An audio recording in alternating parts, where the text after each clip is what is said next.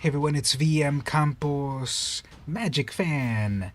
Welcome to another streaming Saturday where I stream Magic. It seems my system is offline here. I might have to restart it. We'll check that in a moment. So, welcome everyone. I'm going to do my camera check just to see that everything is good. So, let's check all of our cameras. This is the amazing cam. Seems to be working just fine. Let me try something cool right here. Shout out. Can we get that? There we go. Shout out to Mark Roper, who subscribed to the channel recently. Totally appreciate you for doing so. And also to Luigi Nihil. Thank you as well. We got a few more shout. We'll do one more shout out right here. Leo James, another new subscriber to the channel. Thank you so much. All right, let's keep testing our cams over here. Full screen cam looks a little dark.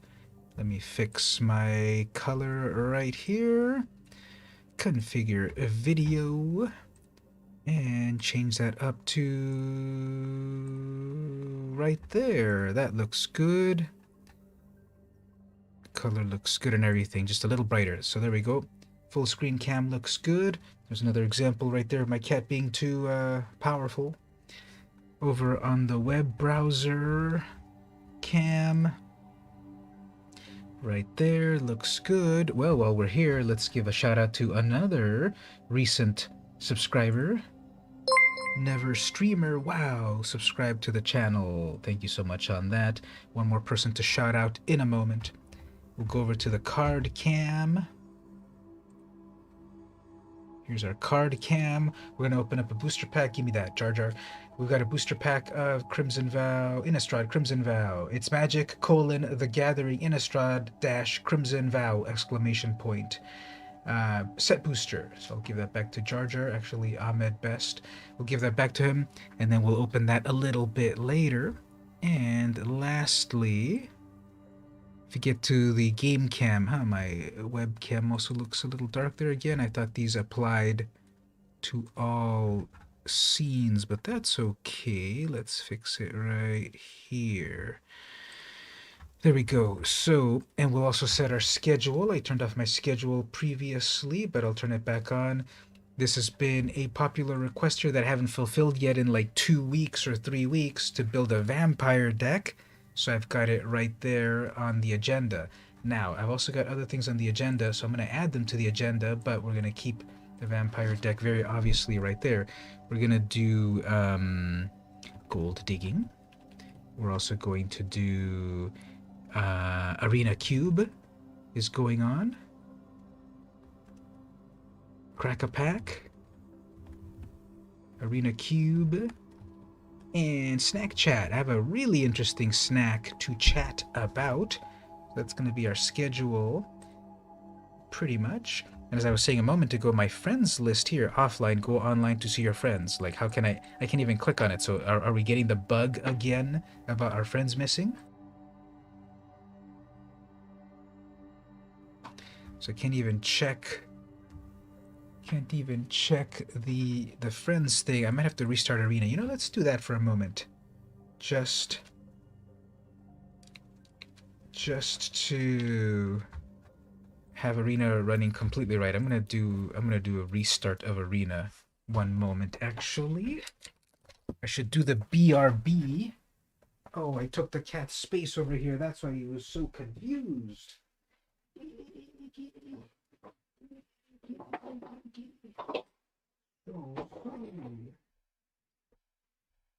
Okay, let's restart Arena.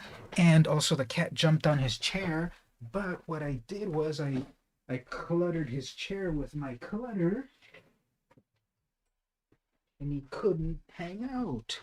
So now we will give him his space there. Okay, while Arena is restarting, let's do another shout out over here. Wow, look at that. We got right there. I'm Gabel. Thank you recently for recently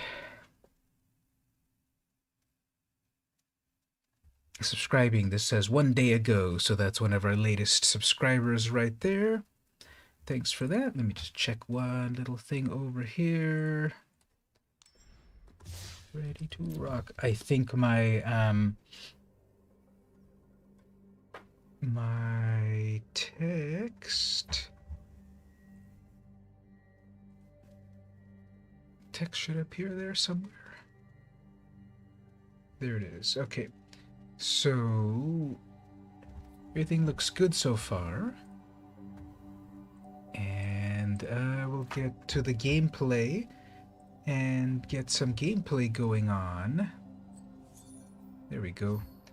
So I just had to restart Arena to make sure that the friends list popped up. So if you're interested in becoming my friend, I'm VM Campos #69225. Nice. So I'll put that in the chat actually. VM Campos #69225. Thusly, like that. I have a lot of lag on my monitor over here. It seems to be like a 30-second lag. I cannot change the latency while the stream is live. That's annoying. It's the button's right there when I click on it, but it doesn't let me change it. So I would have to stop the stream, but I don't want to stop the stream. What if I stop the stream in the thing over here and then click it over here? Nah, I don't want to break it. So anyway, we're gonna get started with some gameplay. But what I'm gonna do right here is click the insert ad. I don't know if that gets inserted after someone watches it. After someone watches this video later. Maybe it already happened, you don't know what I'm talking about. Maybe an ad just passed, who knows? And,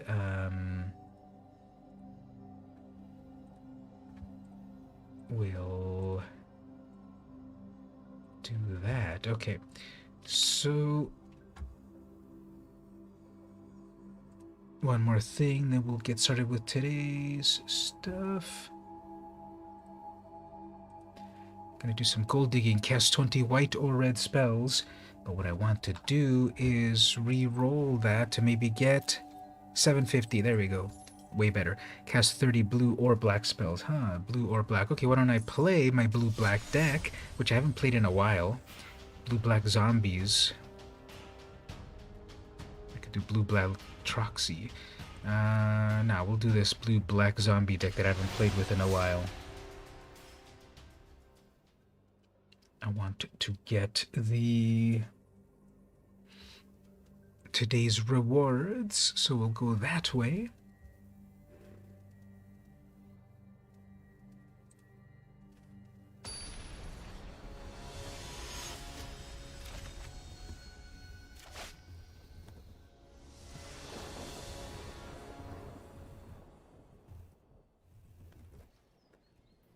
All right. Sakama, and I got removal, and I go first, and I have my fetch land. Okay, we can do this. So we'll do turn 1, Evolving Wilds. We'll just be nice about it and crack it right away. No need to be a jerk. And what we'll do is get another blue source. Then black, Priestess of the Goddess, Vizier, and then we're off.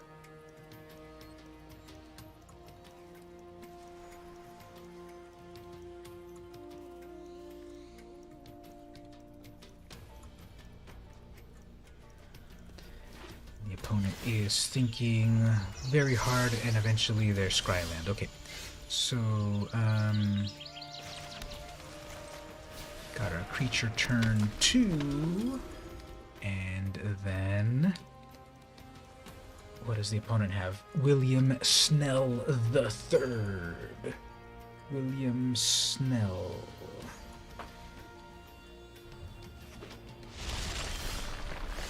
Okay, that'll be a good one. In the meantime, let's start to amass.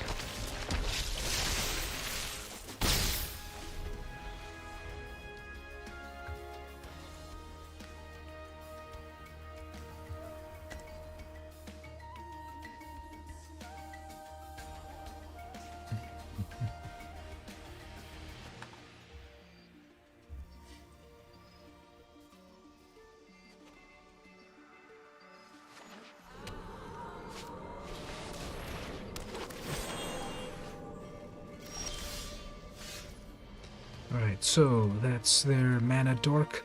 Now, obviously, what I could do is destroy it right away. Hey there, Garrett, welcome.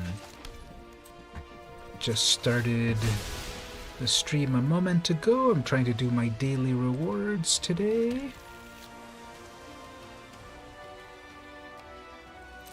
Got a poisonous zombie. So we'll see if the opponent does anything about it. Yeah, if they don't read that, they did read it. So if they don't read it, it's a poison zombie.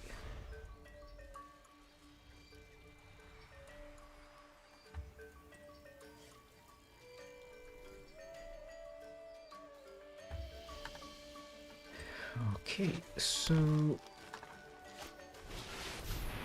Vanquisher's Banner, that's pretty good. When they summon, what do you calls them?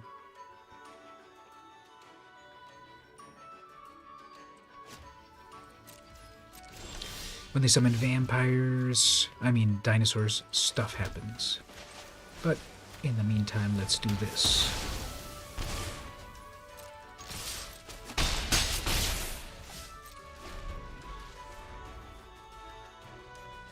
So how's your week going so far?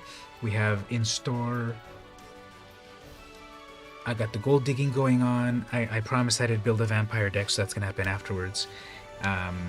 Crack a pack, go from the ashes. Okay, they're going to be able to get their commander very, very, very soon. Big old scary Zakama, double green. That's not a dinosaur. This deck is failing so bad.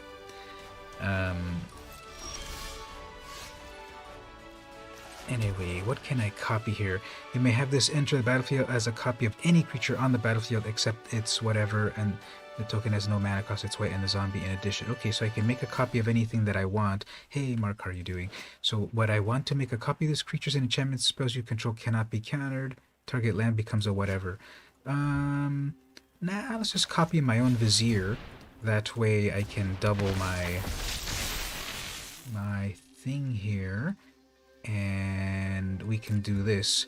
I can attack with this, which they won't block. Alright, they won't block that. So after that does its damage, then we'll do this. Target any number of players. Sacrifice any number of players. Each lose 2 life and sacrifice a creature. Alright, we'll target the opponent, right? Sacrifice 2 other creatures. Any number of target players. Each lose 2 life and sacrifice 1 creature. Alright.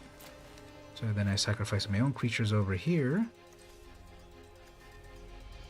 That's how you do it. Any number of creatures target blah blah blah. That dies. Okay, so they're going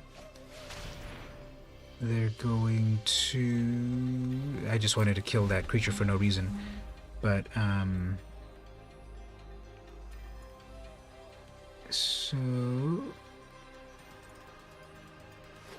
My week has been good. We have the #1 priority right there, vampire deck, after the gold digging. So we'll definitely do the vampire deck.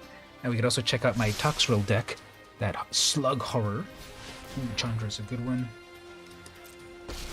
Well... If you haven't heard of me, then get ready to meet my flames. Gotta get rid of that. I guess Baleful Mastery... Fine. Wipe my Check board. out these fireworks!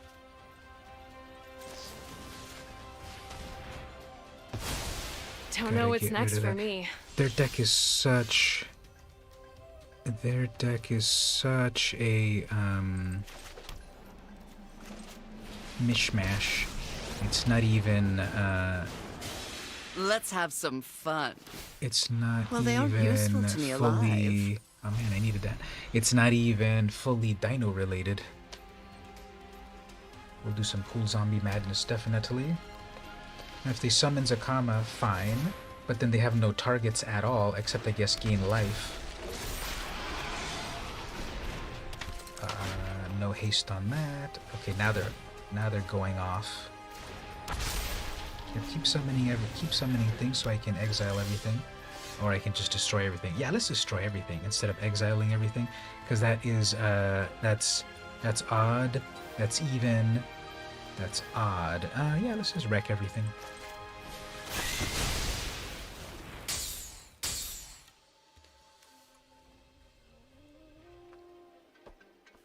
Sorry, William Snell III. They are agog. They haven't put their creature. They haven't put their commander back to their hand because they're like, how did that happen? A 3 mana spell destroyed my board completely. There we go. And then next we'll do some of this mill. I have a deliciously morbid idea. Next turn, come back. Vizier, I could copy their own Zakama. That's what I'll do. I'll hold back the Vizier until the right time, and then I will just copy it. And then Liliana's not getting targeted, so Don't get squeamish on me. that's good. Forgot about the vampire deck. Yeah, we can. This deck is Zombie Madness. With the vampire deck. So tell me there in the chat, what colors should we do? Because we have obviously mono black vampires. We also have black white vampires, and we also have black red vampires. Do we want to do triple color vampires? Obviously, triple colors is harder to do. But what does everyone think? Tell me in the chat. Mono black, mono white, black white, or black red, or black white red, which I hear is known as Mardu. Alright, so Zakama comes back. No problem. They're gonna kill my priest, maybe gain a little life. Suddenly everything's coming off. Okay, they're choosing to instead spend all that mana on casting stuff, but I guess they'll save a little mana to torch my... There it is. Okay. No problem. Now, what I could do here... I could copy their own Zakama with my Vizier, and then do I have any good vampire? Do I have any good zombies in the graveyard, such as Fleshbag Marauder? No, it's not in there. Okay, let's just do another board wipe, I guess. Even though they have enough mana to summon it again next turn. 6, 7, 8, 9.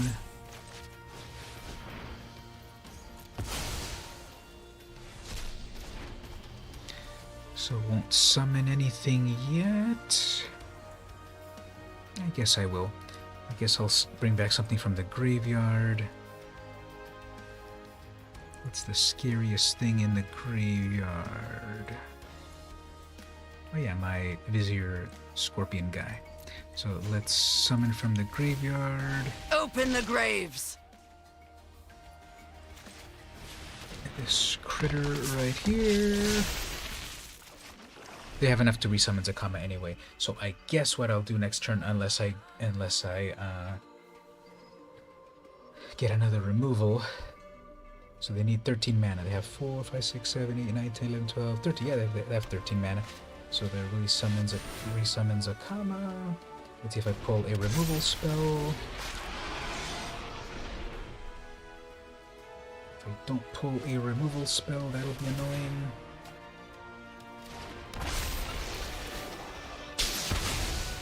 Okay.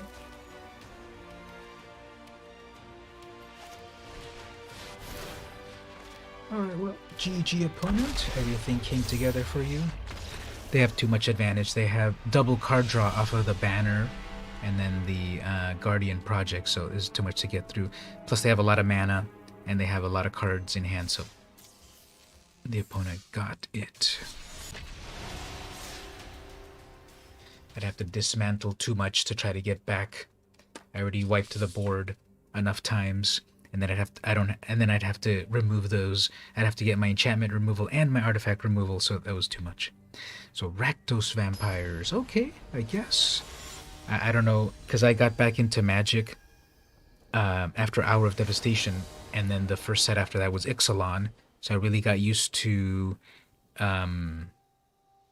black-white vampires. but black-red vampires were more of a vintage vampire. Now here's another thing that I've been thinking of. Obviously, this is going to be a brawl slash historic brawl slash commander deck. That's what I pretty much play nowadays. I'm not interested in regular ladder constructed 60 cards, or I guess my order that I want to play things is historic brawl number 1, draft number 2, constructed number 3.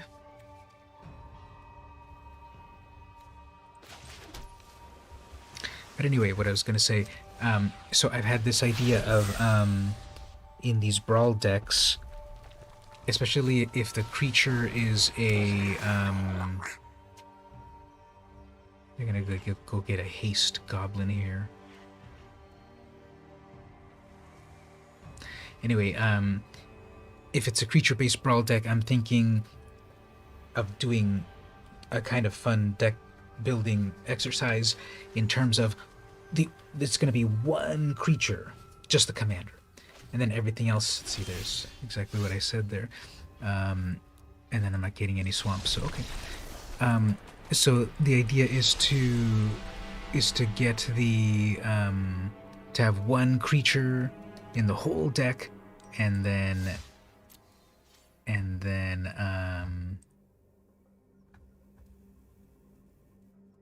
the rest. Let me just show something here. I'm going to switch over to the web browser for a moment, slightly off topic. So a long time ago, back in 2016, I don't know, for those of you that are newer to my channel, I did a video a while ago, the top 10 most gratuitous comic book butt covers. So the best comic book butt covers, top 10. So I did a video back in 2016. It's one of my more popular videos for some reason, where I show all of these eye-catching comic covers with many aspects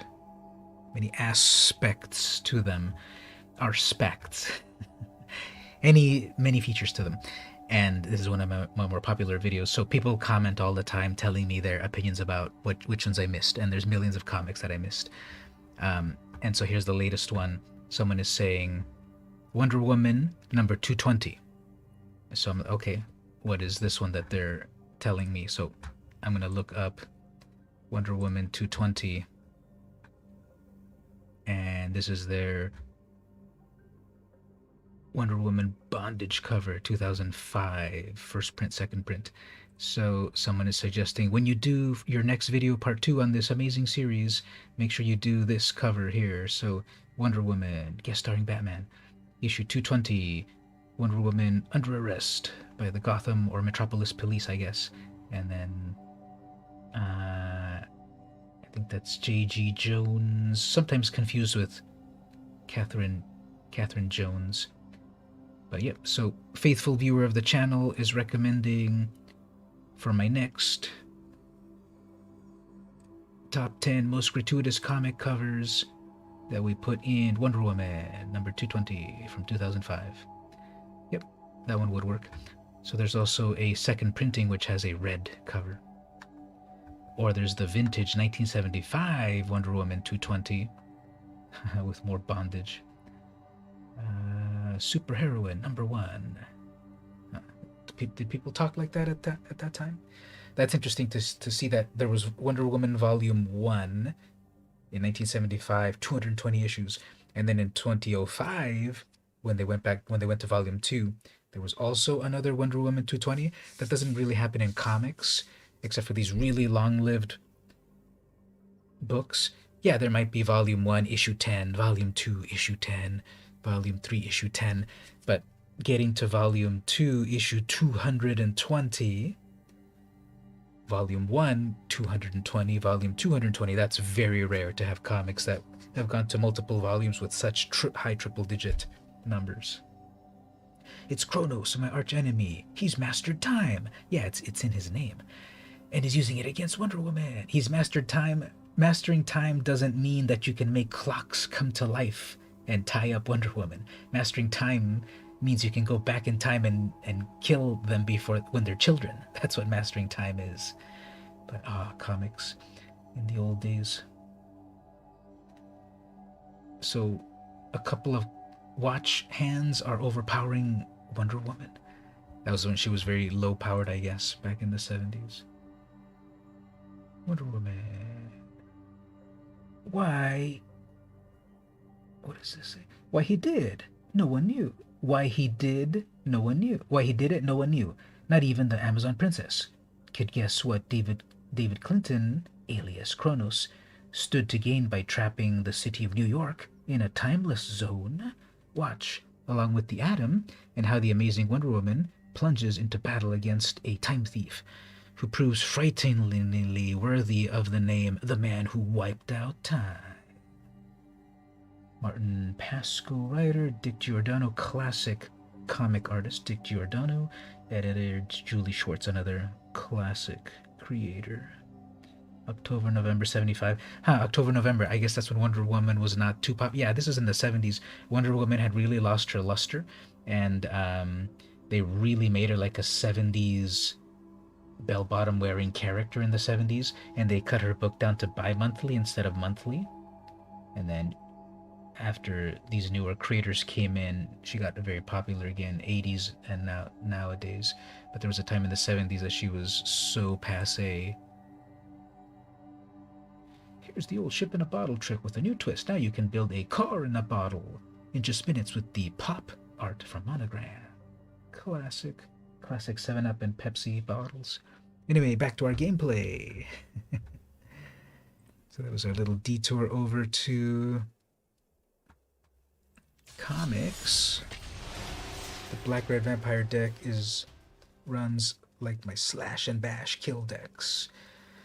So that'd be a way to build it. So once I get to the part of actually building the deck, we can build it together, because like I said, in my mind, I'm thinking of just as a sort of a challenge, one creature in the whole deck with a bunch of support cards. Or if you would want to help me build it, then we'll build it in that kind of aggro version. But my opponent is Vraska Golgari Queen. Stevie's not in the chat. This is one of his favorite cards.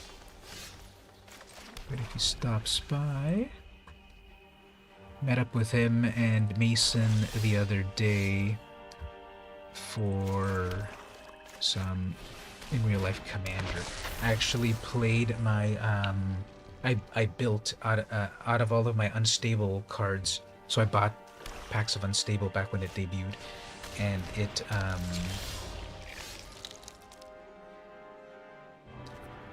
and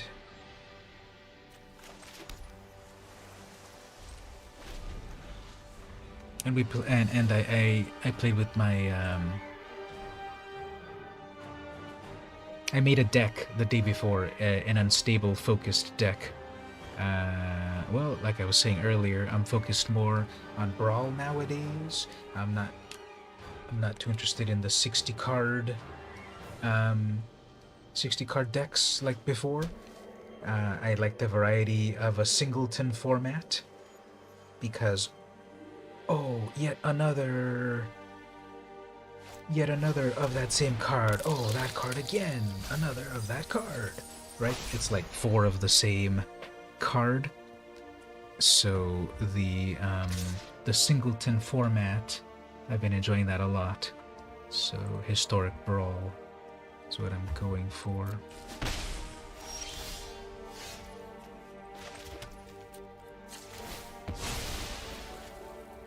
So they're about to summon their commander next turn, and I have no removal, so it's going to be rough.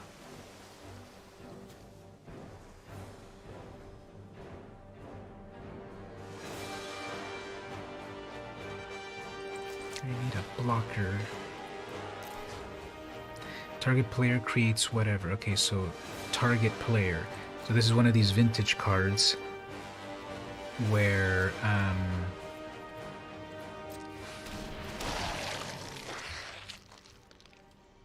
is one of these vintage cards where where you had to target yourself as well. Obviously, I want the benefit of that, but I still have to target myself.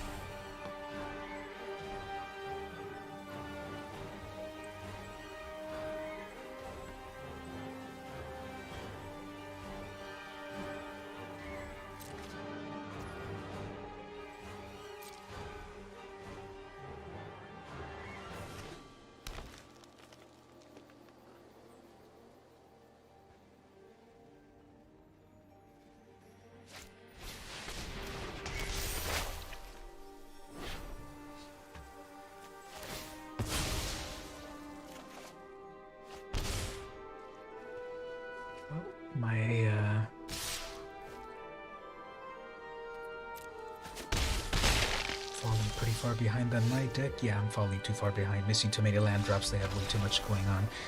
Well, just got more bad luck again. Remind you how many decks are in a historic... How many cards? 100 cards. So 100 cards historic. More cards to choose from. And, more deck building possibilities. If we do 60 card standard or modern or whatever with up to 4, obviously the temptation is to do 4 ofs and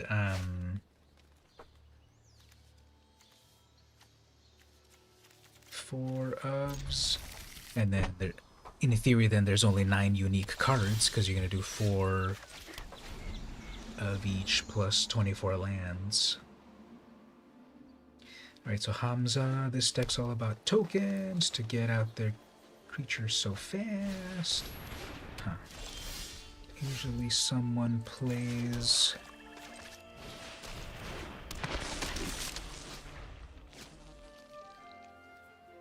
Usually someone plays token-based creatures right away.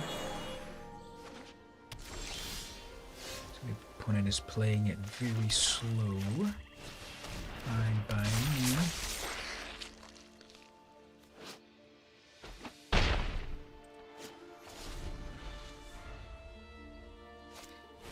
Scoot Swarm, alright. Kill that right away.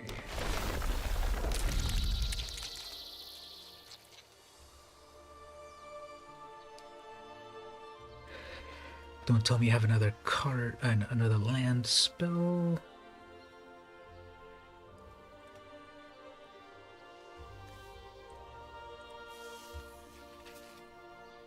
It's gonna be a Savage Punch or something.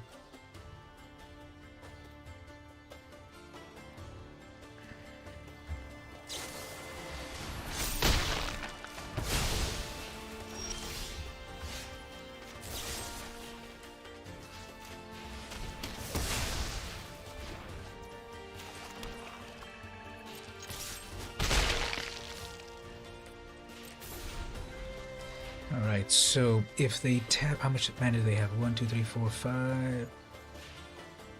3, 4, they have 5 mana. If they drop their 6th mana, if they drop their 5th mana, they can summon their commander now. And then I don't have removal for it yet, but then when it's on the battlefield, what does it do? Creatures use cost 1 less to cast for each creature with counters. Okay, it's really a counter-based deck. Hey Cameron, how are you doing? We're trying to beat this Selesnya deck here with my zombies. It's not going amazingly, but the opponent did attack very foolishly here. So, okay,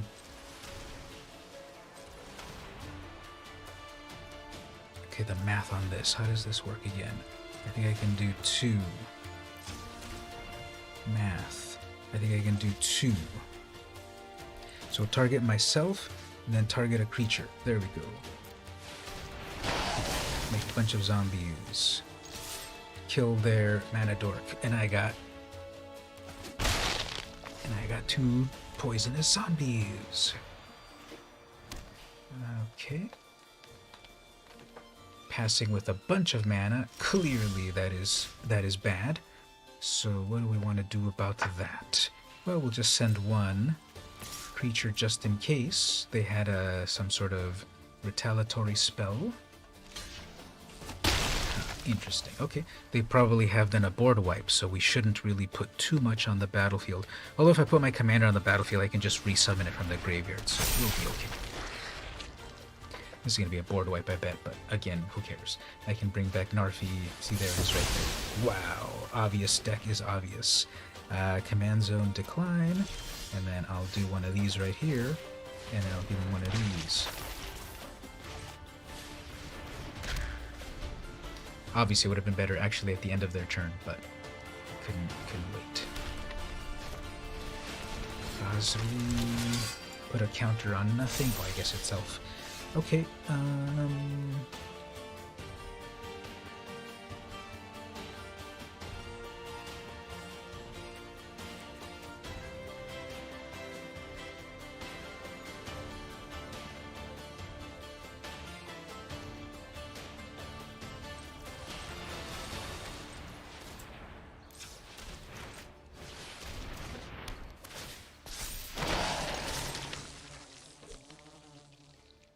2/4/4 zombies.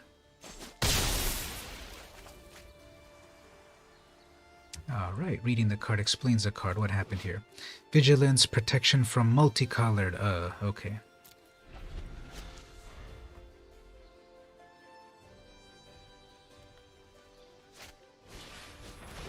Authority of the consoles makes my things come in. Tap. Hamza, who cares? Double block this. Protection from multicolored. These are monocolored, so that happens.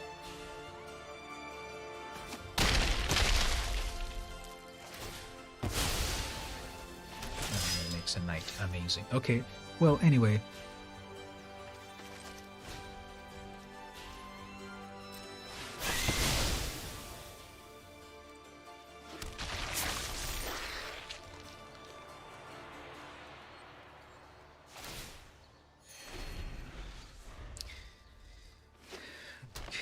Next turn, I guess. Gleaming Overseer Elishnorn. Wow. Okay, well, GG opponent.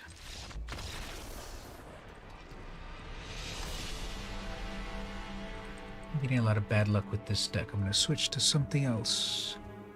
Losing isn't fun. So let's switch over to this one or this one. Let's go with this one.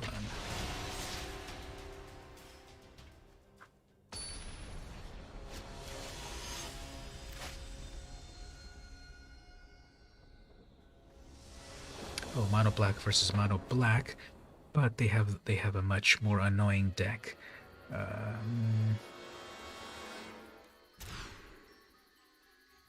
We'll try this, but I usually wouldn't play against a Turgid deck. We'll try. But if they crafted their deck right, this is going to be miserable turn one. Okay, not so bad so far, but let's see. Now, I guess I'll Grim Tutor into removal. I already have some removal. We will Grim Tutor into guaranteed removal.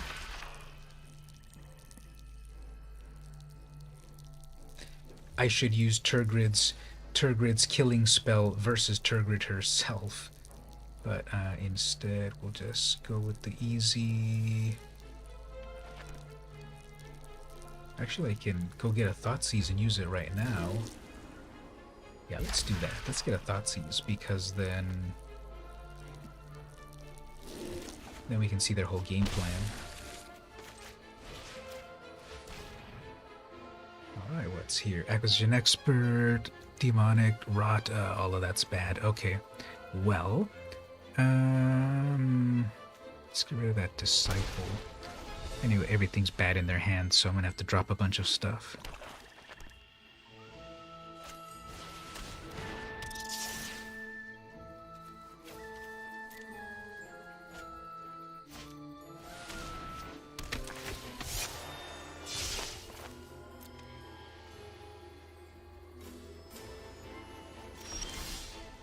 And then they're gonna mind rot me, so let's just wipe their hand here.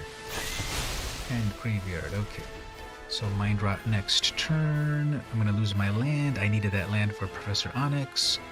But if I can pull one more land, we'll be in business. Here we go, mind rot, lose my land.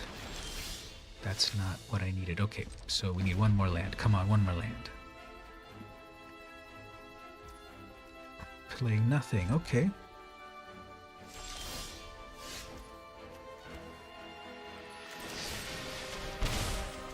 There's my land. Next turn is Professor Onyx time. Although I could go blank them, they're missing lands, they're making me discard, who cares?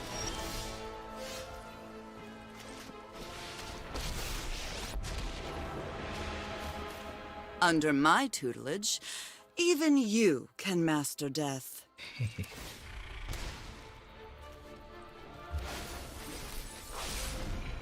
I have a feeling, Let's however... go digging. I have a feeling, however, they're just gonna make me discard. That's what the whole deck is made out of, so they're gonna make me discard things. Guess you don't need my help. Fine.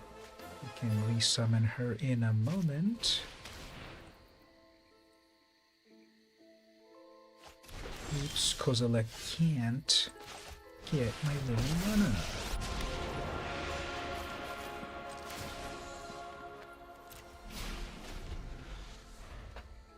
Yeah, they'd be missing land drops. Oh well. Dream Devourer.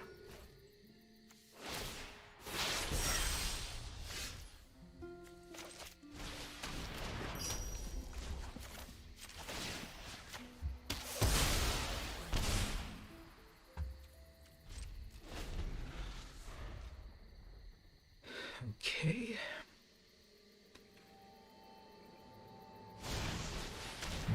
Rider, sure.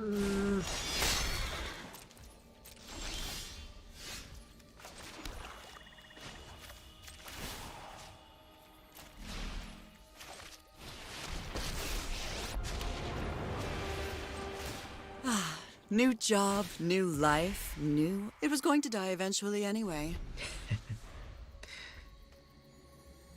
Yeah, they're really missing land drops.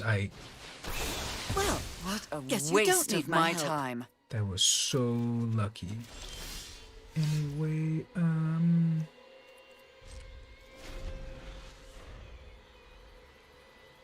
that was so lucky. How were they able to even pay for that properly? So, he's gonna make me discard stuff.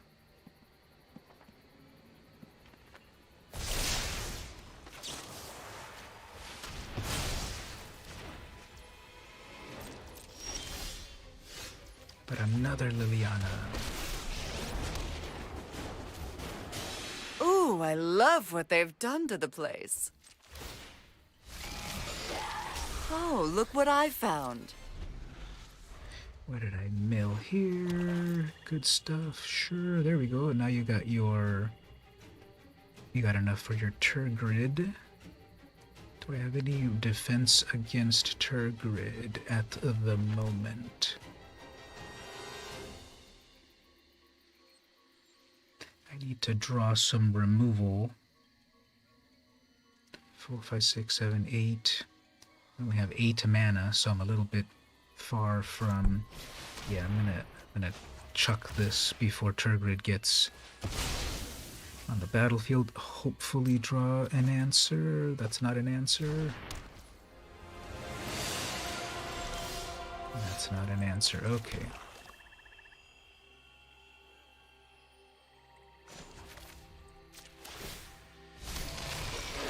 The dead are loyal. Okay, here comes the pain. They're gonna make me discard. I need that land. They're gonna take my land. If Liliana can survive, if I double block, nope. But if they don't make me discard my land... Is that all you got? Alright, perfect. Perfect. Oh no, never mind. Bad at math again. Ugh. 10 mana. I'm only at 9. I think it was prefer Ulamog. friends in low places. Nighthawk, fine.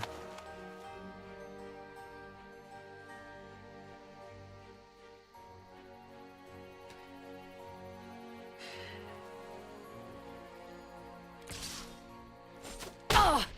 I won't go easy on you. They're holding back 3 mana.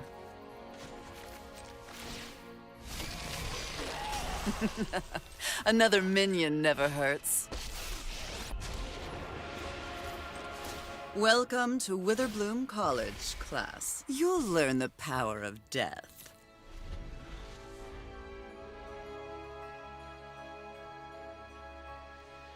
At least I have 2 blockers. Alright. Let us march into battle and make new comrades.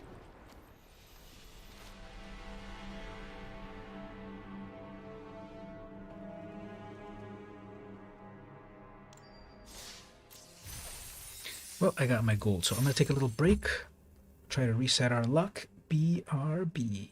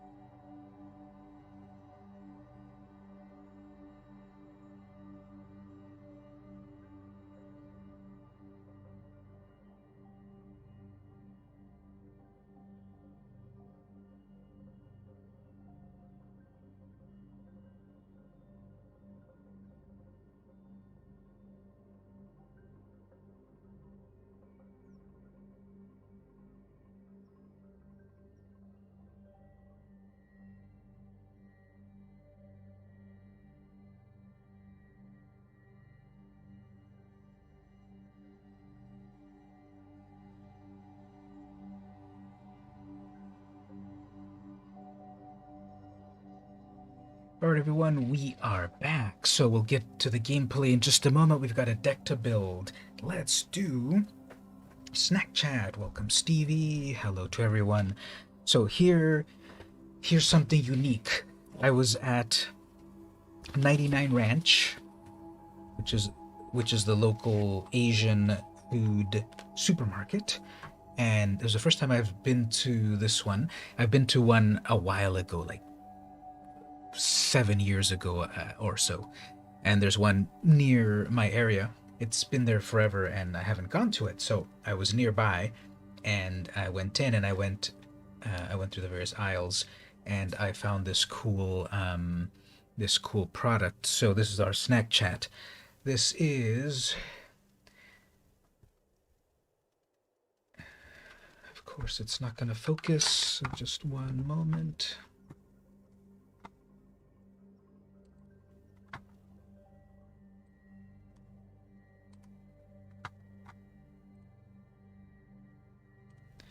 All right, so we'll do manual focus. This is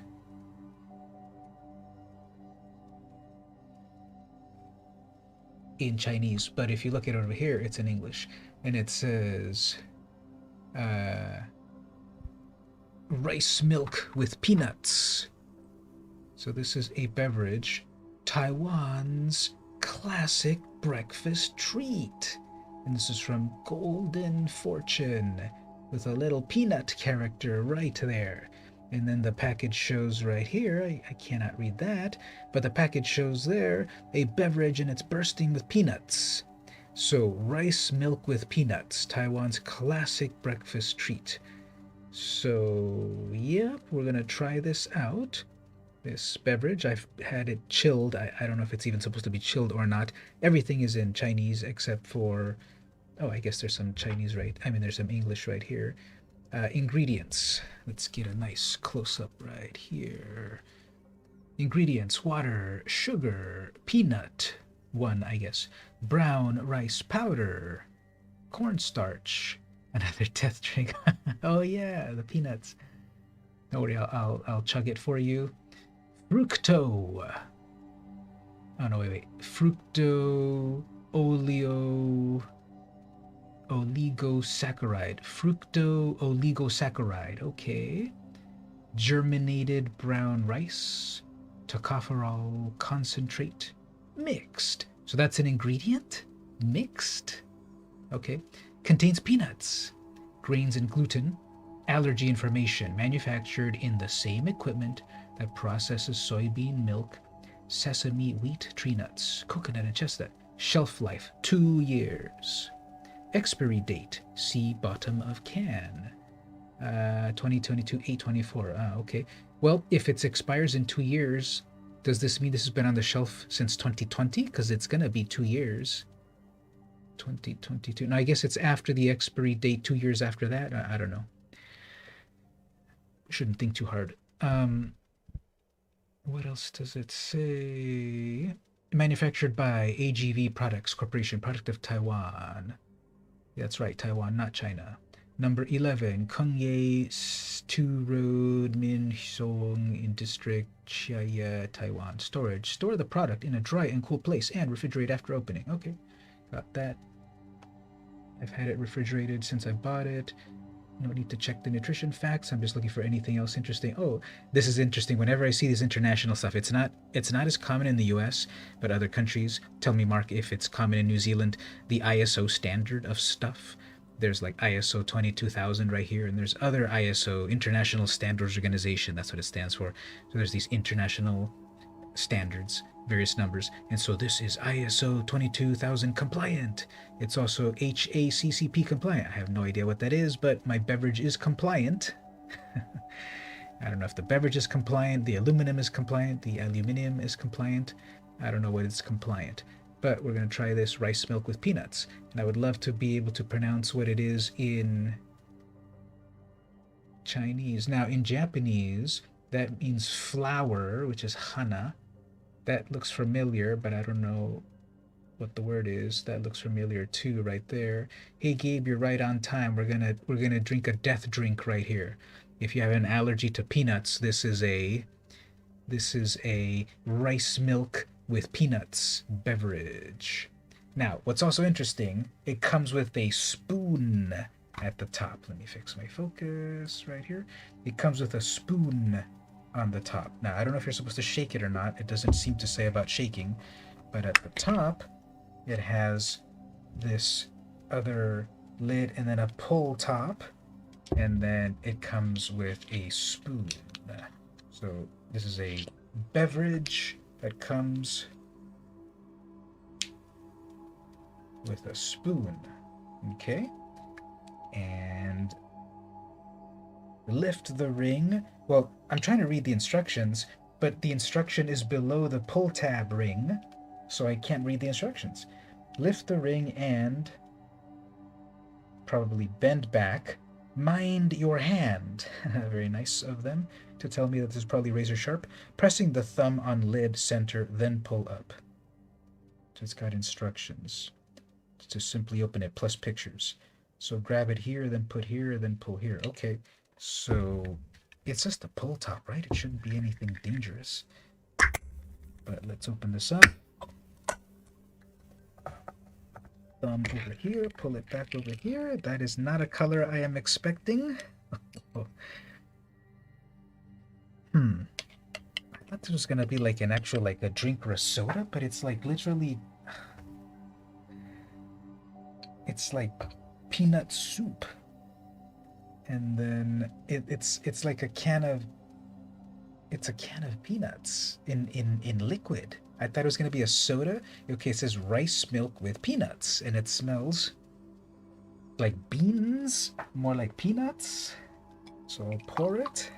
Oh, what is this? It's kind of thick. That's not what I'm expecting. The smell is not what I'm expecting.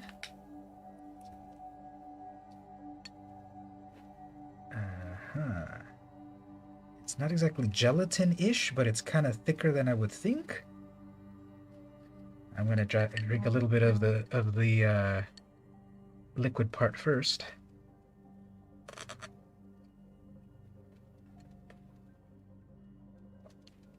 Okay, it's not as bad as I was imagining. It's sweet. It has a little bit of maybe a toasted flavor. Vaguely chocolate, vaguely coffee.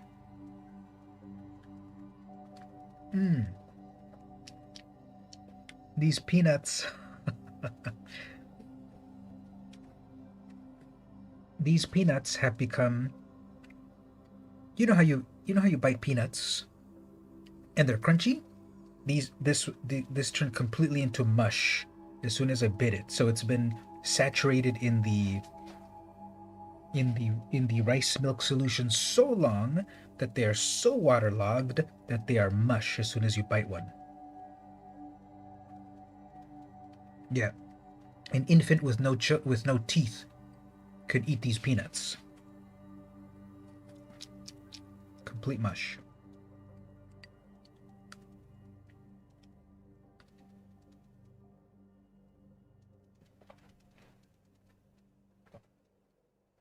Well, I can say that I've eaten Taiwan's choice, Taiwan's classic breakfast treat. But I don't think I'm gonna finish the rest. Oh, actually, the spoon is even longer than I thought. It folds in two places. Wow, look at that technology. The spoon is triple jointed. So look at that. That's a stand-up. That's a stand-up beverage. My spoon is completely vertical. Is that good or bad that my spoon is completely vertical in the beverage? Again, I looked at this. It looks like a can, like a soda. And I thought, okay, it's going to be some interesting sort of soda, which then subliminally, subconsciously, I thought carbonation. And then I opened it, and it's this weird brown liquid, which is somewhat viscous, and these waterlogged peanuts. The flavor's not horrible, but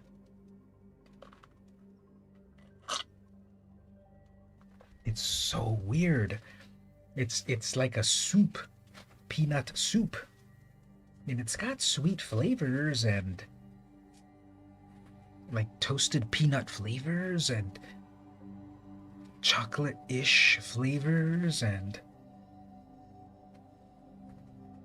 that's interesting. Remember, everyone, when I ate gum from a card pack from 1985 or something? When I ate that 30-year-old gum, this is better than that.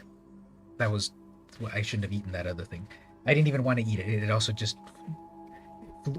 disintegrated in my mouth. But yeah, exactly, the old bubblegum. This is not worse than the old bubblegum. The old bubblegum was the worst. It was the worst thing I've had on Snack Chat. I don't think it's the worst thing I've eaten ever. But again, I wasn't supposed to eat it. It's just disintegrated in my mouth. It forced itself for me to eat it. All right, that was Snack Chat. I want to cleanse my palate with some alcohol. Maybe next break. Let's get back to the game.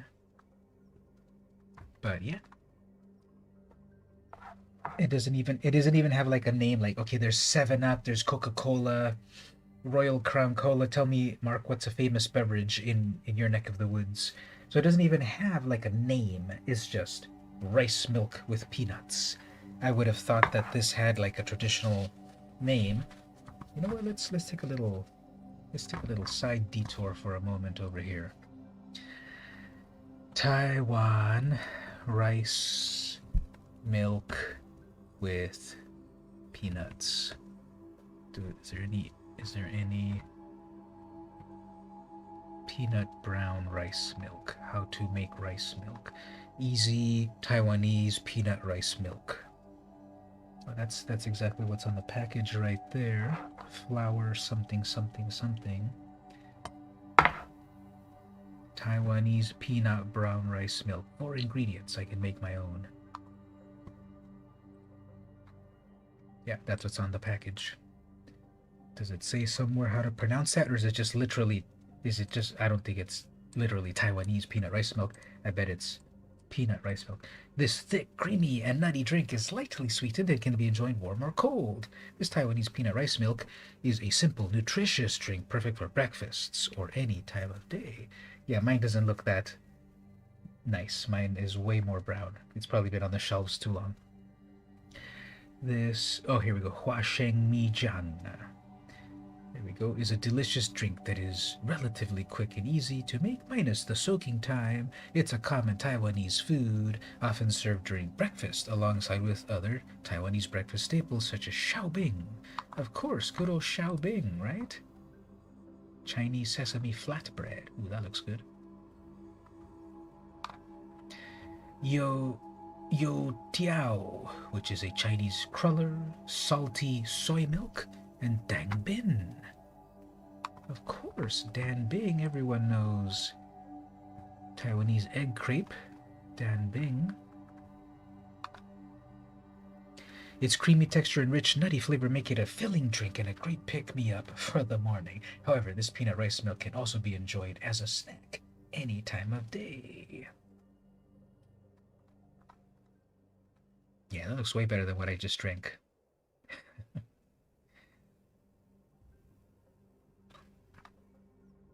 Tips and tricks. You can toast the peanuts. Be careful not to let the peanuts burn. Etc., etc.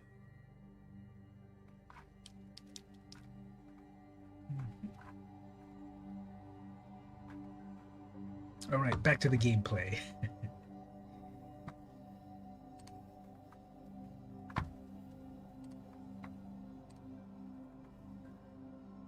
Oh, really?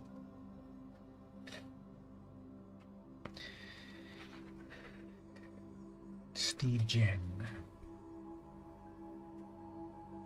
All right. Oh yeah, we're gonna build this deck. So we got vampires. We've got a lot of lag. I was noting earlier in the oh, there's a bunch of new sleeves for sale. All the anime characters, anime style. I never liked the anime bolus. It's supposed to be traditional anime style, but I don't love it. I have anime Nissa, anime Ugin, anime Vivian, anime Narset is cool. Angrath is cool. Jace, Karn. Yeah, I'm gonna grab this anime Narset.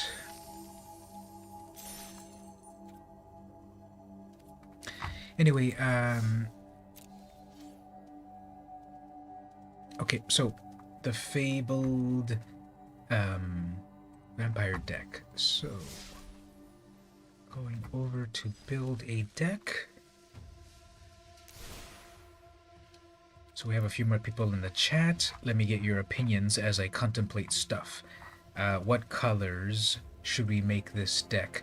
Mono black, mono white, mono red, or black white, black red, or triple color. Don't say triple color. Triple color is too hard to do for me. So what do you all think? We have one vote for black red so far. What does everyone think? You have the bolus as a playmat. You ordered the Ugin, but got that interesting. So you wanted Ugin, but you got bolus. So like, yeah, one dragon's a nut like any other dragon, and they sent you a dragon. Let's see what vampires are available for us anyway.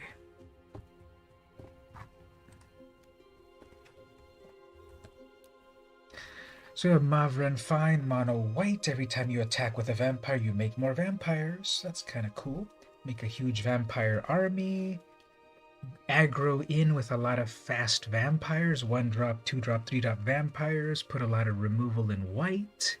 Put some anthem effects. That could be a cool aggro vampire deck. Valentine, mono black. Well, this could be black-green, although there aren't any green vampires. But it would be a 1/1 menace with lifelink. If a non-token creature... Oh, it's got Leyline of the Void built in. And it can then make pests. So those stuff there. We got a couple of Dranas. Here's the flying first strike Drana. When she attacks and deals damage to a player, put a +1 on each attacker. So another aggro deck. 2/3 first strike flyer. Give all your vampires first strike. That might be a cool one. So I'm thinking of Mavren or Drana.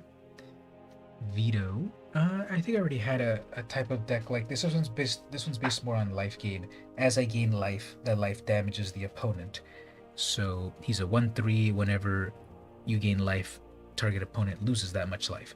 Pay 5 mana, give all your creatures a lifelink. Put in a bunch of life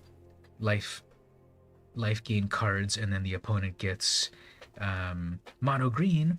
But we're gonna do a vampire deck. So by popular demand, we're gonna build a vampire deck. And there really aren't any green vampires, unfortunately. Sounds like fun, lots of vampire tokens, but then there's the Massacre Worm. Well, sure, there's always the possibility of Massacre Worm and such. Yeheni, Aetherborn Vampire, 2/2 for 3 mana with haste. Whenever a creature and opponent dies, put a +1 on this. Sacrifice another creature, this gains indestructible. So definitely an aggro deck there. Henrika, she starts off as a 1/3. Then at the beginning of combat, choose one.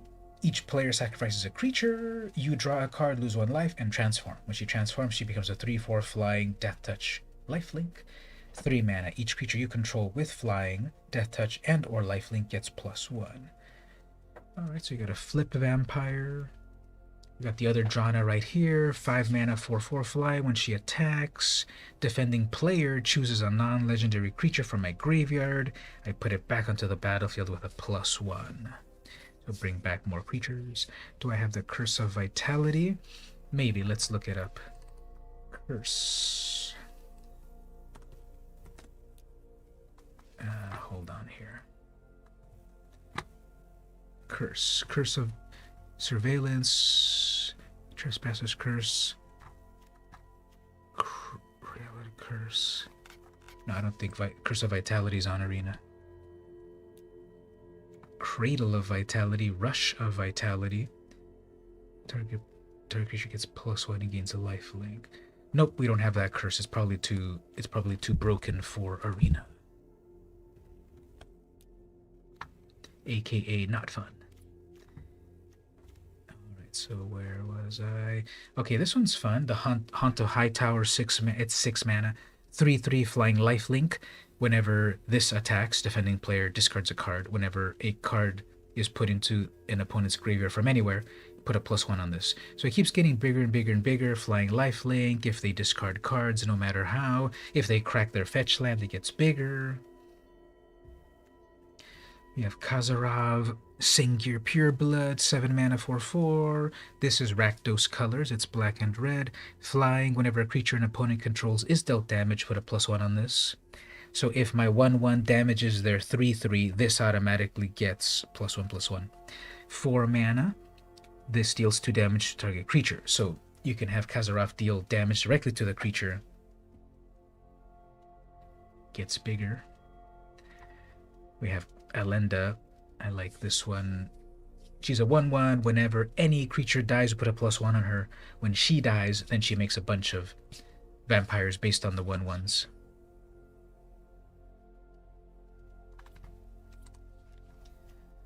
Arvid.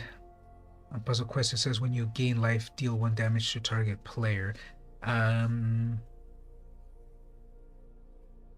Veto is vaguely like that. Whenever I gain life, the opponent loses that much life. So if I gain 3 life, they lose 3 life. There's other things that are kind of like that on Arena. There's Dogged Pursuit. At the end of your turn, you gain 1 life, the opponent loses 1 life. Other things like that. So Arvid, 5 mana 3/3, Death Touch lifelink. Other legendaries get +2. This one's good. Vona, Butcher of Magan, 5 mana 4/4, Vigilance lifelink. Tap, pay 7 mana, destroy target non-land permanent. Activate only on your turn. Etrata. Oh, we have a black-blue vampire. The only one in all of Arena. Florian, Valderan, Scion, 3 mana 3/3 for strike. At the beginning of your post-combat main phase, look at the top X cards of your library, where X is the total amount of life your opponents lost this turn. Exile one of those cards and put the rest at the bottom. You may play the exile card this turn. So you have to do damage, then you can play cards. Olivia, Crimson Bride, 6 mana, 3/4, flying in haste. When she attacks, return target creature card from your graveyard to the battlefield. And the creature dies unless Olivia's on the battlefield. You were thinking gain life, deal damage loops. And then Zagra's Thief of Hearts, 6 mana 4/4. This spell costs 1 less to cast for each creature in your party. Flying Death Touch haste. Other creatures you control have Death Touch. Whenever a creature you control deals combat damage, destroy that planeswalker. Yeah, some sort of loop.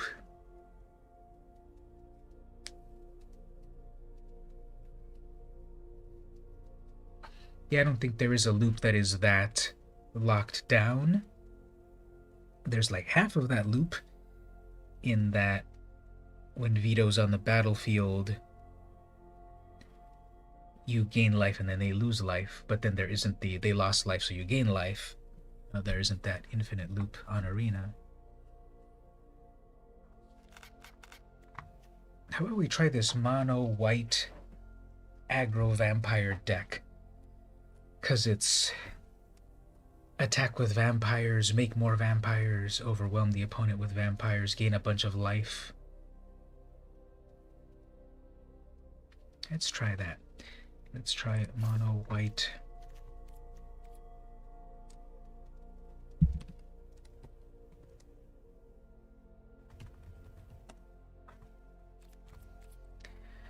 Let's see all the lifelink.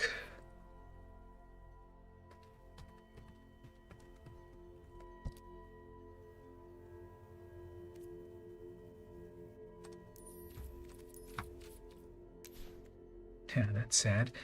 So there's very few lifelink vampires, are you sure?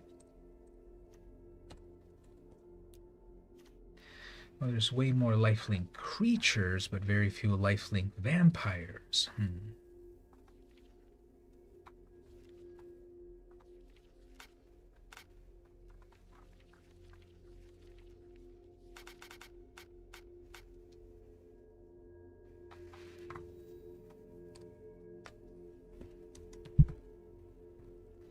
Well, we'll put them all on the team, and then all the good vampires. Interesting choice of vampires, but if you don't try, you won't know. What did I miss? If I don't try what? If I don't try it, I won't know? Yeah, we'll try it, unless you mean about that loop. So for the moment, I'm just going to put all of these, or a lot of these, into the deck. These vampires.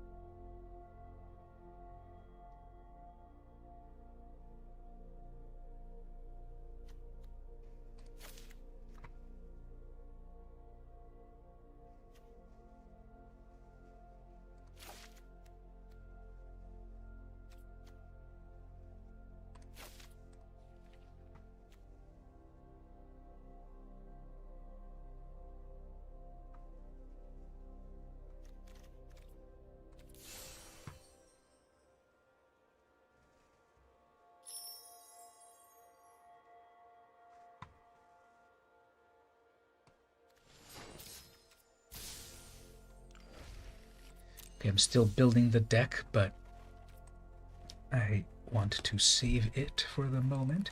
Let me see all of these anthem effects. Creatures you control. Is that the right way to search? Creatures you control.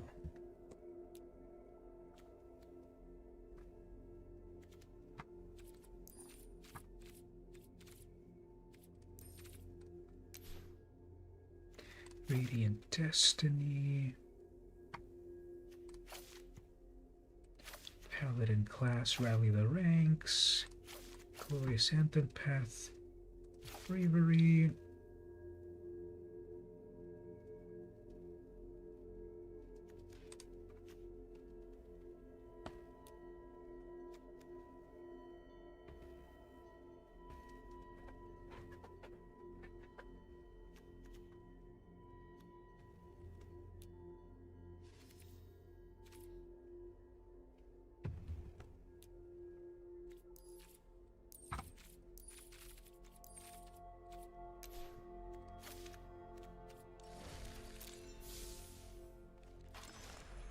Okay, so help me think here for a moment. Okay, Johnny's welcome. Do I have authority of the console? Yeah, there it is. What are some fun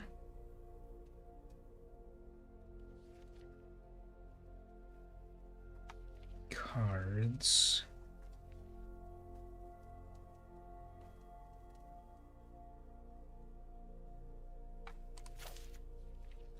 to put into this deck?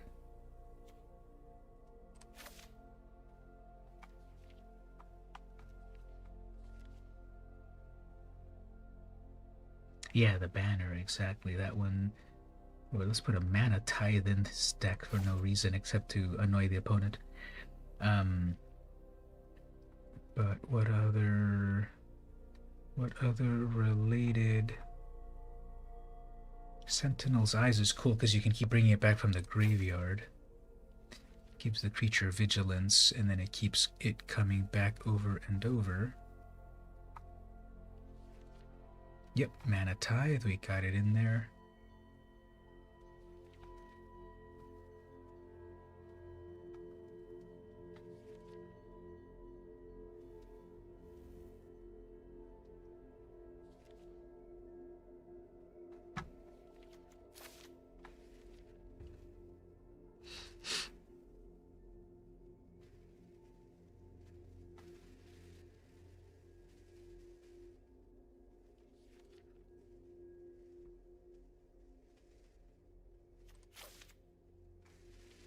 I'm putting like a sub-genre of equipment as well.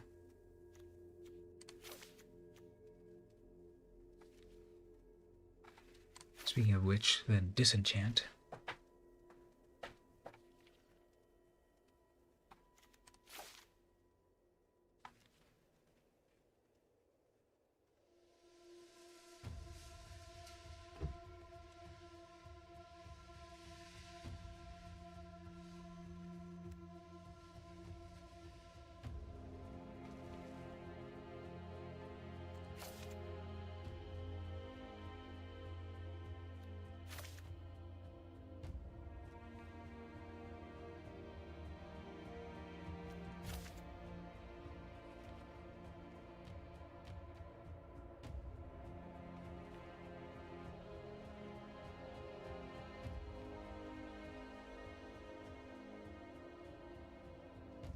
Good old pacifism is a little passe nowadays because there's so many creatures that just do something on the battlefield.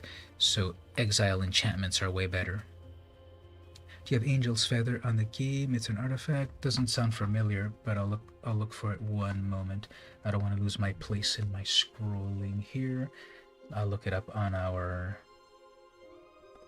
my search engine online. Angel's Feather. Whenever a player casts a white spell, you may gain 1 life. No, it's not on Arena. That's a good one. Gain 1 life when you cast a spell. I'll look up to see if there's an equivalent one in a moment.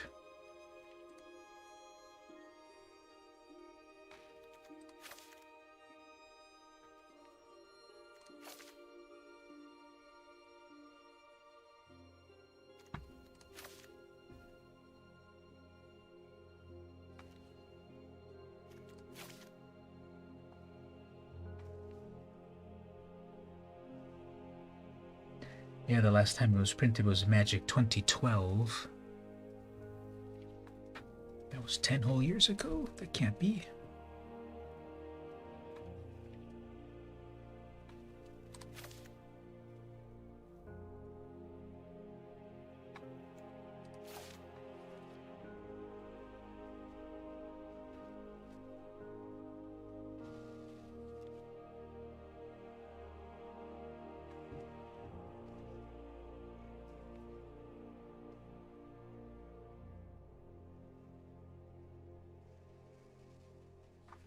As I browse all of these cards, suddenly so many pop into my mind about don't forget this one, don't forget that one.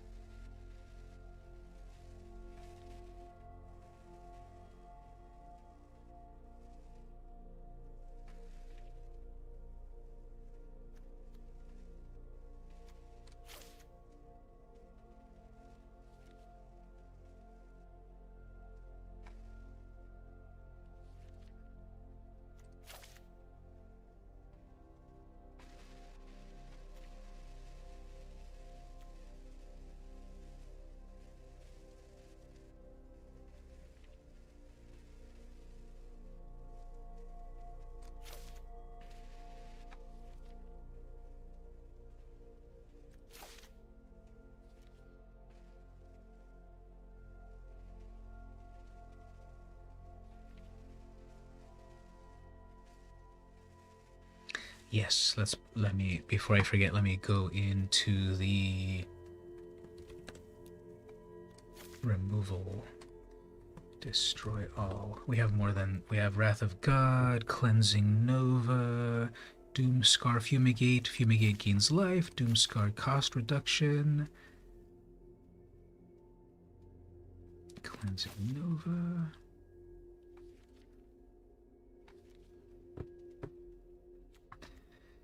Okay, what else? We have 3 more slots. Then, of course, we'll also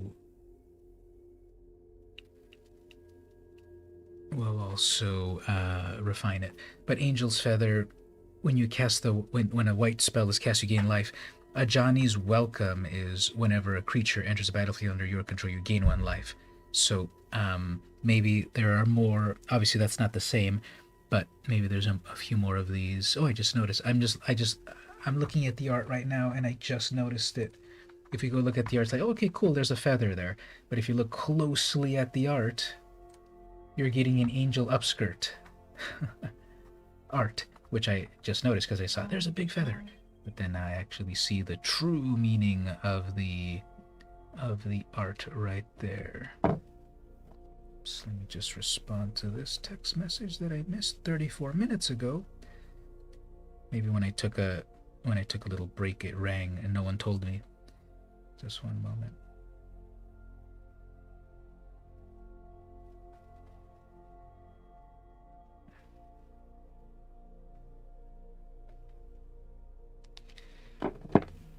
Okay, can we search for related types of cards whenever you cast a spell? I think the keyword is whenever. Whenever. Okay, let's search for whenever cards and see how many whenever cards we can put in the deck. Got a video. Yeah, we'll see what that video is in a moment. So it's a video, which would be great in the video clips section of the Discord, but that seems to be from Star Trek Lower Decks, which was very enjoyable. So, an MTG Christmas. Check it out in a moment. Hey there, Dark Lord Eyes. How are you doing? We're building a deck. Mono white aggro vampires. And I want to see if there are any cool whenever type of cards. Enchant a player curse.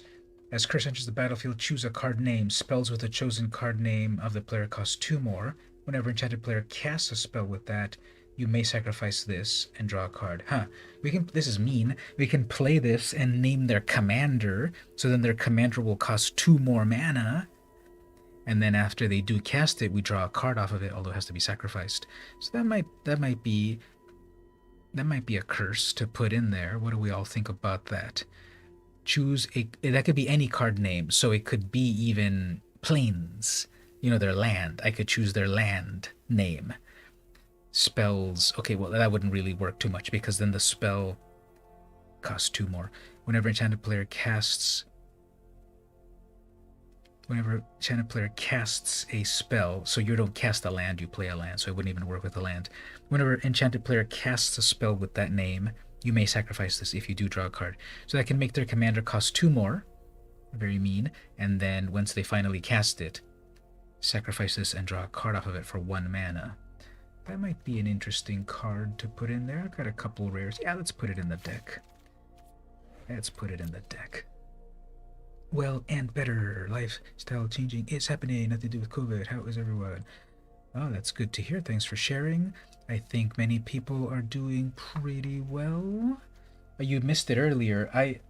Earlier I did my snack chat and I tried out Taiwan's favorite breakfast treat, which is rice milk with peanuts. And it is, a sort of a milky beverage with peanuts floating in it. And the can even came with a foldable spoon. So advanced Taiwanese technology. And this is way thicker than you would think. And that's what I drank, and that's what I had for my snack chat. segment earlier, so that's what you missed. And no, I'm not going to drink anymore. It's interesting to have tasted it once in my life, but once is enough. Once is enough.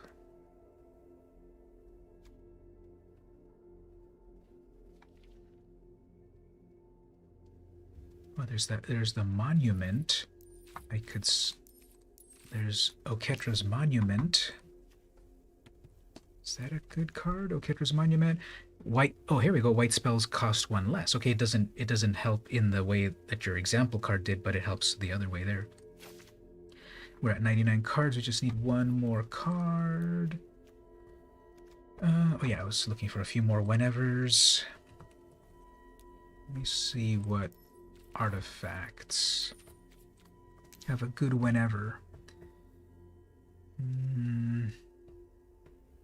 Ceremonial knife. I could make blood tokens. Blood tokens, you sacrifice them to draw cards. That's a new card that came out recently. We might put that in.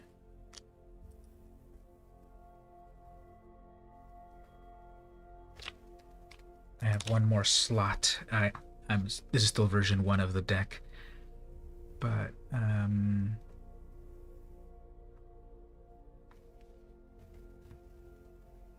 what are the good whenevers? Artifacts.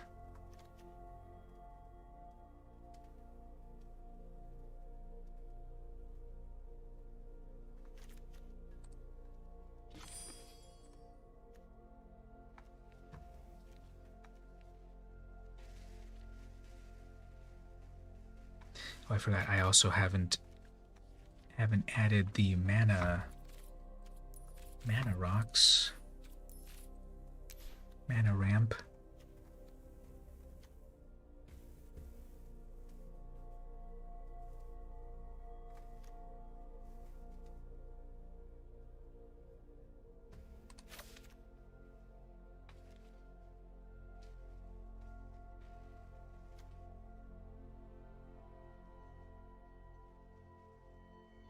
Cradle of Vitality. Whenever you gain life, you may pay 2.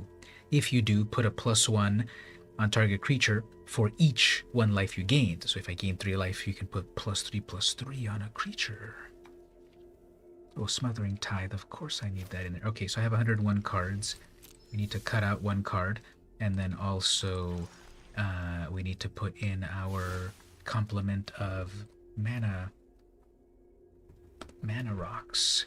So that'll be, we need to cut 6 cards because we need the Arcane Signet, Cold Steel Heart,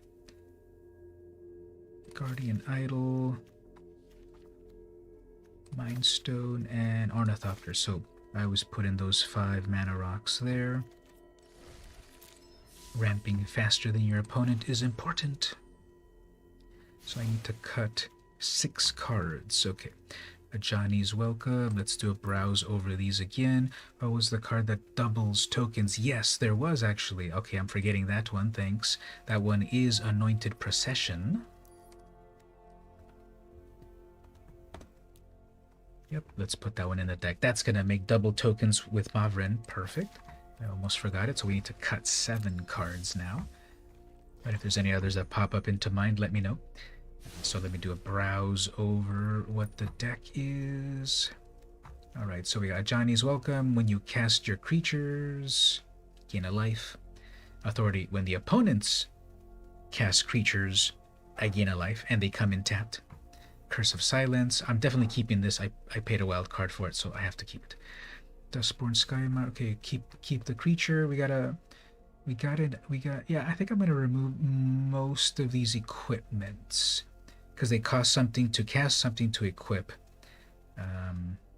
Definitely that one. All right, I might have too many destroy artifacts and enchantments. Let me count how many I have. First of all, I've got Light of Hope. Mana Tithe. I don't know. Do we want to keep the Mana Tithe? Obviously, counter spelling in white. No one expects that, but I need to whittle this down 6 more cards. There's an Anthem. Yeah, let's remove this one. Sentinel's Eyes, definitely remove that one. And that was an enchantment. Vampire, another equipment. This is very affordable. It's just 1 to equip, so that can stay. Ashes. Players cannot cast spells from their graveyard or active abilities from them. Whenever a creature dies, gain 1 life.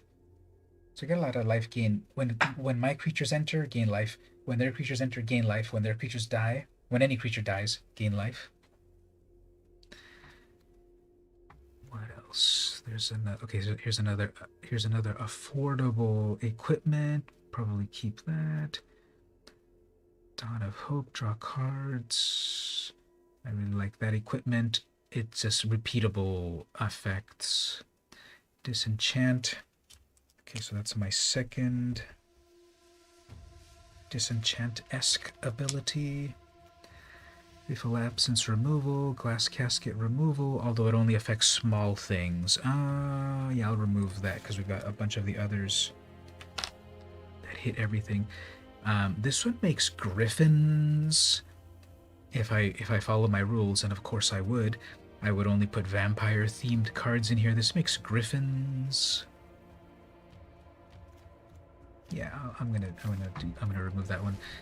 It makes griffins if you gain 3 life, but they're griffins, not vampires. Although they fly like vampires, but rules. We need rules, or we descend into chaos. What else? Yeah, hopefully we can get to the triple-digit life gain on this. Draw a card, gain life. Here's my third disenchant. If I have like 5 of them, I'm gonna pare those down, but I have 3 so far. Sanctify. That's my. Check it out. Well, that's a sorcery, not an instant. I was gonna say here's the modern disenchant. Classic disenchant, 2 mana, destroy an artifact or enchantment, instant. But now sanctify, 2 mana, destroy target artifact or enchantment, gain 3 life. But it's a sorcery.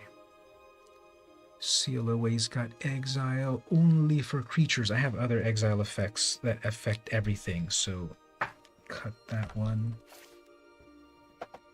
Creature, destroy an attacker, mana ramps. There's exile anything, exile a tapped creature. There's another disenchant right there. Plus scry. There's another okay, so I do have too many. I think I will get rid of the Light of Hope because that doesn't hit artifacts, only enchantments. Okay, we need to cut 1 more card.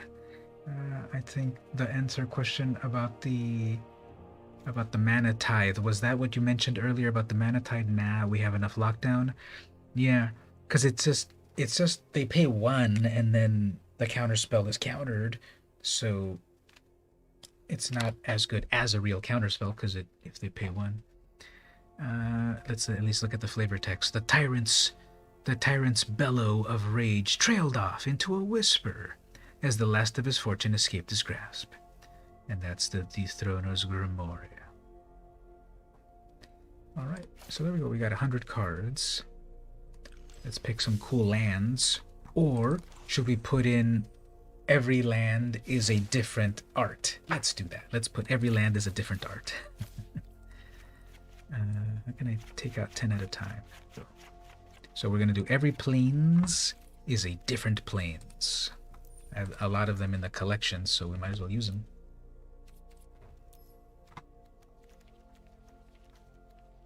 Yeah, got a lot of plains.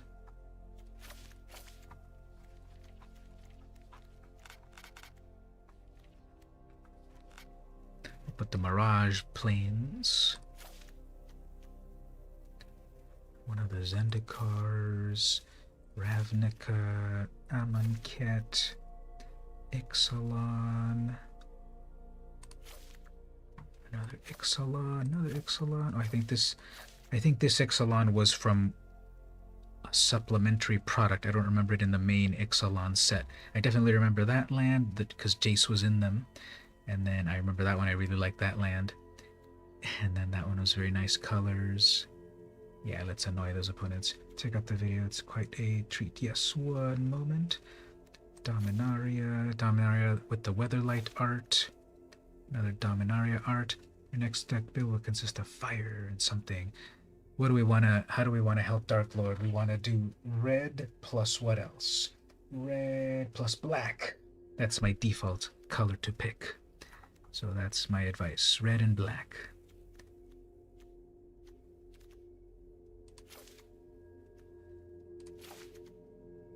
What other cool planes do we have here?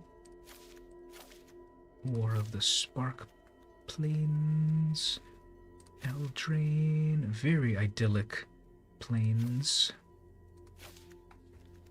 Oh, I like that one. We'll do the full arts, of course.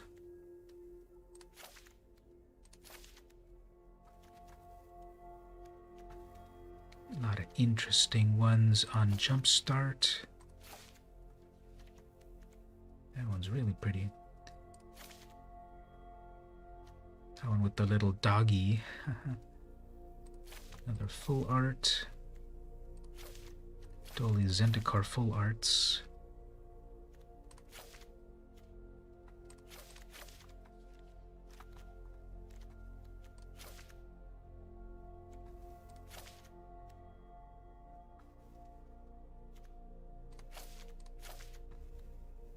Oops, I'm already at 102. Okay. There we go. So 40 different planes.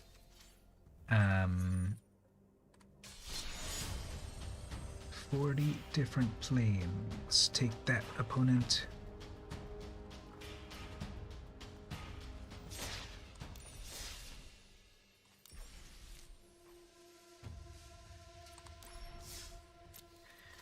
Mono white vampire aggro.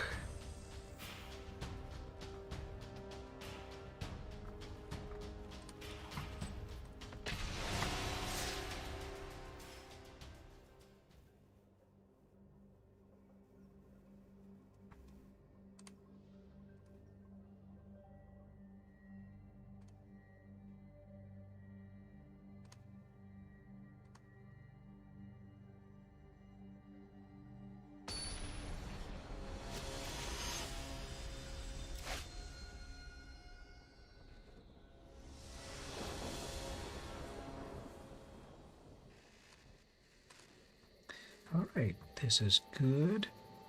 Turn 1, Ajani's welcome. Turn 2, Adanto Vanguard. Amara. Okay, so they're going to do some sort of token strategy.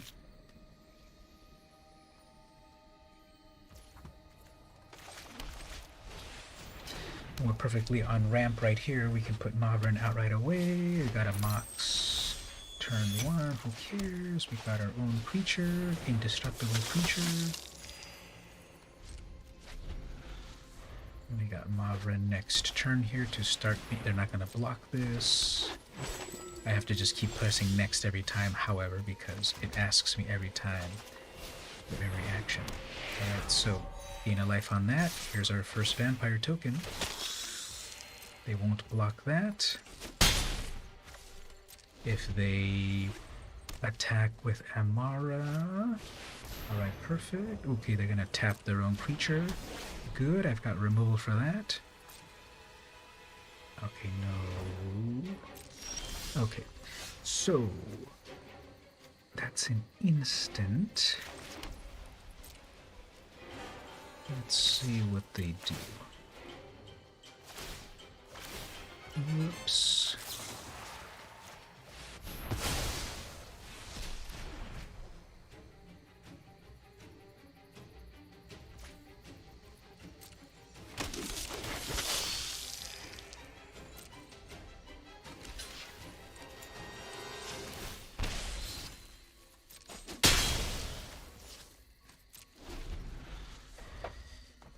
Alright, you can recast your Amara if you want. Next, we'll put a dancing sword out. Oh, they're foretelling their removal. That's okay. Let's just go for a big ol' attack here.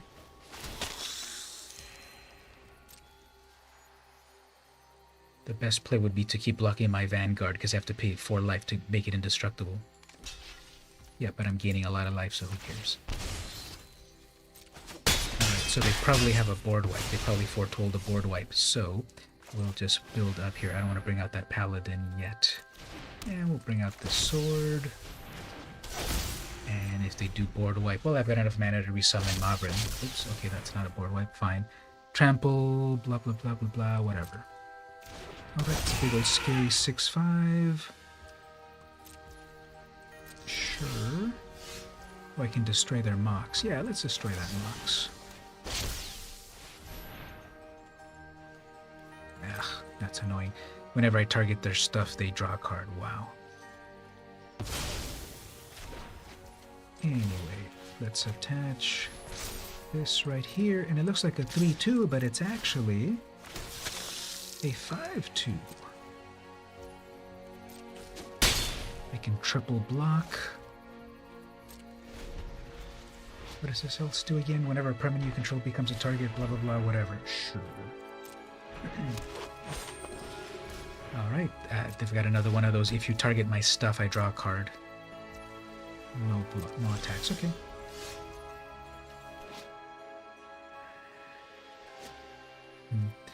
Well, I want some removal.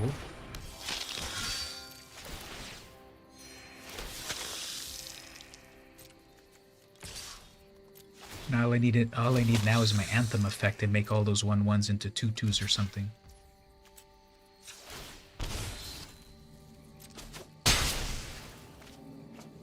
They probably said, okay, I'm about to board wipe, so I'll just kill my commander anyway, which is fine, because I'll still keep alive my Adanto unless they do an exile. Nope. When this enters, you may search your library for an enchantment. Oops, they're gonna go search for pacifism or something. Let's see what they go search for.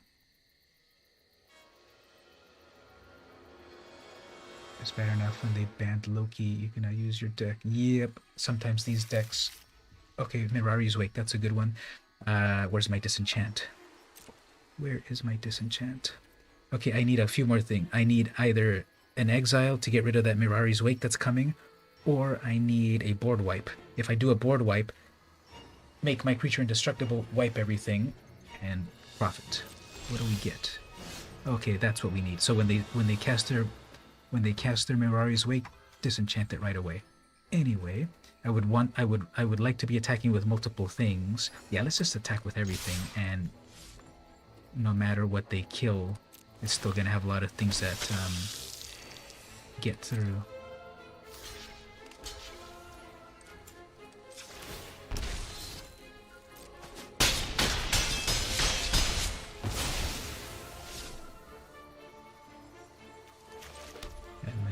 Cast that Mirari's Wake. They're gonna draw 2 cards off of it. That's annoying, but I gotta destroy it.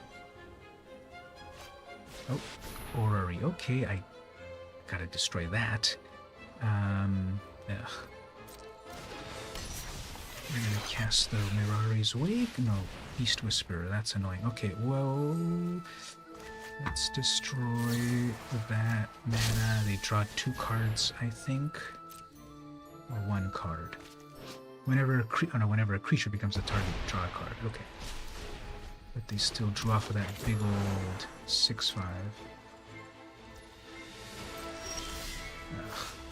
Fine, let's attack with everything. Just a lot of aggro. I'm at 7. I'm at 7 1/1s.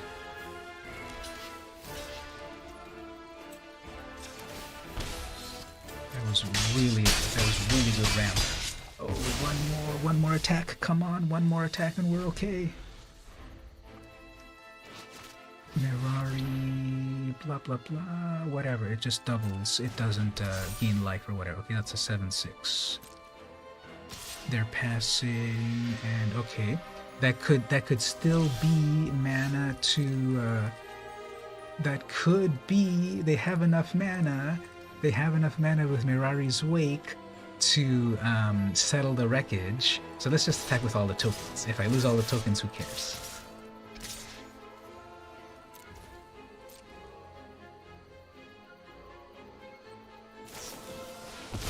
Sacrifice this, you draw cards equal to the sacrifice, then you gain life equal to the toughness. Okay, fine. You gain one more, you get one more attack, one more life, one more chance. Fine. If I would have attacked with everything, that would have been game over, but I didn't want them to settle the wreckage. I have a lot of cards in hand. They have 1,000,000 mana. They're passing with 1,000,000 mana open. Okay, that's not good. They have to discard a lot, but they're passing with a lot of mana open. So we'll just send the tokens. 1, 2, 3, 4 tokens should be okay.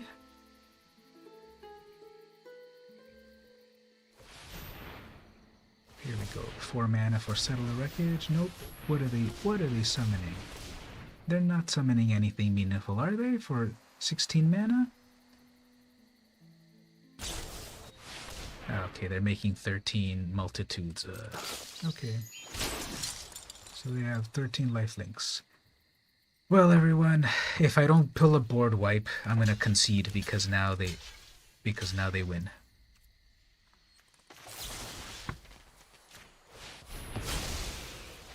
Come on, one of my many board wipes. I was not gonna get a board wipe. Come on, one of my many board wipes. I need a board wipe.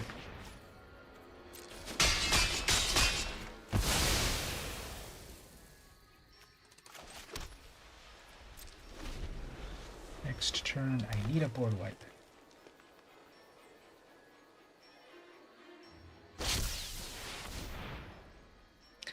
Power and toughness are equal to the number of lands you control. When this enters, put more lands. Fine.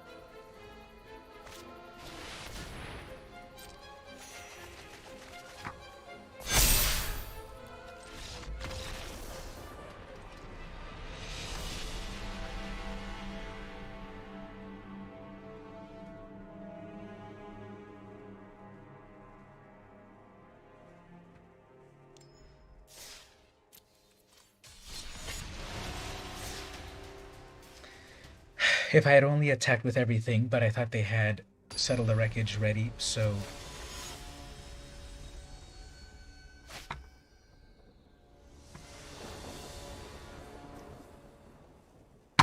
There's Wrath of God.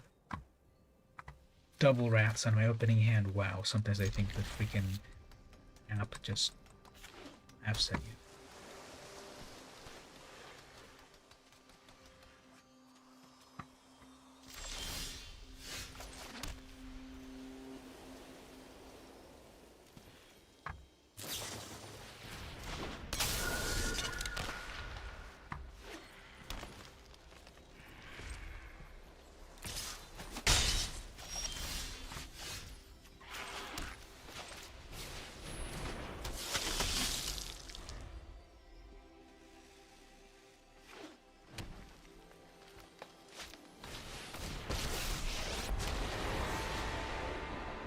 Join me in a better consider all possibilities.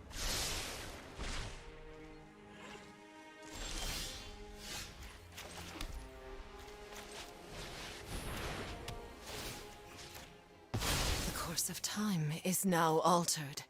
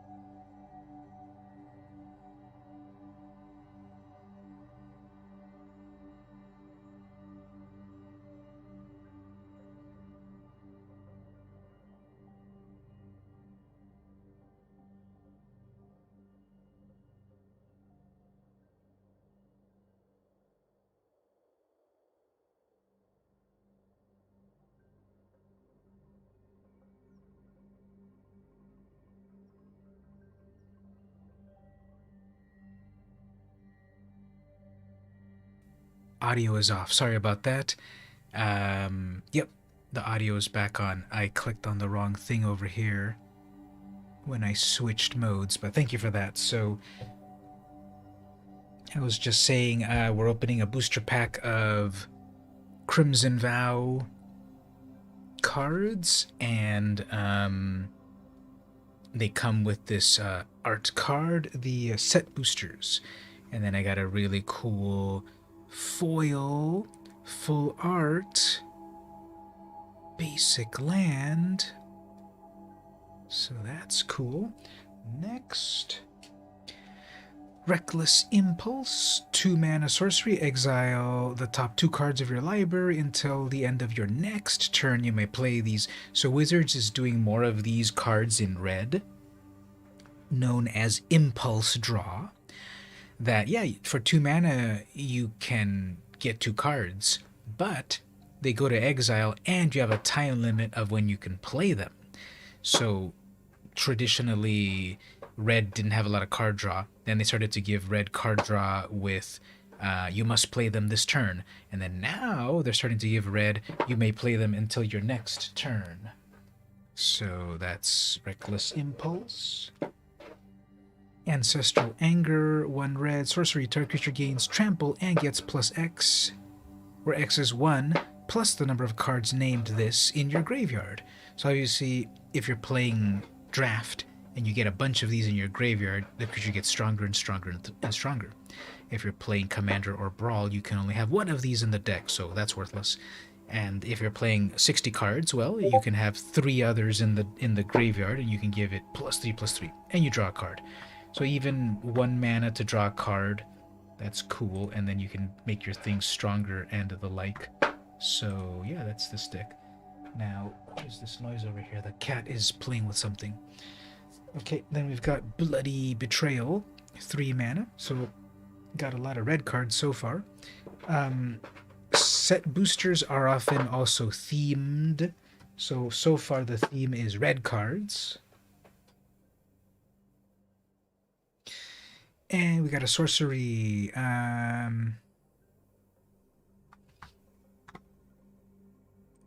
Got a video. Yeah, I guess you posted it twice. I can see it twice right there. Journey Tree and MTG Christmas. Yep, you posted it twice, so we can check it for a moment. Now, I won't be able to play too much of it because YouTube is going to say I am playing copyrighted material. So I'll only be able to play like 5 seconds of it. But yep, everyone, you can enjoy it. You can enjoy this video. Usually posted in the video clips section of my Discord, but there you go. It's right there in general, so we'll check it out in a bit. Bloody Betrayal, 3 mana, gain control of target creature, untap it, it gains haste, and create a blood token. So you steal your opponent's creature for a moment, and you extract its blood. Ceremonial Knife, artifact, 1 mana, its equipment, give a creature +1, and when it deals combat damage, so either to a player, or a creature, or a planeswalker, you create a blood token. So you get a little blood from the opponent's creatures. Griffwing Cavalry, 4 mana, human knight. This is definitely one of these arts that it's like, oh yeah, this is my bird.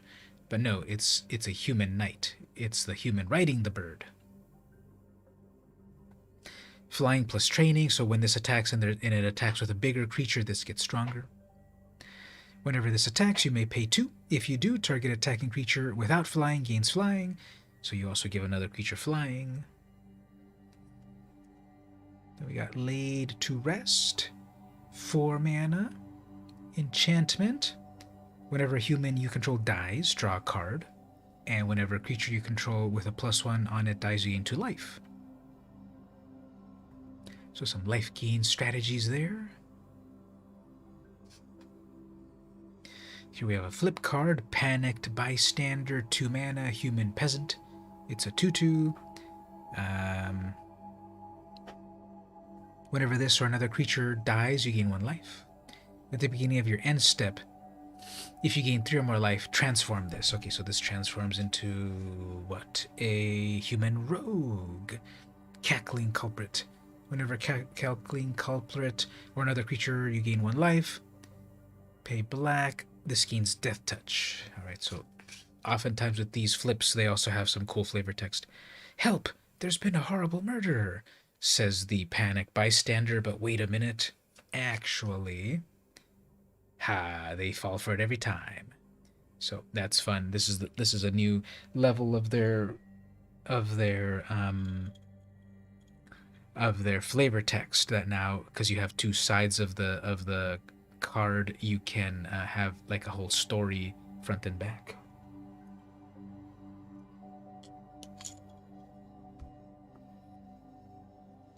Next, Drog Skull Infantry, another flip card.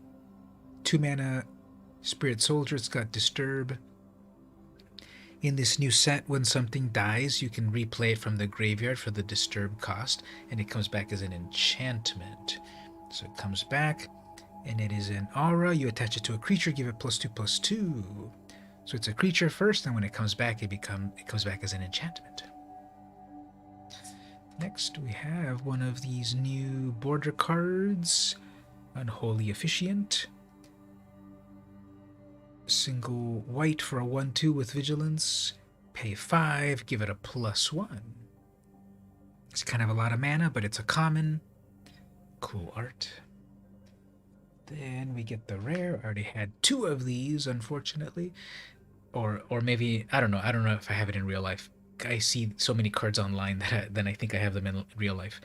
4 mana, 3/5, Human Shaman. Whenever this attacks, you may search your library for a basic land that doesn't share a land type with a land you control and put it into the battlefield. So this means if you already have forests, you can go get a swamp or anything else. You cannot go get for another forest. So you can go tutor for various colors if this attacks. 6 mana, create a 1/1 green insect, and then put X +1s, where X is the number of basic land types that you have. So if you have all the 5 basic types, you can put a +5/+5. And you get a 6/6 insect. Otherwise, it's not too impressive. Next, we have a foil Blood Petal Celebrant. There's one of these creepy kids at the wedding ceremony thing. Very cool art, very cool foil on that. Yep, definitely perfect. This shaman is perfect in multicolor because you can go get the color that you need.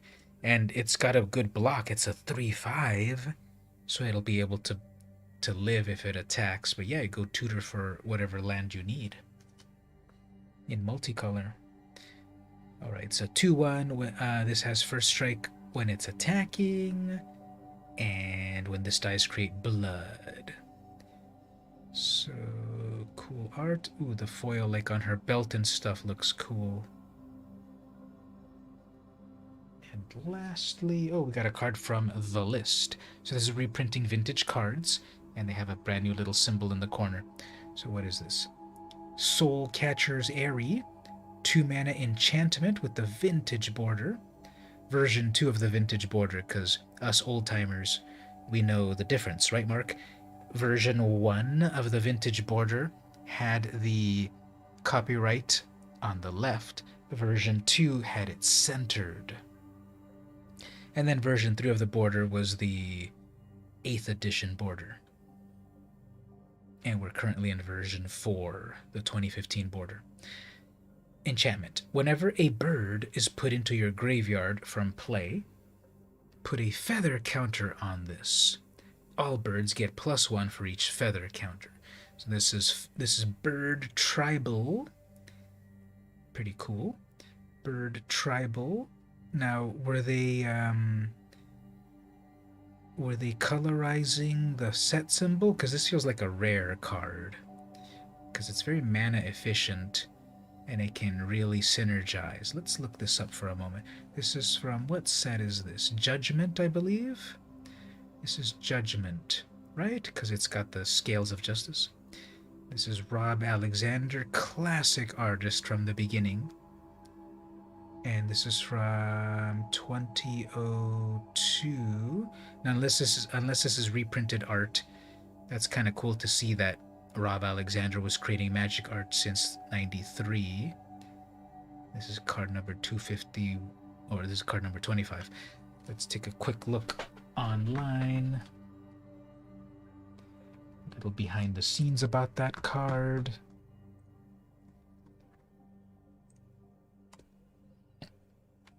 What's it called again? Soul Catcher.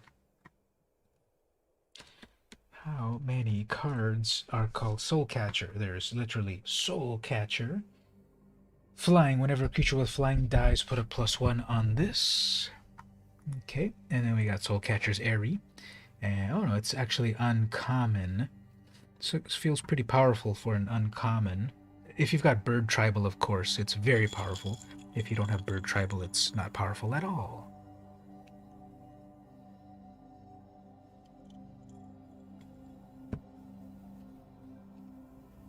Only printed once ever in Judgment, and then reprinted for the first time in the list. That's cool, bringing back old cards. The original one was a cool 68 cents. But if we take a look at the price history,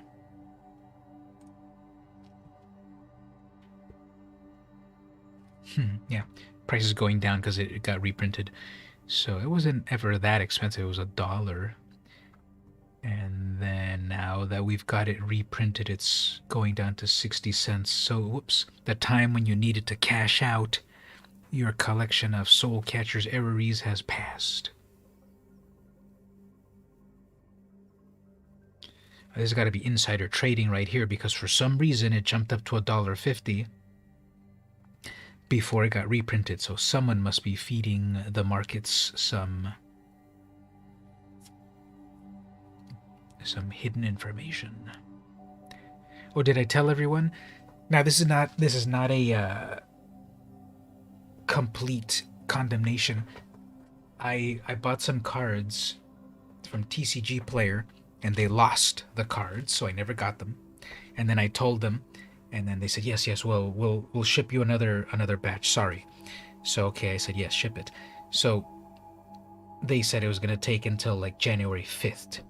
I ordered these at the beginning of December.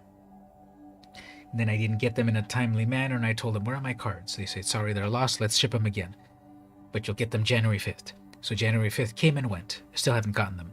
So I replied to them and I said, yeah, I haven't gotten the cards yet. What's going on? And they said, okay, would you like us to refund you or ship you a new batch? I said, ship me the batch. I want the cards. So then they replied and said, oh, sorry, we're out of the cards. So I said, okay, give me a refund. And I went to another vendor and I got the cards. No problem. So I've bought stuff from TCG Player before. They've been great before. I'm not saying don't buy from them, but very bad luck for the first time ever. I've literally spent hundreds of dollars on their shop, and this is the first time ever that I buy cards and then they disappeared. I bought other cards as well in that same sort of batch, but the main cards that I wanted disappeared into the ether or something. So just the first bad luck ever. But yeah.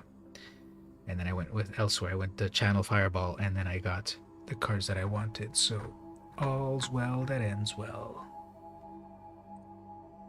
Oh, and I saw right there. Okay, well, thanks for hanging out, Stevie. I was going to ask you if you already left. Sorry, but I was going to ask you. I had this on my mind during the break. But I was going to ask you. So have you decided what set from what set you're going to buy new cards? You said you wanted to buy some new cards for your deck. Have you decided which ones you want to buy them from?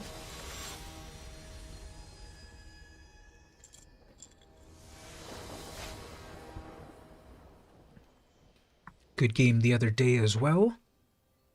Too bad we missed our fourth player.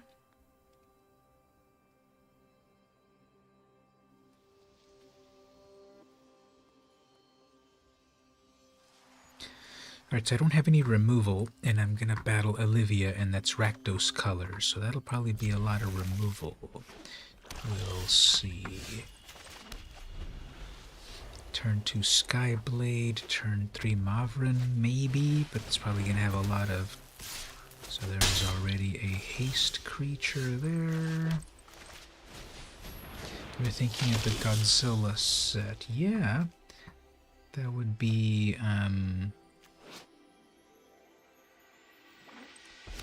That'd be a cool set. That's Ikoria. Officially, the name of it is Ikoria. So when you go to the shops and say, "Give me the Godzilla set," they're gonna say, "What are you talking about, sir?" So it's Ikoria. Uh-oh. Is this a combat trick?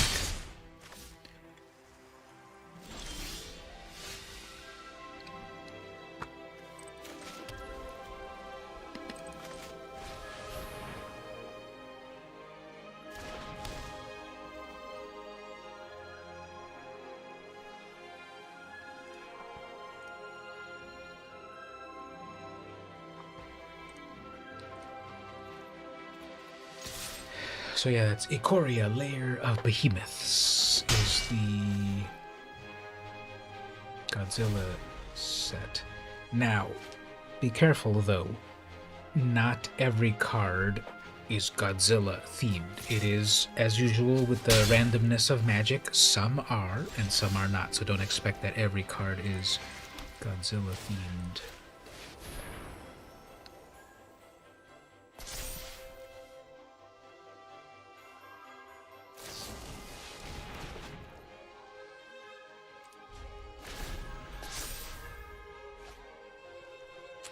They flunked me. Target creature gets minus X until end of turn, where X is 7 minus the number of cards in my hand. So I guess they thought they were gonna kill it.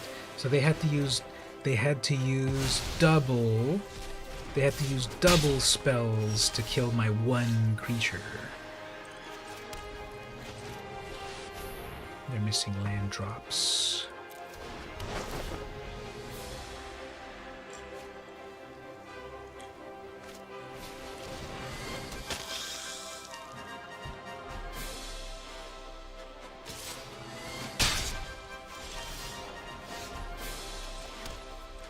I noticed that Arena recently changed it that if you have multiple different land arts, it used to separate each land into its own sort of slot, but then now it see, I knew they were gonna have a lot of removal, but now it puts them all together.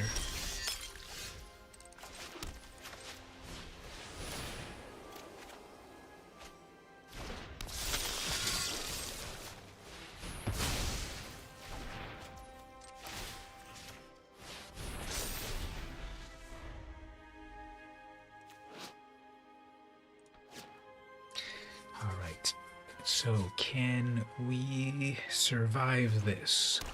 They're being pretty aggro with a lot of removal. Oops, a lot of removal.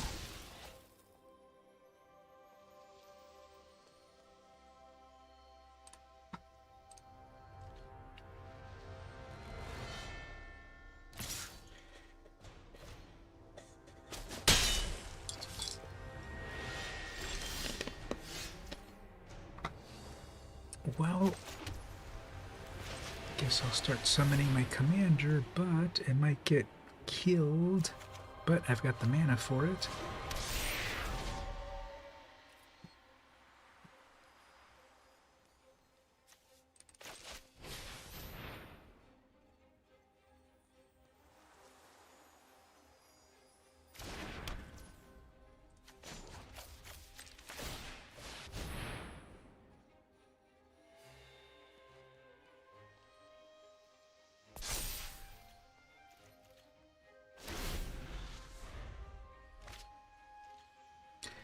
That Fireblade Assistant is definitely getting the job done.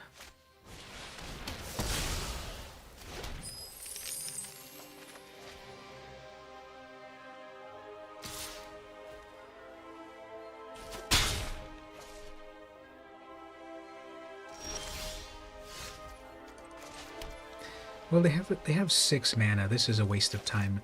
But I'll just summon it one more time. They have 6 mana to summon Olivia. That has haste. They're going to hit me in the air.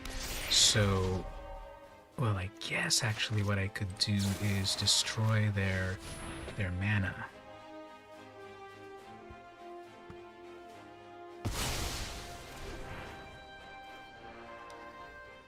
They'll probably have another removal, and then it'll be hard to bring back Maverin.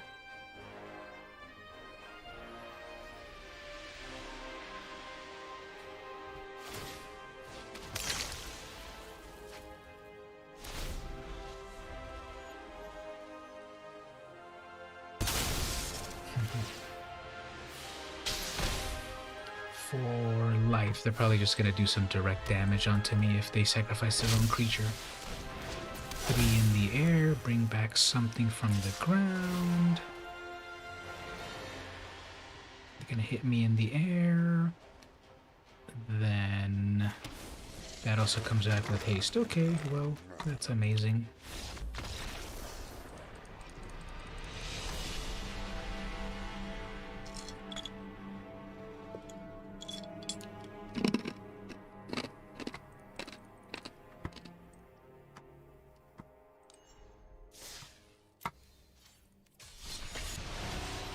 So how many games should we play till we throw this deck in the trash? Because I've lost 3 in a row so far. Well, definitely 1 loss. The second loss, that other loss was the opponent was playing alchemy cards, and I refused to play against alchemy cards. That's going to be a very obvious.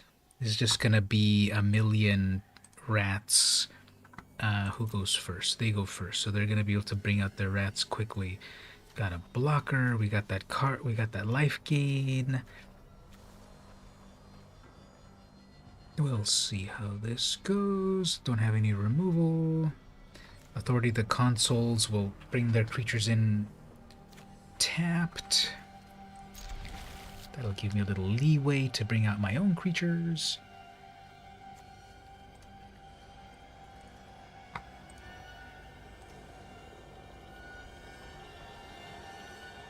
Whenever people play this Marrow Gnawer, it's all about rats having fear.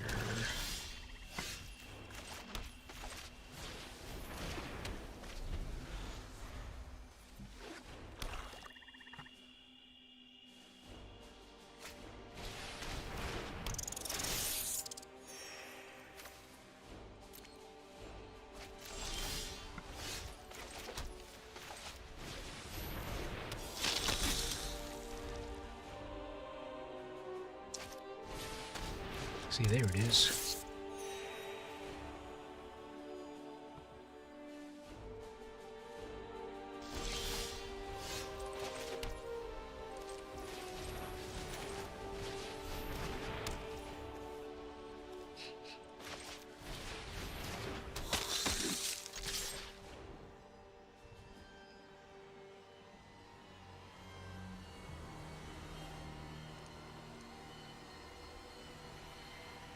Yes, your creature is tapped. Your creature comes into play tapped. That one also comes into play tapped.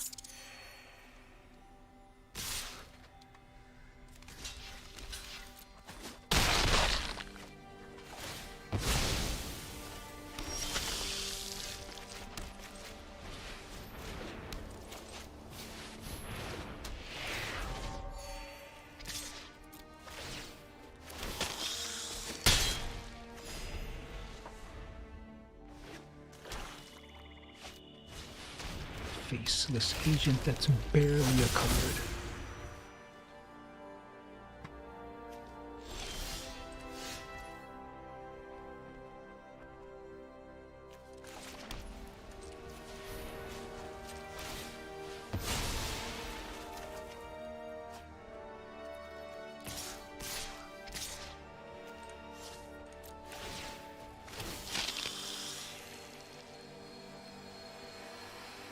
That can't block, sir. Cobalt King is the opponent. Are there any kobolds on Arena? Missed a land drop. We could have played another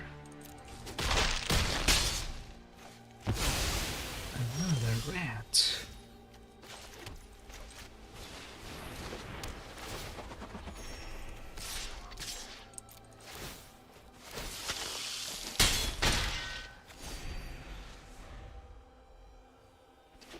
There's your 4th land. You can play 2 rats at once. Amazing. That's a 5-1.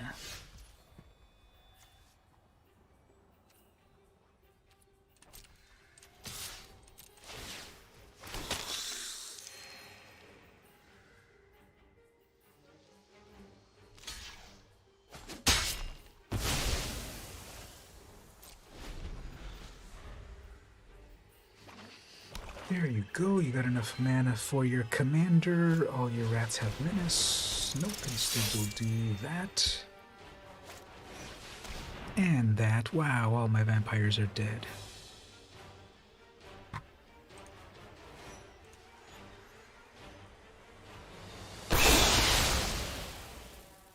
That's funny. Their own shapeshifter died because, yeah, it's also all creature types. So reading the card explains the card. Remember that old vintage Kobold art? Julie Barreau, I believe, was the artist on that. Barreau or Barrow? The original kobolds.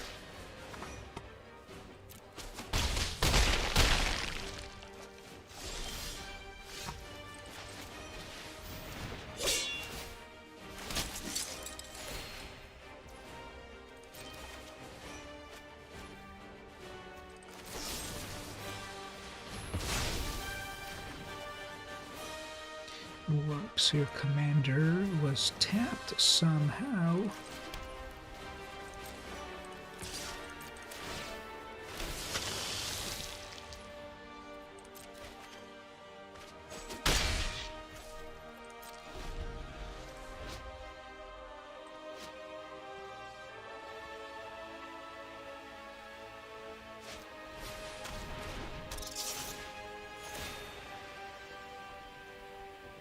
So that's a combo right there. Authority of the console, their creatures come in tapped, I gain a life. Johnny's Welcome, I cast a creature, I gain a life. And then Dawn of Hope, when I gain life, pay 2, draw a card. So that's living the dream right there. Now let's attach an equipment to a flyer. And another flyer. How does that even happen?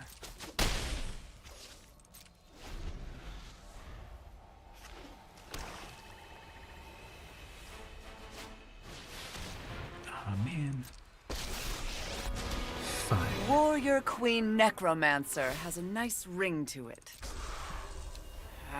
Get out of my way!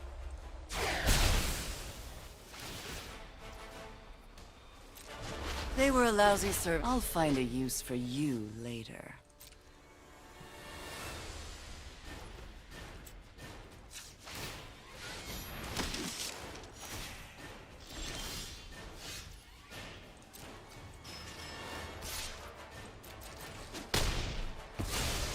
Oh, defeat. What a drag. Right. 7 mana in total. More rats. Sure.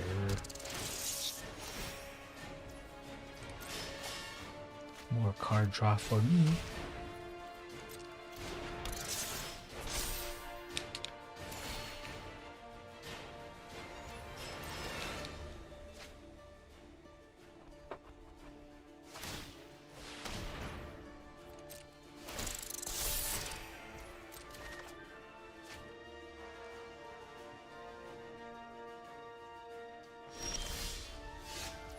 Anointed Procession, okay.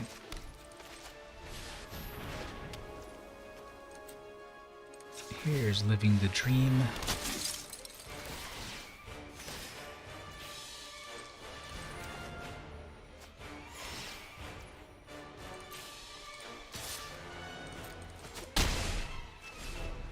Got a lot of blockers. Unless they pull the board wipe, we'll be okay. They have 7 mana to cast their commander, then all their creatures, all their rats have fear. That'll be annoying, but I got 40 life and lots of blockers, so I think we'll be okay.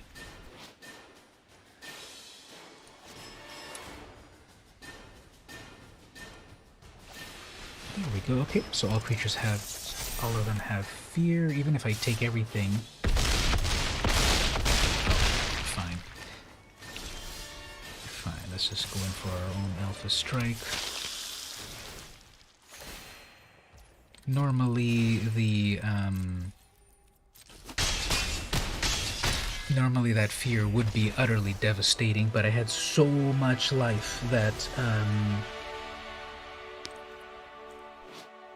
all rats have fear. This creature cannot be blocked except by artifact creatures and or black creatures. So yeah, that would have been totally devastating if I didn't have 40 life. But I had so much life that I had that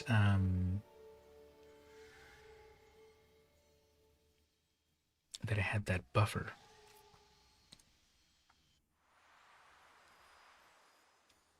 Well, we got 1 win out of this junk deck. Let's move over here for a moment. Speaking of kobolds, look at all of these vintage kobolds.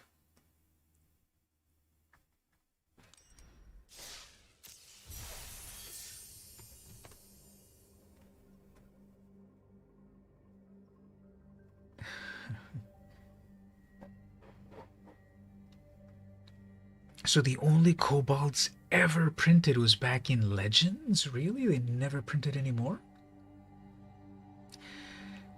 And almost all of them were art by... well, I guess not. We had Julie Barreau. This is the one that I remember definitely. These weird little kobold characters. Is this throwing dirt or poop at the opponent? And this one's picking its nose, I just noticed. Little bow and everything. So this is so funny, the original printing. This card is a red spell when cast, and kobolds are red creatures. Because it had a 0 mana cost. 0 mana cost for a 0/1. The Care Keep is unique among fortresses. Impervious to aerial assault, but defenseless from the ground. $4 for this common.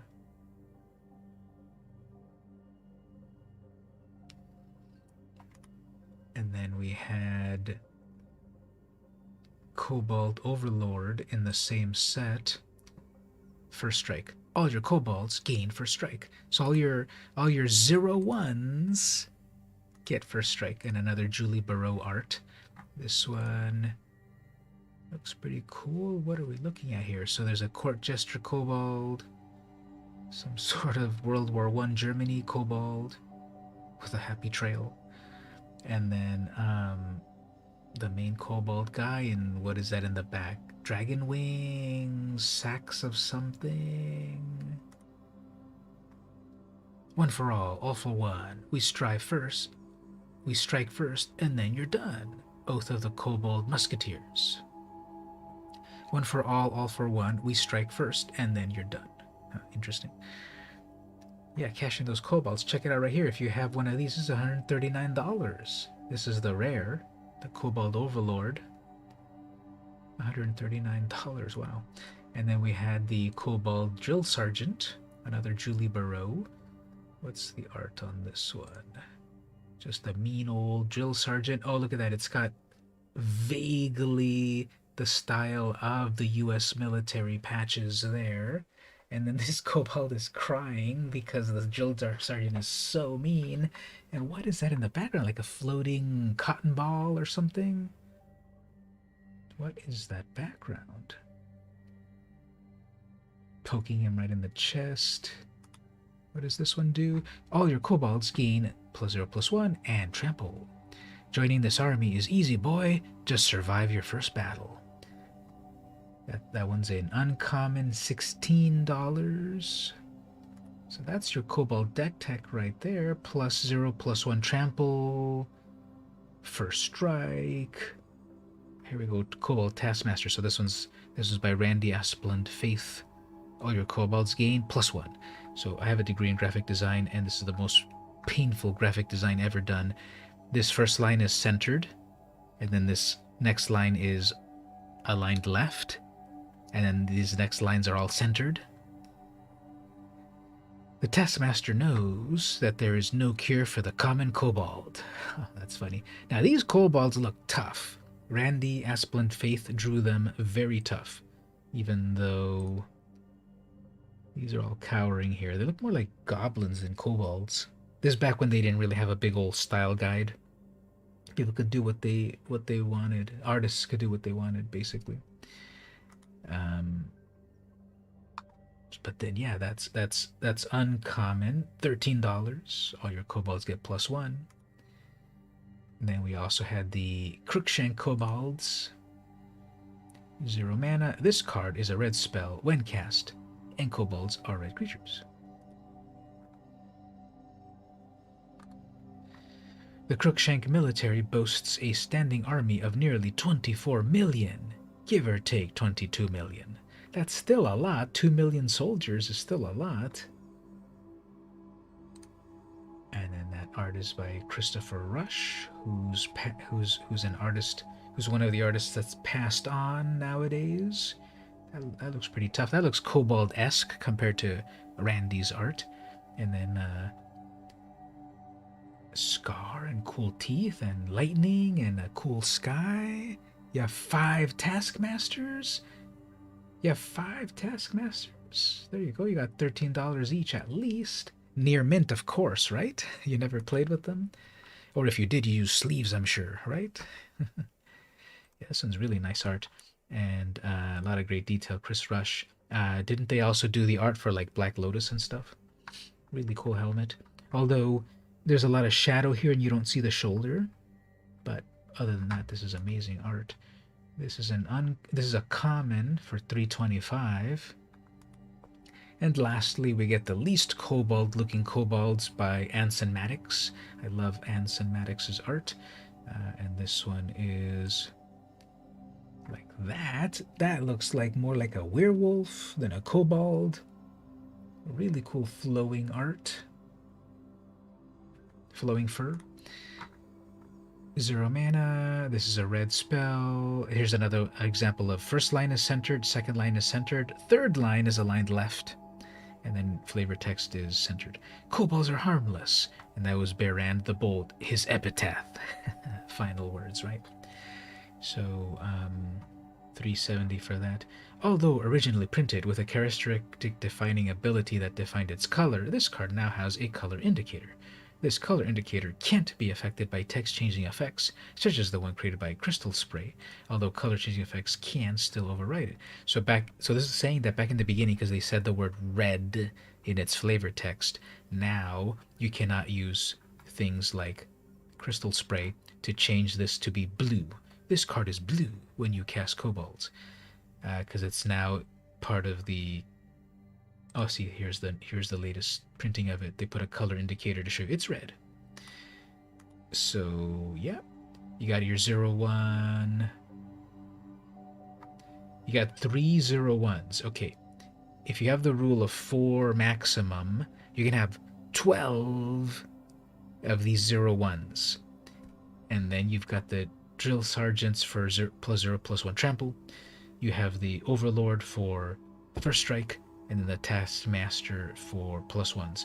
This one should be the one that's expensive. Give your kobolds +1. The only thing that this is doing is giving your kobolds first strike. And if you don't have the Taskmaster, they're going to be 0/1 first strikes. Yeah, it's rare, but the Taskmaster should be the one that's $100, not this one. Summon Lord, and now it's just a creature kobold. So yeah, if you stack this up, if you have multiples of these, it doesn't even stack. It doesn't even expand. First strike is first strike. If you have multiples of the Taskmaster, you can get up to +4/+4. This should be the valuable one.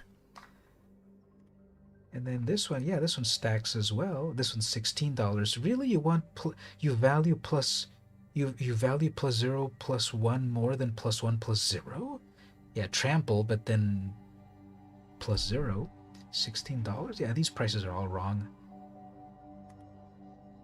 The Taskmaster should be the most valuable one.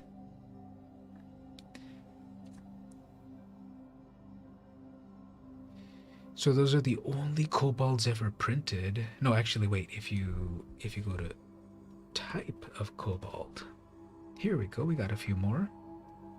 Oh, they did print some more kobolds actually.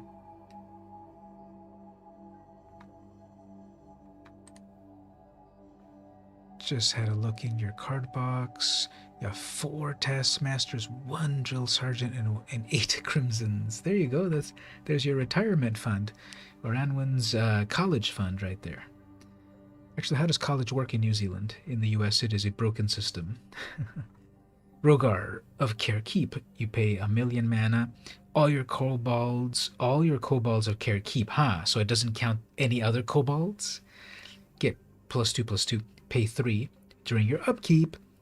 This and all kobolds become tapped and come under what? Pay. Oh no, pay triple black or this happens. I thought it's pay this to make it happen. Nowadays, at the beginning of your upkeep, you may pay triple red. If you don't, tap this and all creatures named kobolds of Carekeep, and then opponent gains control of them. So if you don't pay the triple red, one of your opponents get all your kobolds. Creatures you control named kobolds of Carekeep get +2. Well, I guess the flavor makes sense. Rogach of Carekeep, sure, but it should have been all kobolds get it, because yeah, Crimson kobolds should also get the +2, but Carekeep kobolds stay together. And then Minion of the Might. Oh, this is recent. This doesn't look like a classic kobold. This looks like a dragon. This doesn't look like a kobold. Here's a new kobold. 1 red mana for a 0/1. Menace.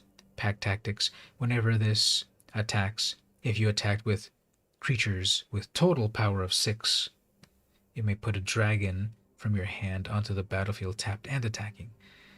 Well, it's kind of straying from the original flavor of the original kobolds. Obviously, they should have cost 0 mana as a 0/1.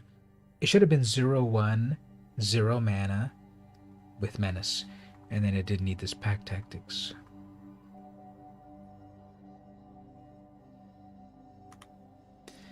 There was also Rograk, son of Rogach. Well, that's fun.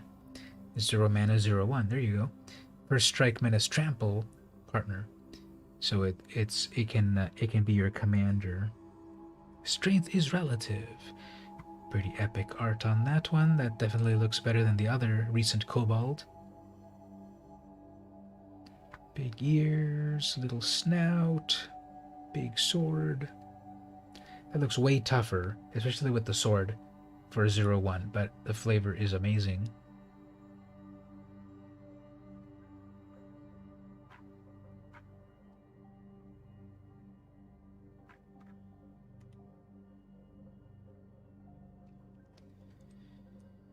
And then there's one more kobold thing, I believe. Oh, there's the actual Carekeep. So you have actual Carekeep.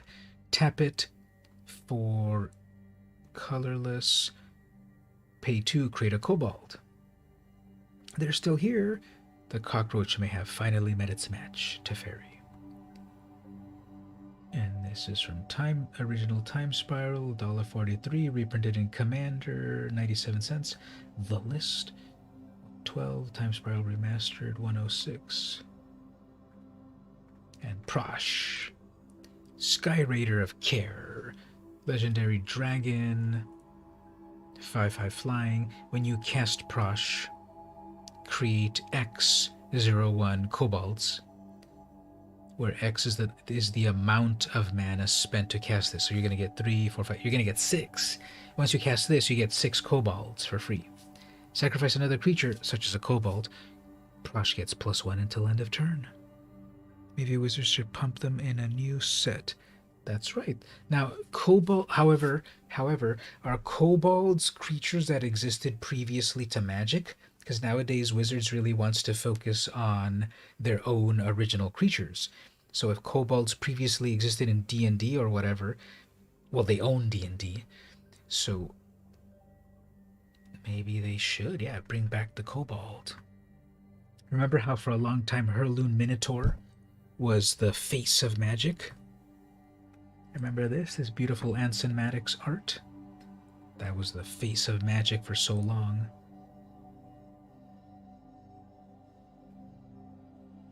Okay, we'll get back to the gameplay one moment. Let me just refill my drink over here, and then we'll go on.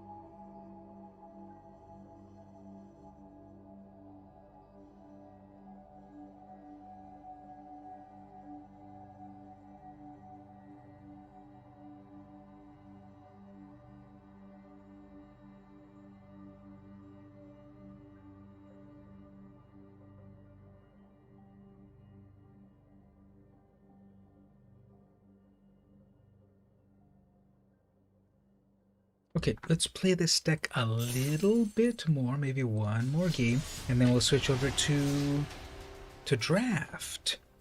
Well, we've got a cube draft at the moment. Cube is always full of super powerful cards. So we'll play that. That's an event going on for a little while, so we'll play that. Alright, so we got turn 2 Ancestral Blade, we got Revoke Existence. This might be an artifact-based deck. Saheeli's all about artifacts. So we have that removal. And then on curve, Maverin comes out. Forerunner, I can go tutor for any vampire.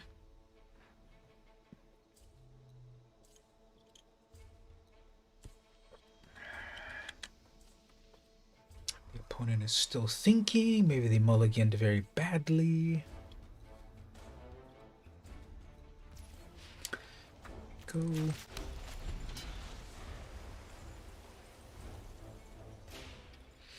Actually, the better play would be to play the Forerunner, because then it can attack and it can stay safe behind as Maverin. So if I go tutor for a 3 mana,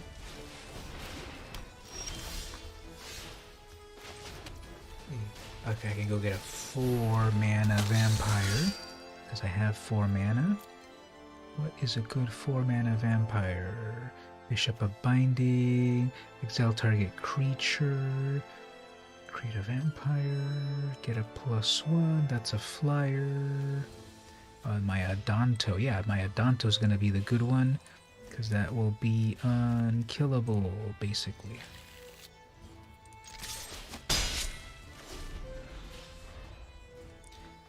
Bring out the Angelic Exaltation. Whenever a creature you control attacks alone, it gets plus X.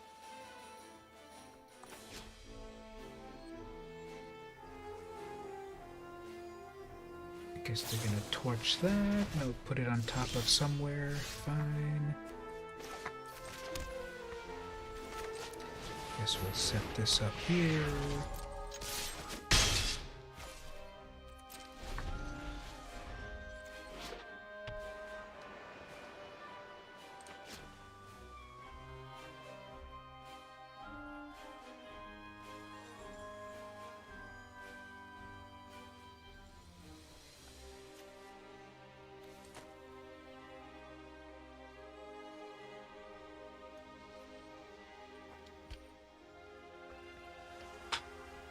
They have double red, double blue. Actually, they have triple blue. 5 mana in total.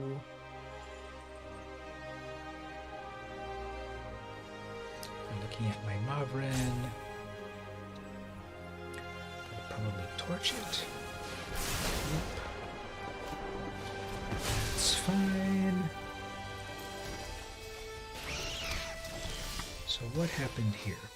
Deals X damage. You may cast a spell with mana value of X or less from your hand without paying for it. Okay.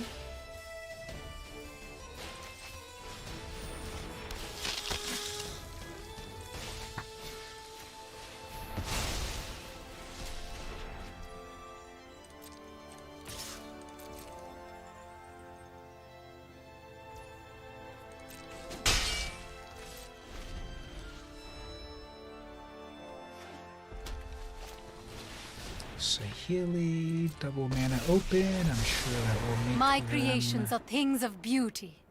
I'm sure that will make them at least one thing. Nope. Okay. Fine. Let's attempt to lock down their commander.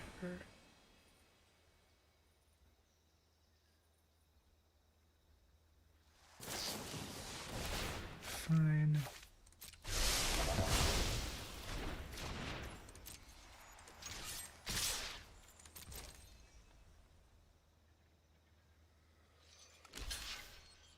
They don't want to lose their Zorn.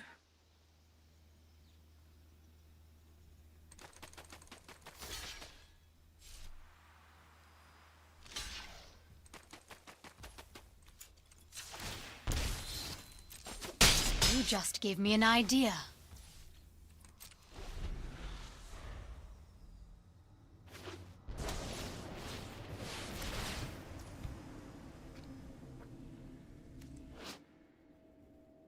Each player shuffles their hand. Okay, that's fine. I'm gonna lose stuff in my hand, but I get to play the cards first.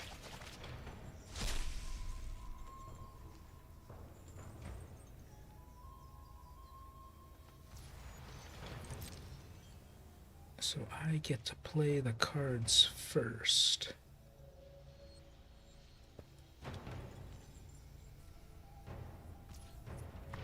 Alright, so here is the big brain play. Indestructible. Wipe everything.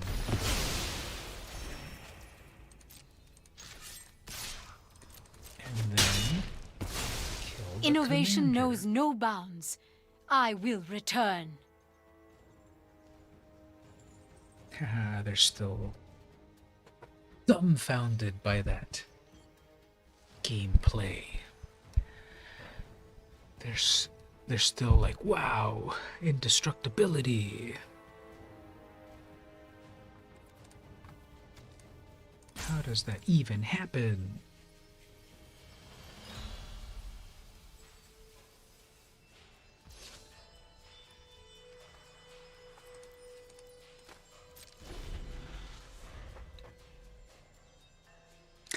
Now, they do have a lot of cards in hand, but let's see if they want to either resummon their commander or build up. They'll probably want to build up.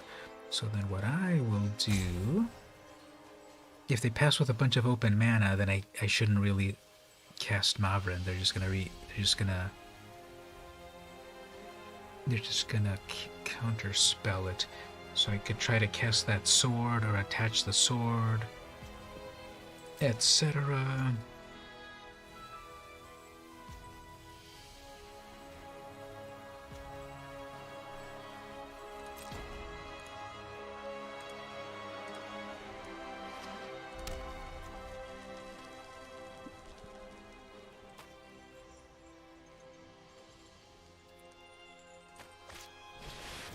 Gold Span Dragon. They've made that card worse. So that's good. I'm gonna pass with mana, make more mana. That's very annoying. They made it worse, but it's still a very good card. So what does it do nowadays? Whenever this attacks create a treasure you control have add 2. So how did they even... Supposedly they nerfed that. Let's see, they obviously have a counterspell, so let's try to bait this counterspell right here. I remember what they did. They removed the ability about... They removed the ability of something.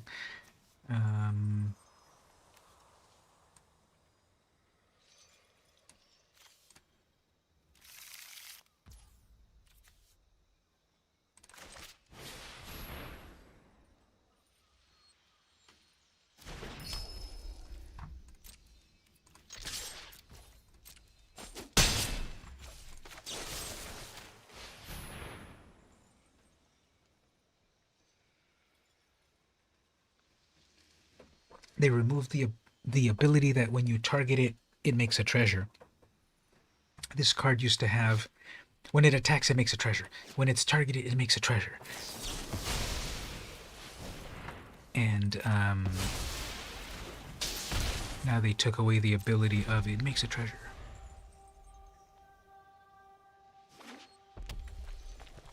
It's still a very powerful card, of course. You're gonna attack, make some more treasure. You're gonna gum up the board with blockers. Today I craft my victory.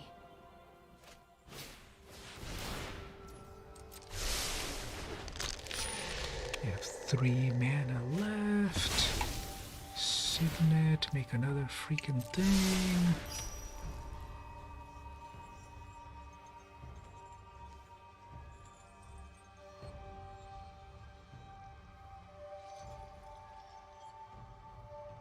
Mana in total. Doesn't do anything. Do I have your attention now?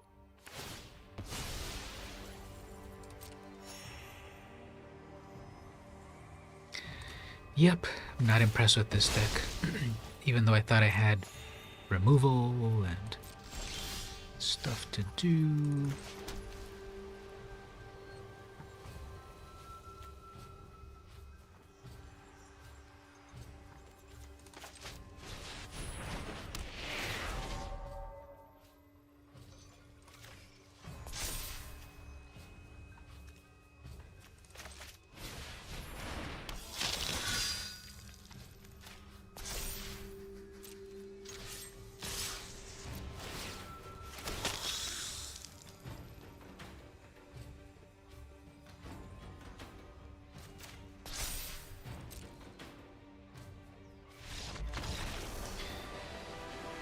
Well, that was a pity. That was a pity concede. They had the advantage. They had their 4/4 flyer. I guess they thought when, okay, well, you've got your combo. I do have my combo, which is the Forerunner plus Mavren. Because when a vampire attacks, Forerunner puts a +1 on something. Well, how does the combo go? Whenever another vampire enters the battlefield, put a +1. Okay, so the combo is when a vampire attacks, a Marvin creates a +1. Okay, that creates a vampire. When a vampire enters the battlefield, Forerunner puts a +1 on it. There's a little combo going on right there. Yeah, okay, what I'll do is let me put this deck into the Discord, and then yeah, if you want to think about it a little bit, then we'll try to make it better than ever. But I'm going to switch over to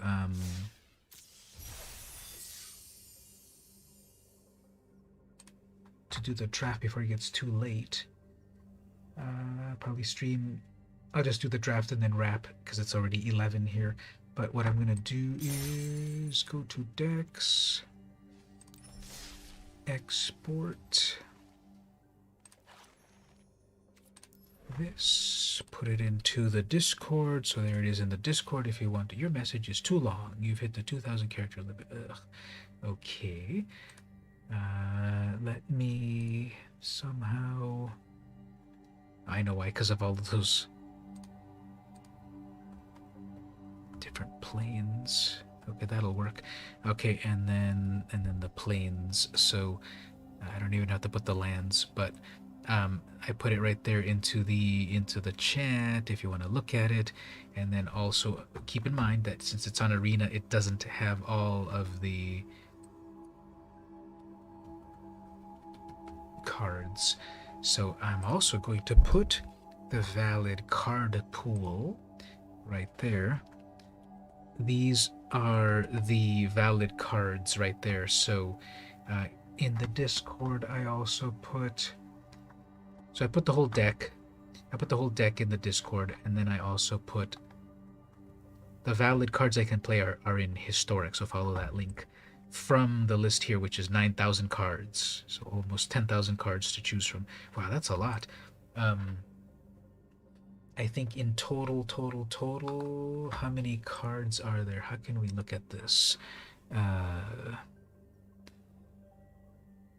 How can we see every single... How many cards are there in total? We can search for the format Legacy, right? Legacy? Format Legacy lets you play with everything? 22,000. That's probably not exactly 100% accurate, but there's approximately 22,000 cards in Magic. Approximately. Oh, good old Abby Gargoyle. So there's approximately 22,000 cards in all of Magic. Apparently, we've got almost half of them on Arena. That's interesting. I didn't think there were that many. I thought it was more like 5,000. But this is the card pool there. So if you follow the link there, in Standard at the moment, I think it's only like 1,800. Oh, 3,000. Okay, that's also more than I thought. That's funny. So 3,800. I guess I'm thinking before the new cards came in. We've got about 4,000 cards in Standard. That's way more than I thought. Usually there's only around 1,800 or something.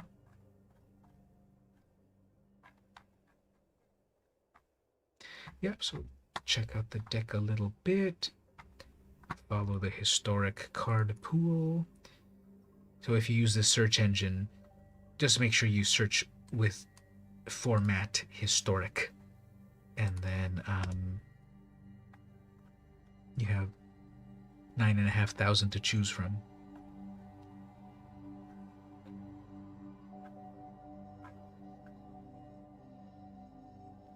Okay, let's do a little cube draft. Now these drinks are starting to take their toll, so we'll see how well the cube draft goes. But I haven't done a draft in a little while. Is this best of one or best of three? I have cube draft, traditional. Yep, best of three. Let's go with a best of three. That's the best way to play Magic.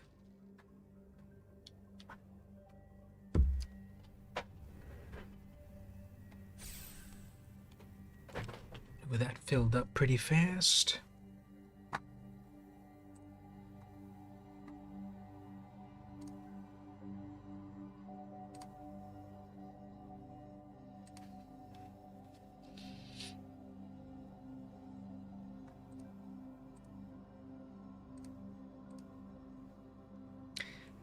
We have one more seat.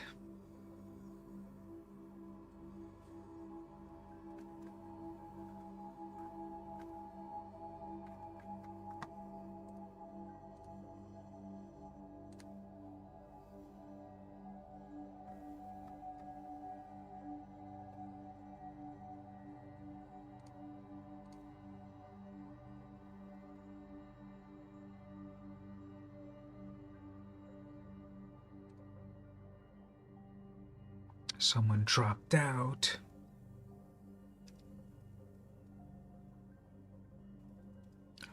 That's weird from all of the millions of players playing. I'm surprised we can't get a full table.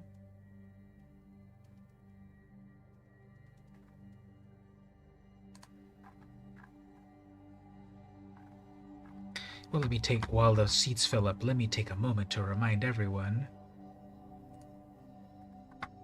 I completely forgot about this, but I have a merch store. People can get some cool t-shirts with my logo on them. Check out that black t-shirt with the official VM Campos logo. Or what about a cool mouse pad?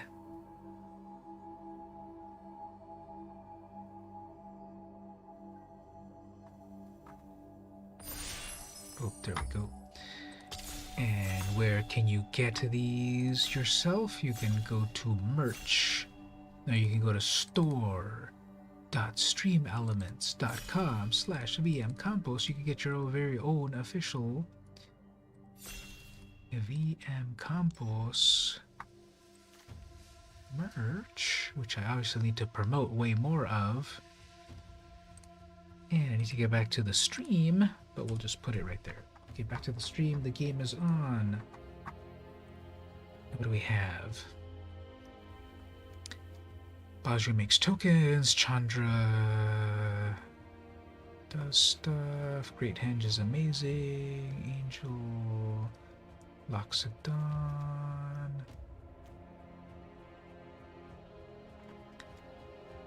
Obosh Command. You need a new cup. We got VM Campos cups in there. And a ramp. Okay, we'll go with... I don't know if there's a whole archetype about this, but we'll start off with Targnar. Demon Fang Knoll. So it could be a aggro deck. Languish is removal. Bolus's Citadel is amazing. Midnight Reaper's card draw. If I've got dead things, God Pharaohs does stuff. Eldest Reborn is cool. Ugh, they put one of these stupid alchemy cards in here. Augur of Autumn. Play lands from the top. Crush. We'll go with Bolus's Citadel for the moment. Still very open. Primal Command. Choose 2. Target player gains 7 life. Put target non-creature permanent on its owner. Target player shuffles. Search your library for a creature. Make Chaos as an X card. Felidar Retreat enchantment with landfall.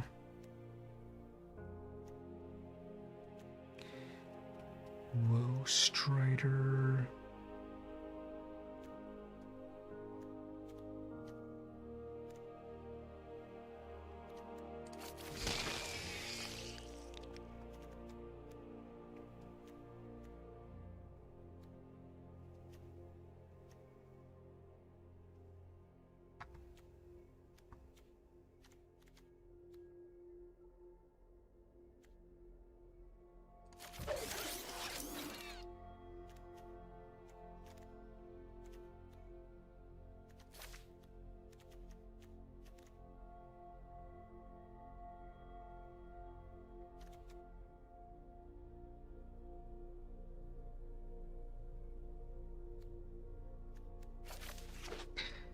I think those living lands are actually very good.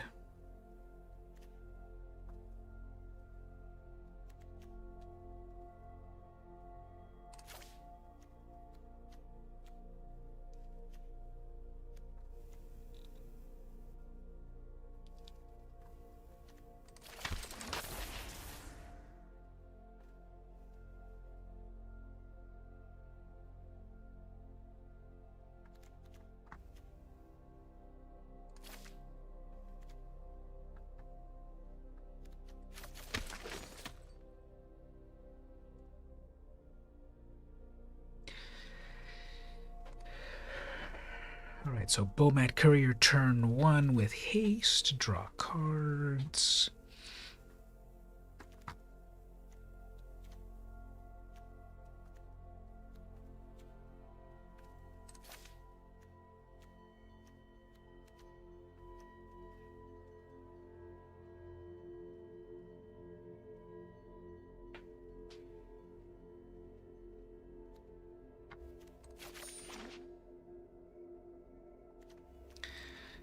Turn 1 with haste. When this attacks, exile your top card. Pay red mana. Sacrifice this. Put all those cards into your hand. Targnar. It's a 2/2. Pay 4 mana to double its power. Will Strider make a goat? Sacrifice the goat. Okay, we wheeled back to the beginning.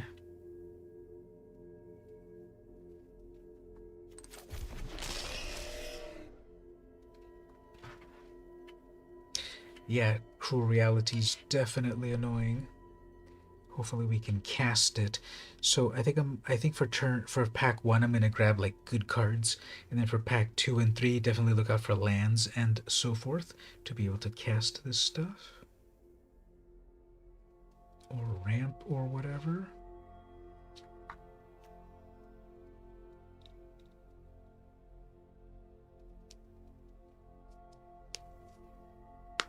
And then this hive, these living lands I think are very good in this format because they're lands until you need them to come to life, and then the person needs instant removal to get rid of them. This becomes a 3/3 with menace. You read the Woe Strider and automatically thought of Avatar of Woe. That sounds familiar. Let me look that one up. Just one moment.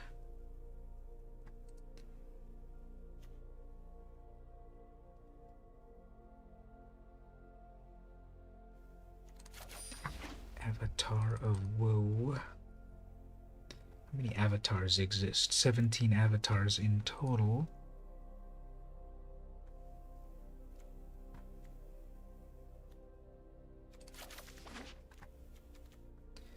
Avatar of Discord, Avatar of Fury, Avatar of Growth.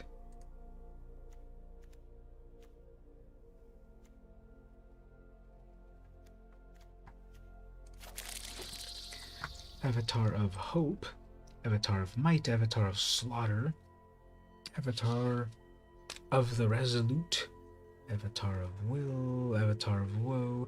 If there are 10 or more creature cards in your graveyard, this will cost 6 less. Fear, destroy a creature, cannot be regenerated.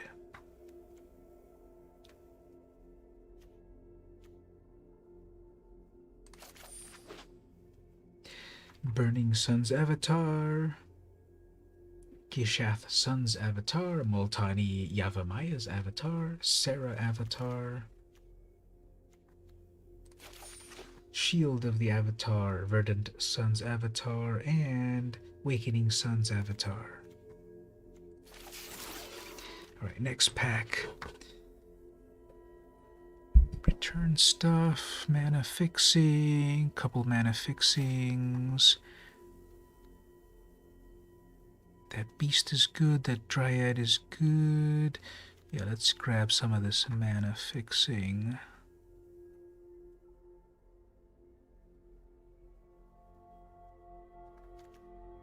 Mana fixing and ramp. So let's say I got a lot of good stuff on the first few packs. Then on the next packs, I'm gonna grab some fixing and the like.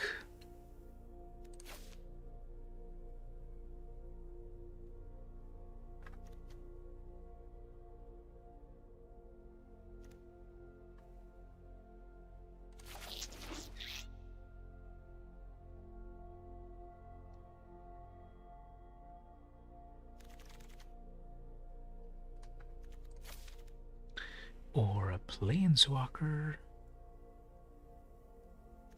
The removal poison cup.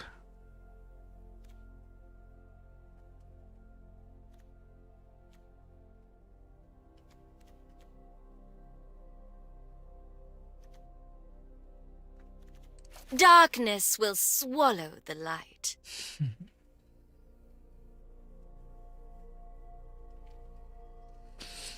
Do weird planeswalkers from another dimension actually have British accents?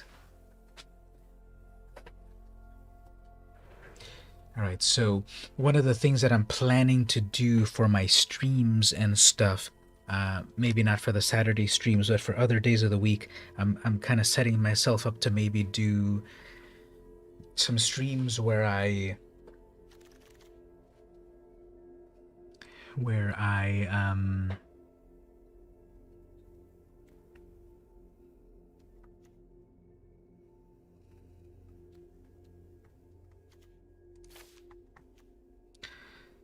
I practice piano.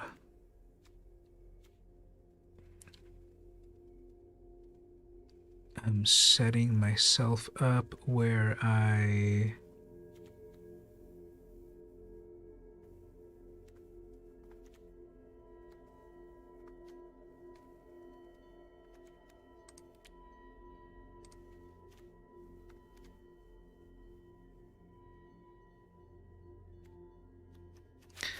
I'm gonna do a little bit of piano practice, maybe?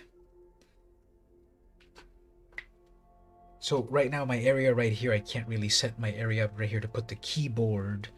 So I have another desk over there, and I just need to look at possibly setting it up for that.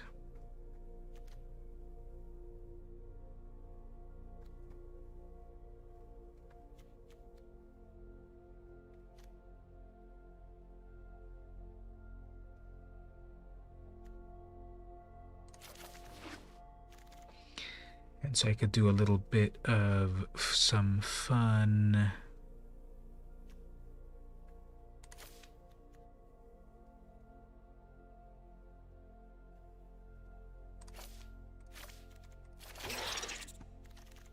piano play.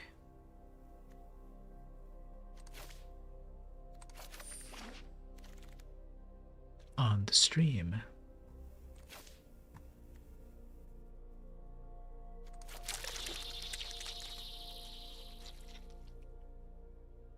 I was practicing, I was doing the Come As You Are Come As You Are Nirvana song.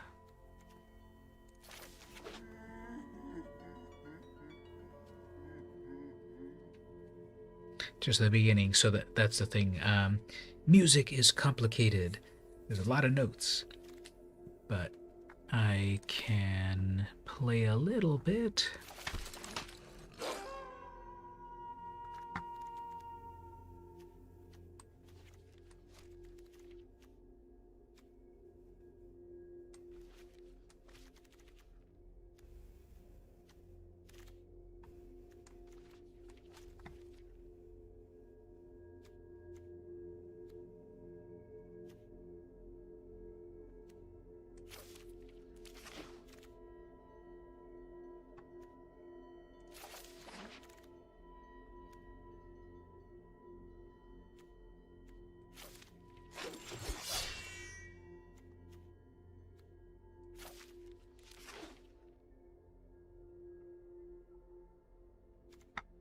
So there's a lot of green-black happening here. Maybe if I get some good mana fixing, I could play black-red.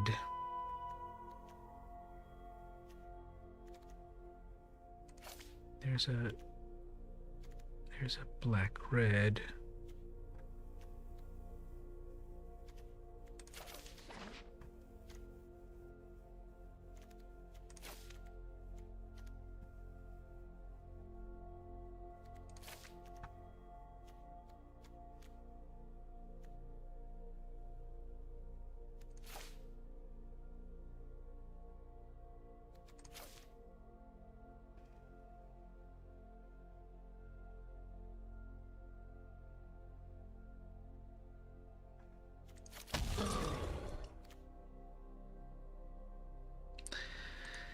No worries, I'll be here. Toski, I want that Toski.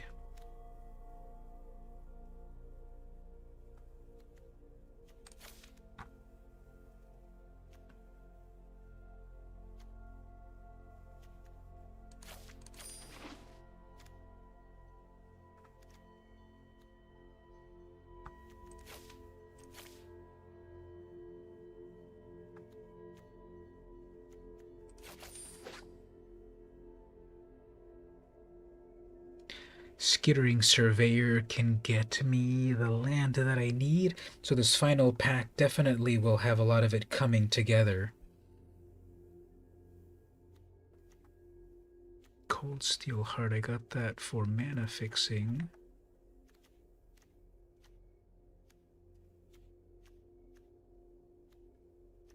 So I can do a little red.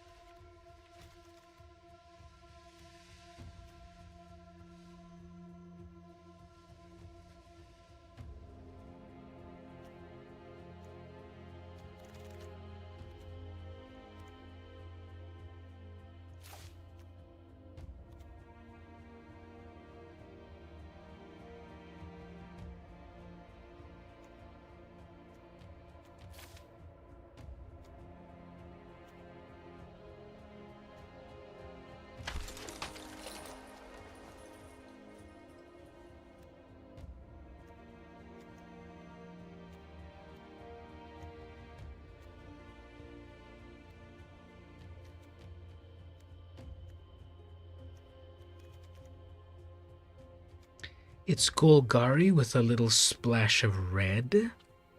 So what is black, red, green? Okay, Mardu is black, white, red.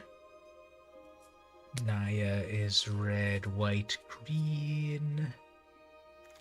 What is black, white, plus...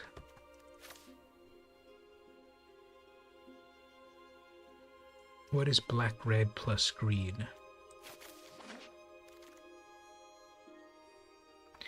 Hostile, hostile. Technically, I pronounce these slightly differently. Hostile, hostile is how I would pronounce it, but a lot of people would say hostile, hostile. I guess if I think about it, I would say that's a hostile person. Hostile, that's a hostile person. That's a hostile person.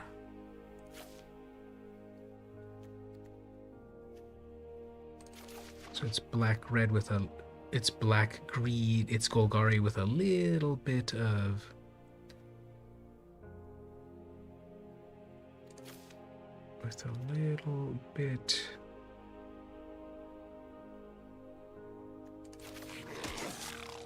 of red.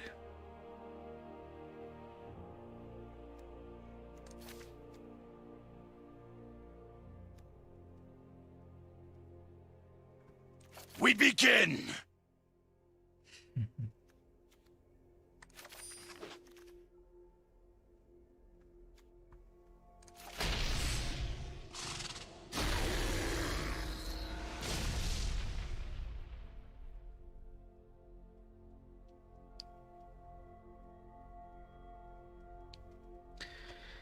Got a couple final picks.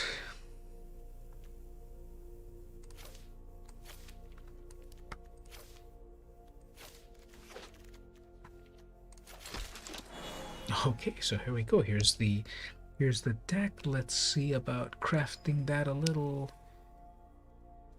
more specific.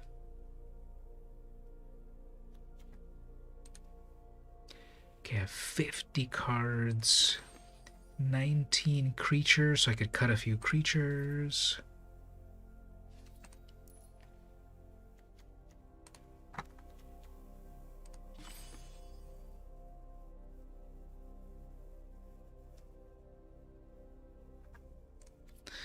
Alright, let's look through this again. Goblin Banneret, turn 1. If I have a red mana source, I get a 1/1, and then it becomes a 2. It becomes a 3/1. Animation module, whenever one or more +1s. Yeah, there's not really a +1 theme going on there. Remove that. Feed the Swarm removal, keep that. Infernal Grasp, keep that. Dragon Guard Elite. Magecraft, whenever you cast, put a +1. How many instants and sorceries do I have so far? 2 instants and 5 sorceries. Okay, yeah, Magecraft could work pretty well with this on the battlefield. Outland Liberator, Sacrifice an Artifact or Enchantment. Yeah, I need that. I don't have enough of that, so I'll keep that. Pack Leader, it's a 3/3. It becomes a 5/3. Cold Steel Heart for mana fixings. Deals X damage. Woe Strider. Bestiary to scry. Blacks. I'm doing Blacks to do the look at the top 5 cards and then put creatures onto the battlefield. Line War Visionary, like an elf, plus card draw. Lovestruck Beast makes a human. Scute Swarm is amazing. Loris brings back stuff from the graveyard. Retstein does cool stuff. Giant is cool. Oketra's Monument makes more creatures. Ramp. Removal. Helana. Traxos. Lolth the Witch. I'll remove some of these larger mana cost things to see how that works.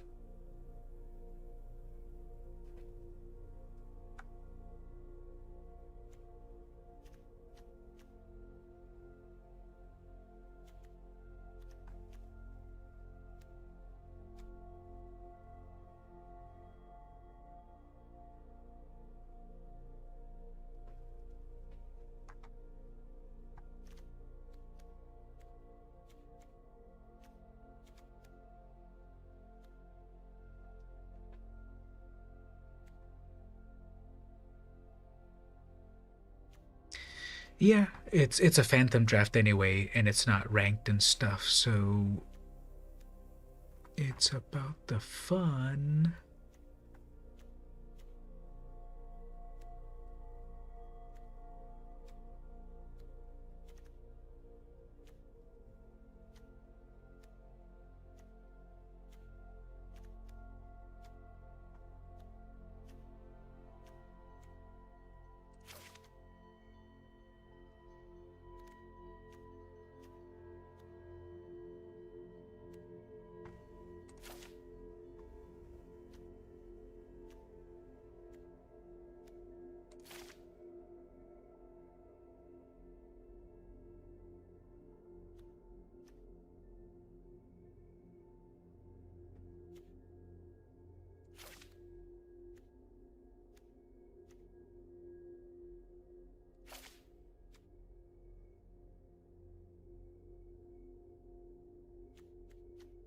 Okay, we'll try with this. It's 42 cards. It's black-red. Let's just check our mana base one more time and pick some cool sleeves.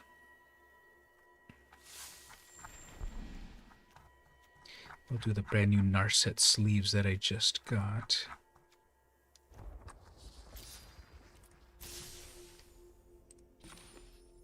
Now, this is not quite accurate, but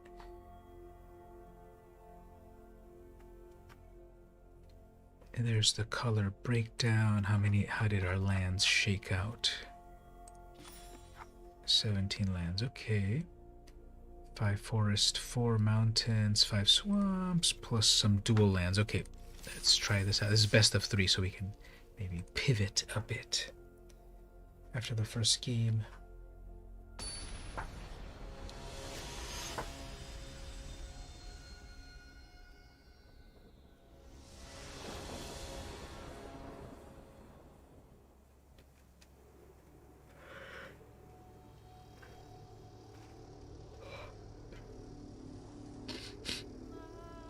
Pedrosa 3 is the opponent, so they had to defeat 2 other M. Pedrosas to be on top. They go first.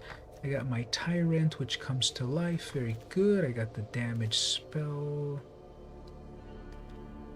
Okay, I can do stuff here. Turn 3, Llanowar Elf. Turn 1, Goose. Okay, I'm gonna try to ramp as well.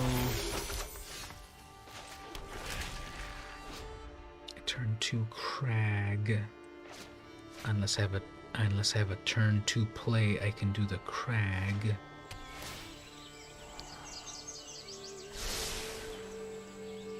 Didn't like their scry. Actually, that can be a turn 2 play right there.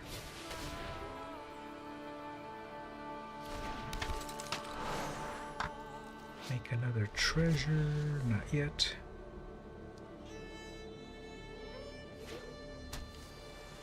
so next turn, Bestiary. Okay, so they're ramping into something big. Let's read this carefully. This enters the battlefield tapped unless you control a mountain or forest. I do have a forest, so I should be okay. Play a Bestiary so I can do some scry action. Plus, when I play creatures, I can draw cards. They're not going to block that. We have 1, 2, 3, 4 mana in total so far. 6 mana, actually. I don't have any removal, so hopefully nothing too scary comes in with all of their ramp. Tendershoot, that's bad. Okay, actually my Shatter Skull. Can I get one more red mana source? If I get one more red mana source, I'll be okay. That's not a red mana source. Come on, a red mana source. That's not a red mana source. Ugh, okay.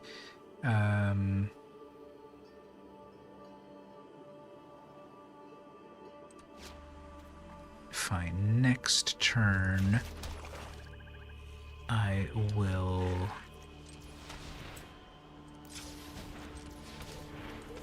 have a red mana source.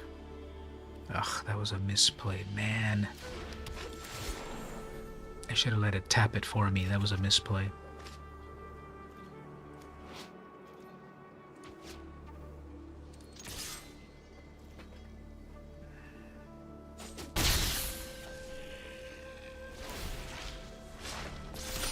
They've ascended now. Those are all 3/3s.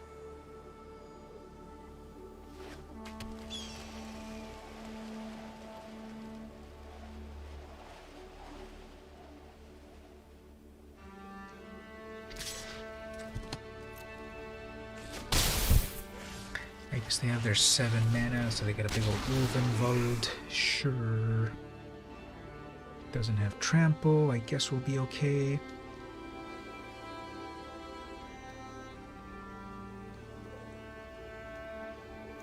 There's a lot that I need to get rid of there, but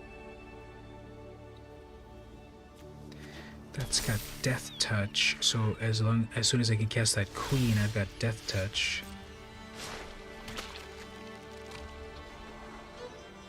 Lulth. Do we want a Lulth? Yeah, I'll take it, but I can't play it yet. Let's deal 2 damage.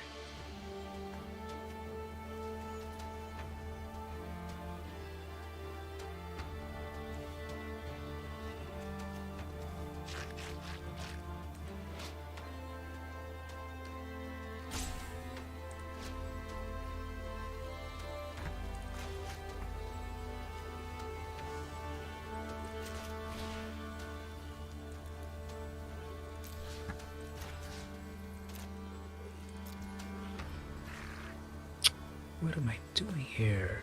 Ugh, that stupid Llanowar only gives...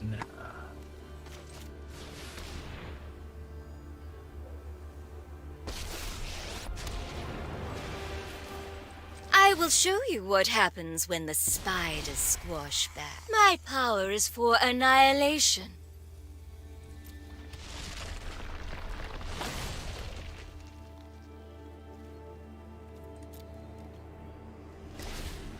Yeah, I'm not getting my removal, and they're just keep making more 3/3s out of that Tendershoot, so that's not good.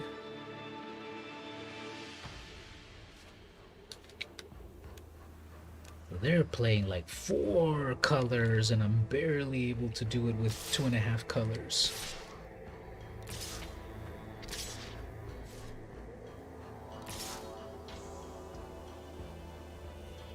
Fine, send all of your attacks over there, whatever.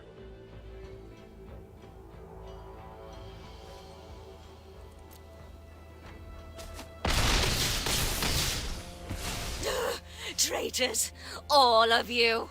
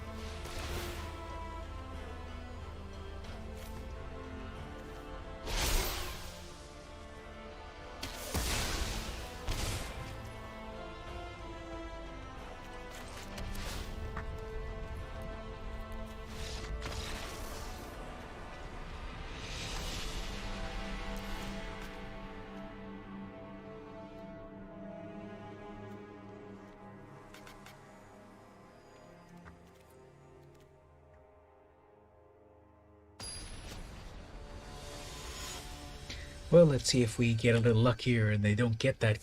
They don't get that card. It's Tender Shoe Dryad. Obviously, it's an amazing card. But let's see if they. At least I got removal this time. That definitely got out of hand, and I never was able to get my removal for that, and it got way out of hand.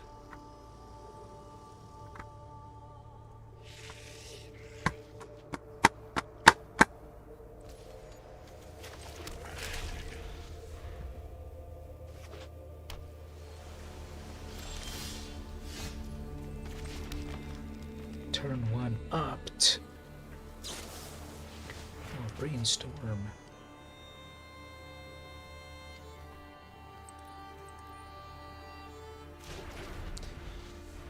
Alright, so on my next turn, I can cast my Lana War Visionary. I have to remember that only gives me green mana. I don't know why I thought that would give me any color mana, but at least it draws me a card. And then I'll have my Vraska's Contempt for removal. Obviously, I need to hold on to it to the right time. I have no red mana for Sarkin.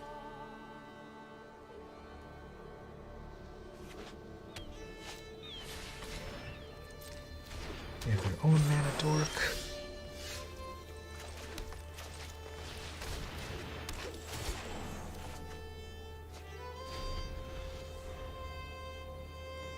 Struck Beast makes a...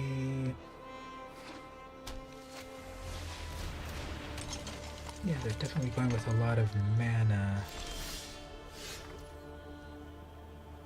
Going with a lot of mana.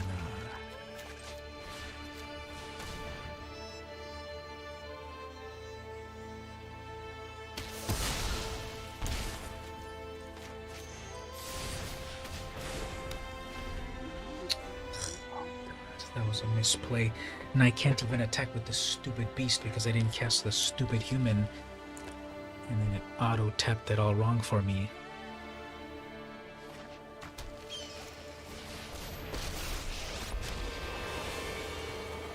Let's tear this place apart.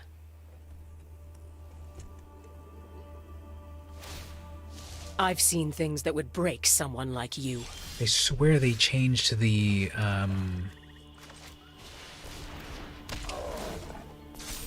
I swear they changed the order of some of these things because I would always click on the right to select the human.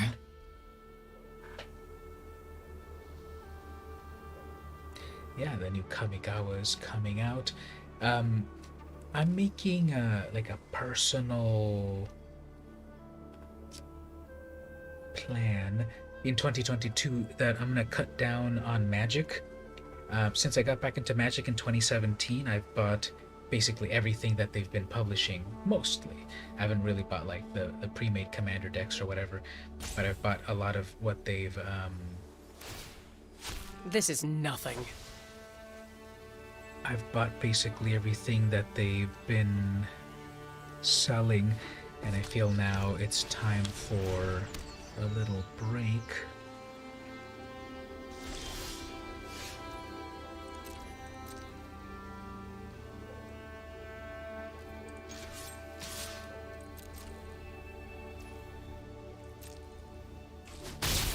I always survive. You'll see. And so I'm not planning on really doing much with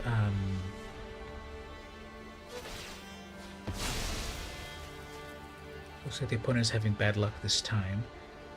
They had to crack their thing there.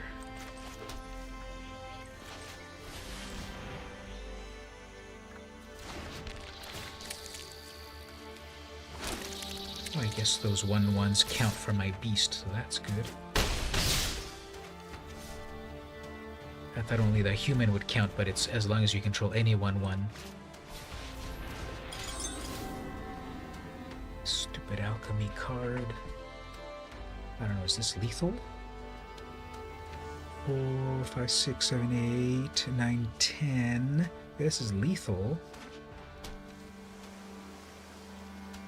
But of course, they'll end up with one more blocker or something.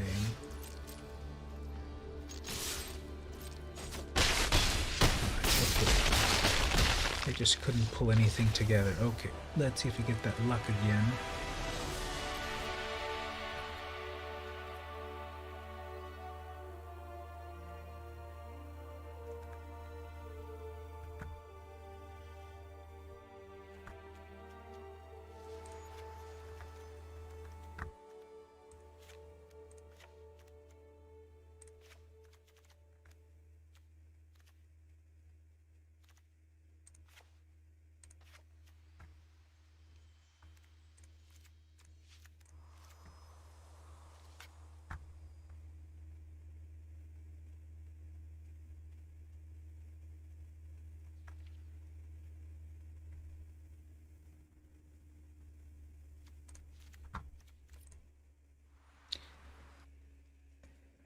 I know what you mean. You got so many cards you never use. You got 3 sets never completed.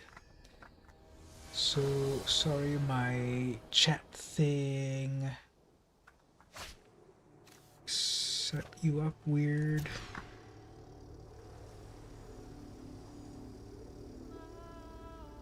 Okay, this is bad, but I guess Vasquez Contempt.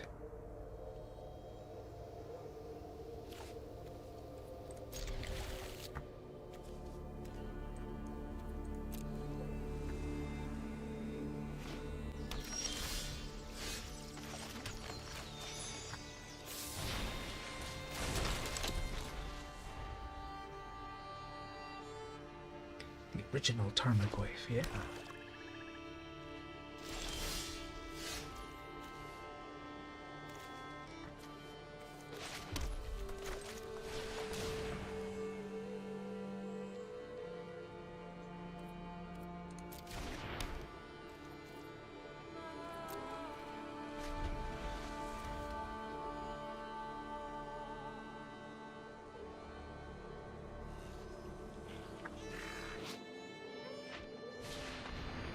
Uh-oh, demonic tutor.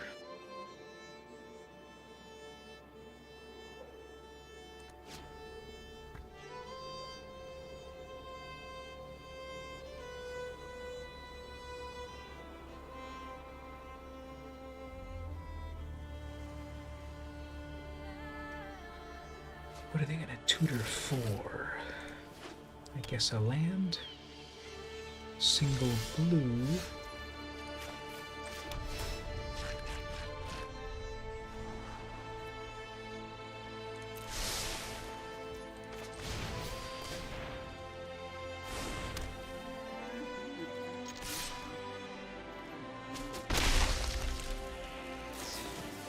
Cards from Dominaria, that's cool. What are the big ones there? Maybe Teferi?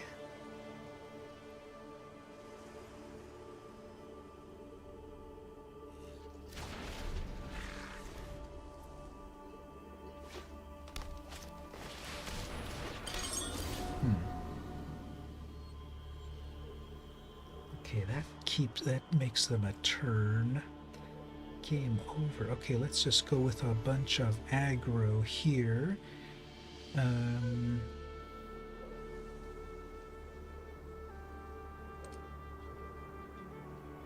go with aggro. We'll put a bone splitter.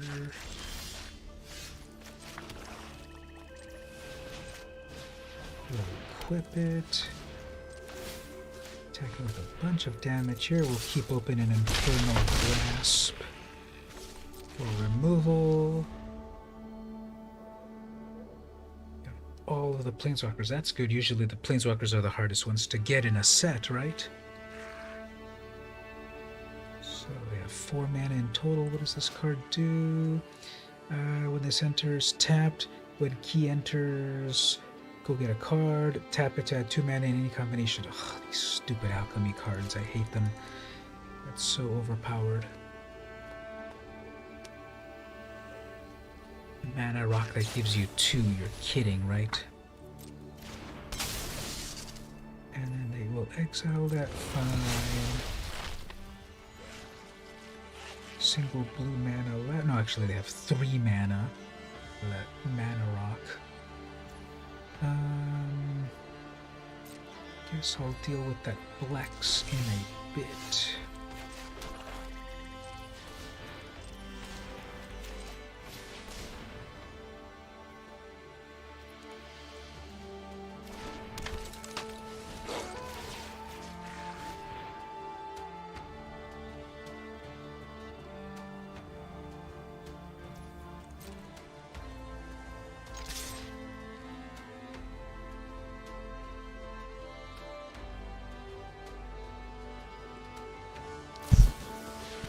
Cast out for cycling, right? Oh, I guess fine.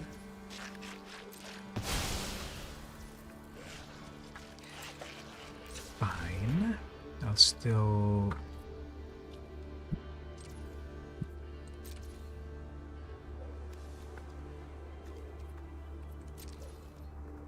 still keep my removal.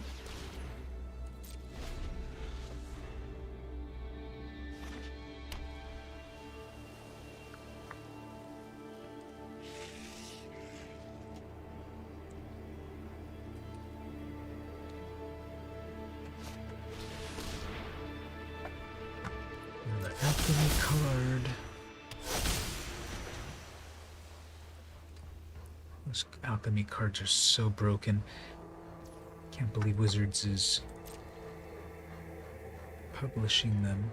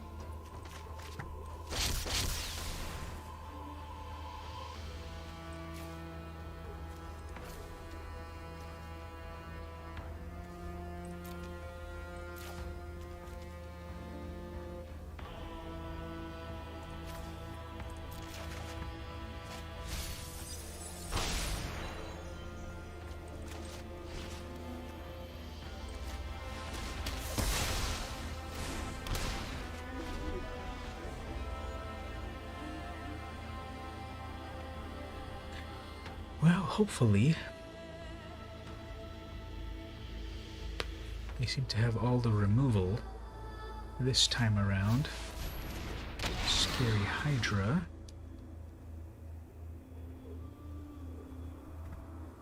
That'll tap them out.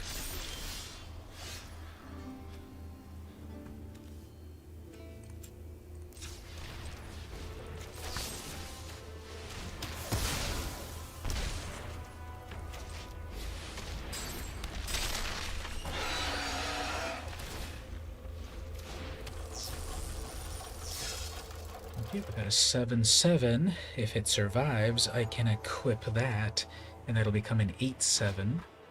Whenever one or more +1s are put onto something, pay 1. Approach of the second sun. Okay, well, we got one turn to win. They're gonna win. Obviously, if they cast that, that means they've got it ready to go.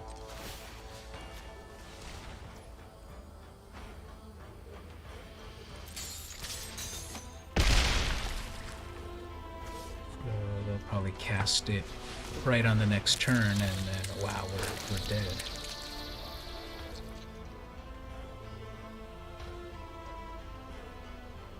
You don't play an approach unless you're ready to win. Draw 3 cards, then discard 2. Okay, so they're getting closer to it.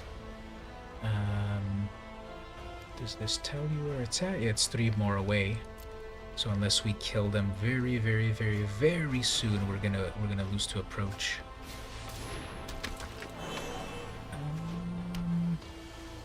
Yeah, that's 1 more turn away, and then draw a card off of that. Scry 1. They're gonna push it away next turn, so we gotta win here. We gotta win right here unless, yeah, they won next turn, so wow. But that one's got Menace. Can that come to life? 1, 2, 3, 4. Bring that to life. Can we then equip this somewhere? Let's see, they're gonna block the 5/5. That's gotta get through for 3, 4, 5, 6, 7, 8, 9. Now we're dead. So, wow.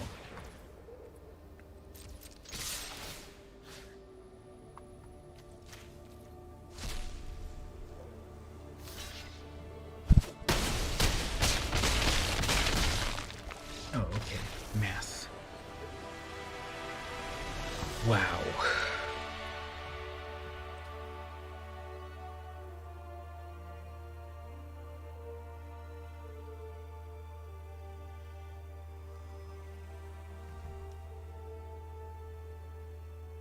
That was barely a win. But I guess you add things up and that adds to 0.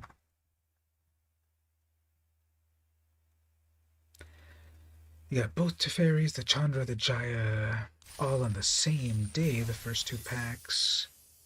You opened at the tournament, you got Teferi and Jaya, then you won 2 of them. Got the second Teferi and Chandra from those along with 5 boosters. That's good. Because the Planeswalker are always the hard ones to get. Definitely. Alright, let's see if we can get this next, let's see our next opponent. MB38.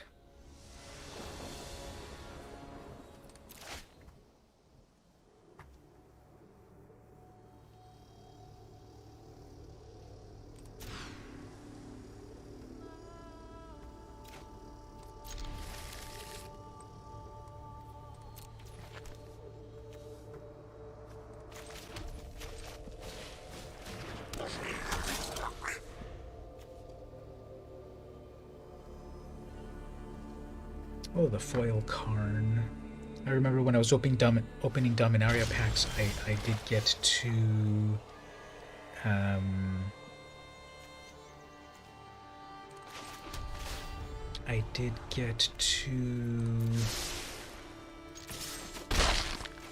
did get 2 Karns when I was opening Dominaria packs.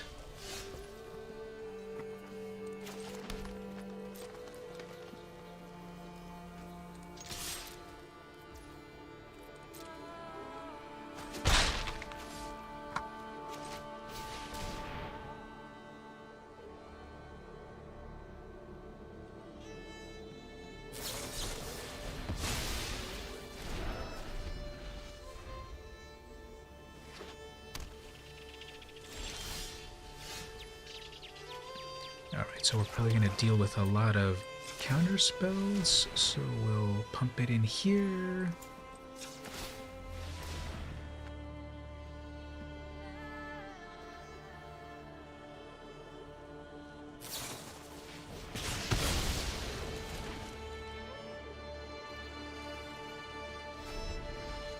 Alright, so it looks like they're going to have a lot of removal in hand.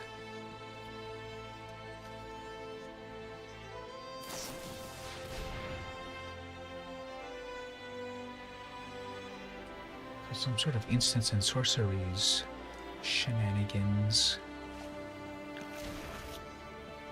Ojutai's command.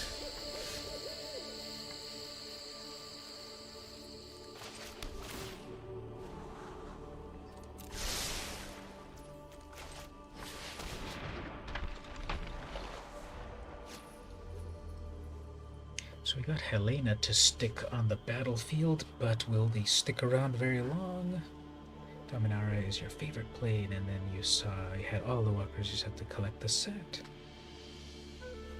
Yeah, when I got back into Magic, I thought, well, when I was young, I didn't have enough to collect a set. But then now that I'm a grown-up, I can do so. So Hour of Devastation was the first, was the set that had debuted when I got back. Alright, that looks bad. What's going on here? Sacrifice this counter target non-creature spell. Sure.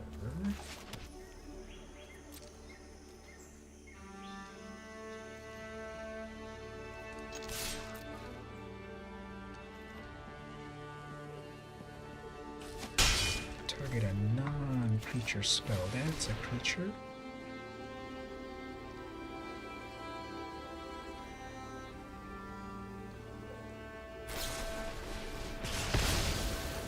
So it's all removal and counter spells, eh?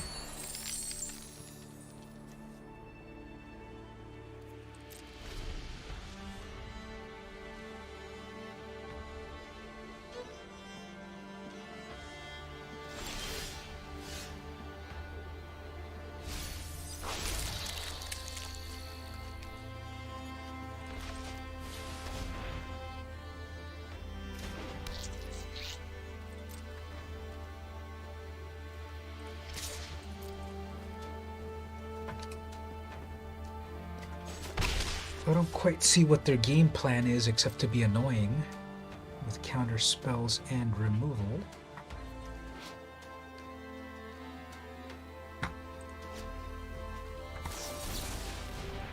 Also is intervention to draw some cards.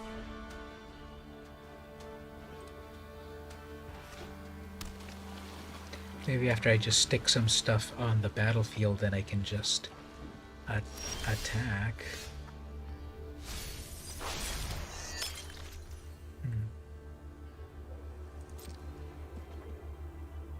Obviously they're going to counter that. They've got a built-in counter spell there.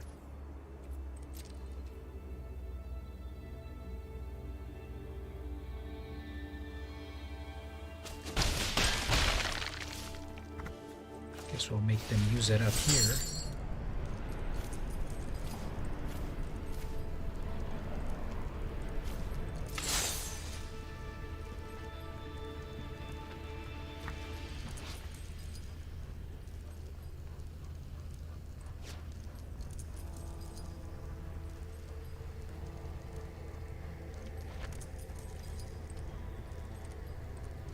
You have a counter spell in hand. We're going to use it or not.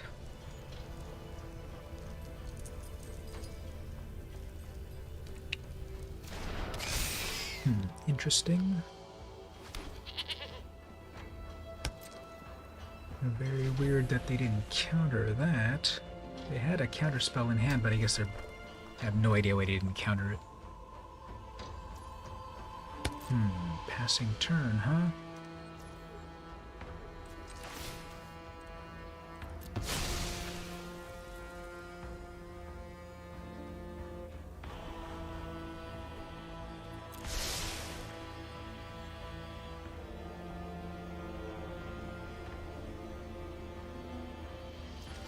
So they have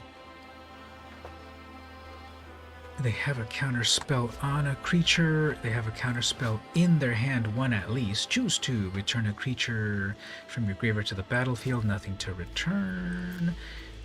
Or you gain 4 life, sure, or counter target creature spell. They could have countered my Strider, although I would have just resummoned it, draw a card. So, okay. Fine.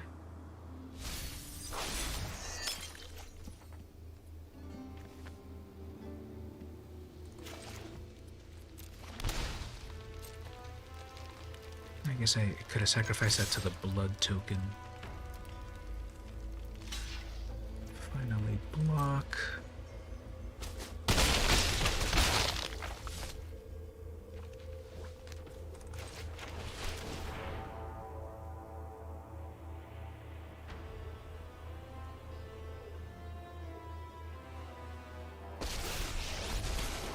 You will feel the lick of my flames!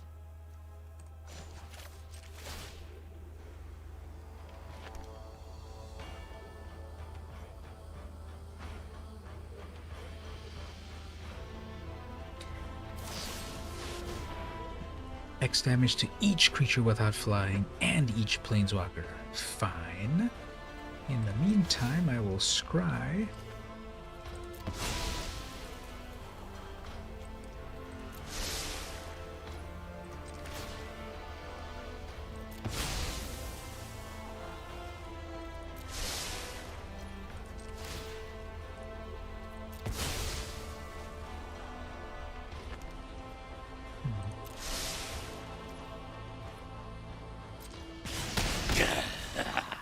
little pain won't stop. Look to the skies. You should have done that after it transformed. That was a misplay.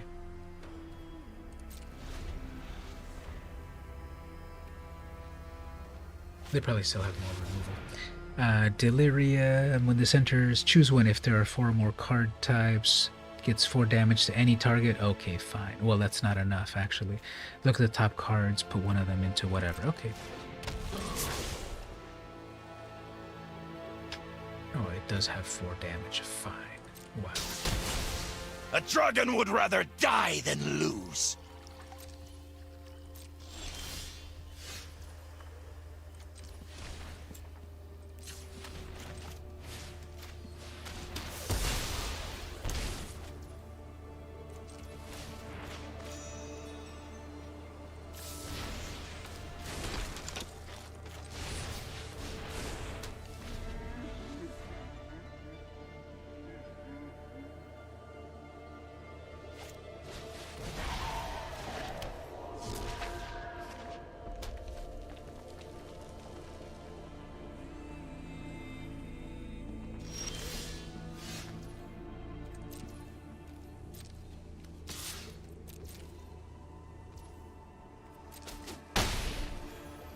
Interesting.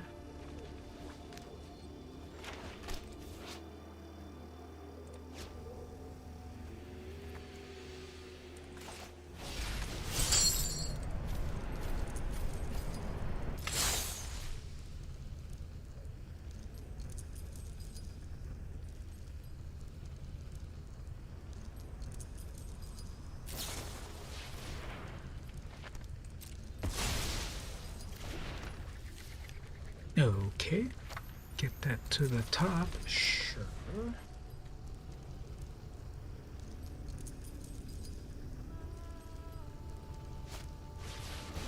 Sphinx, sure.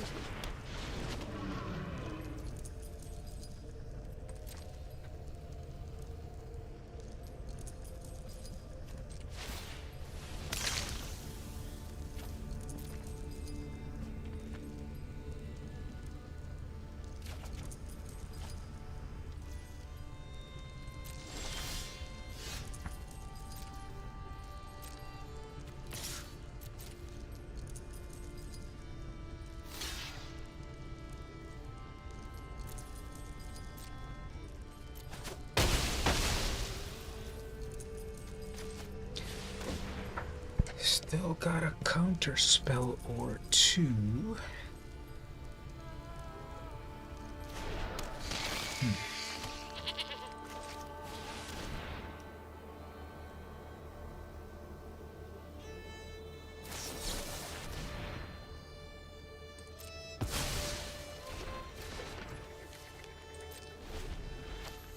Okay, they've got 3 cards in hand. Cold Steel Heart worthless. They have a counter spell to keep in hand. They need a blocker that'll block my 3/2. Can we scry into something good?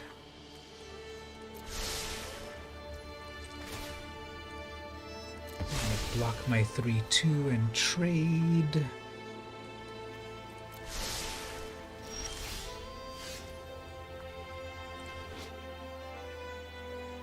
Counter target creature spell.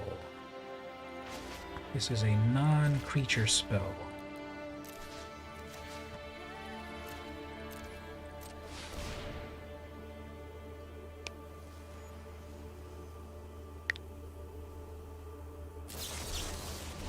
Final counter spell. Alright, they have to block that. I'll resummon it next turn, maybe? Nope, they're gonna hold on to the counter spell. 7 cards in hand.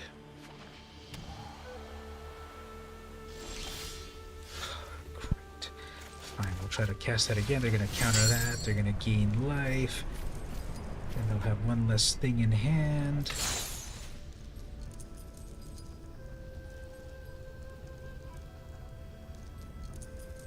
What an annoying player.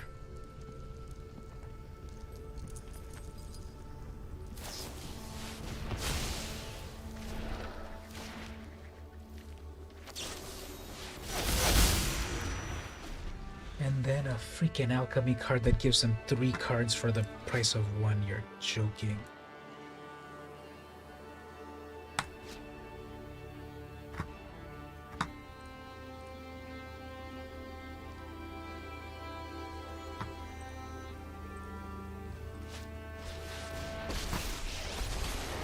Let's make this quick. I've got other things to burn.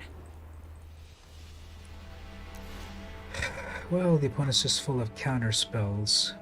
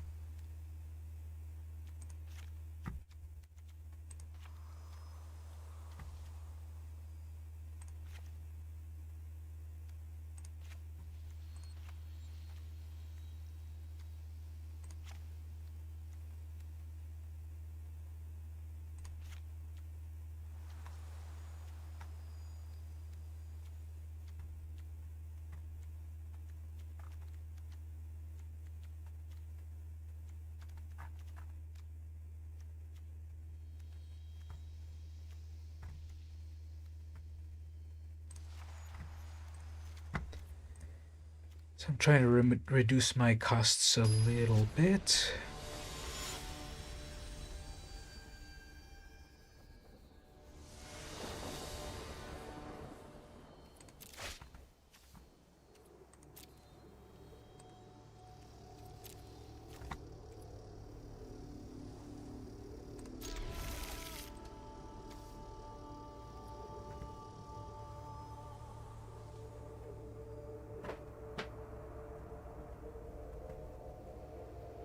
Trying to get in under all of their counter spells. So Temple of Abandon to Scry.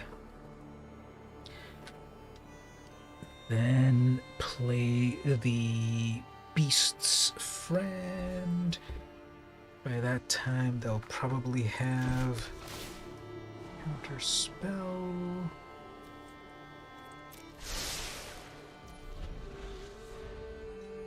So on the next turn,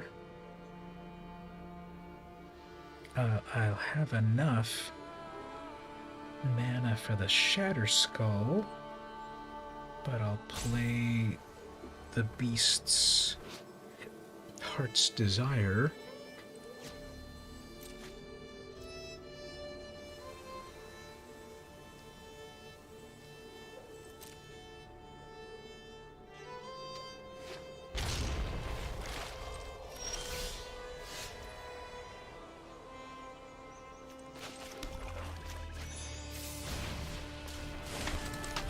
Played their turn 1 Tri-land.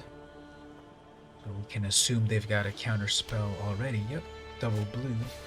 Oh, they're gonna tap out. Okay. Well, I'll try with this beast. Might be able to get aggro a bit. They're gonna have 4 mana on their turn though, so probably a lot of removal. Blue.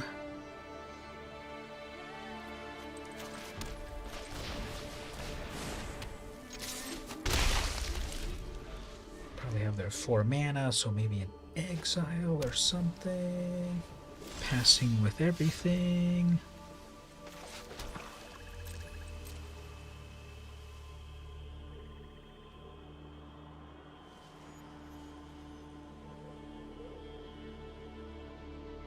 It's pausing for priority.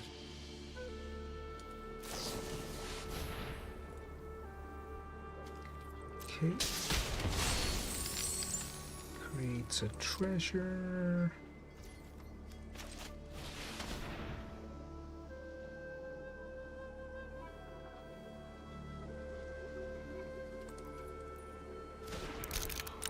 Alright, so it's going to give me the ability to scry on future turns. I've got a lot of mana. I've got my Vraska's Contempt. green. If I can drop another green mana source, I'll be able to draw a card. Shatter Skull for some removal. Restless Contempt for some removal. Loris, nothing to bring back with Loris.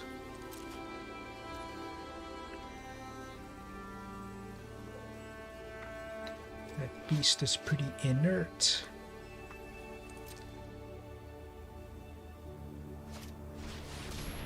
Moldaya, okay. Play a blue source off the top.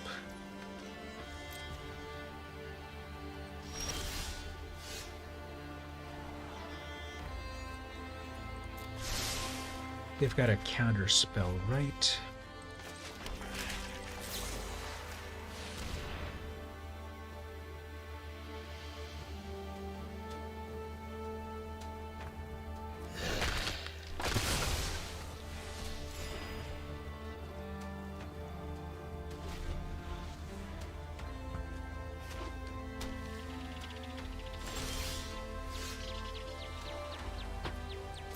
I really want to cast that Scute Swarm, but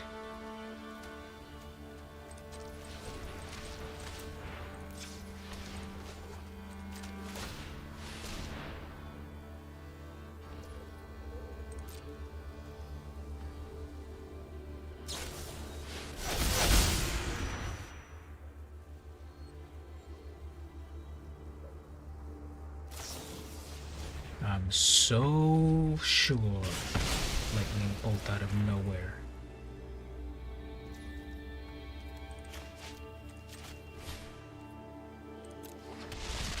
You know what? I'm not gonna waste my time with this. This is just a mess. They have massive card advantage and they have every counter spell. I'm just not gonna waste my time with this miserable gameplay with this opponent. There's no stakes to be on the ladder or whatever, so I'm just not going to waste my time.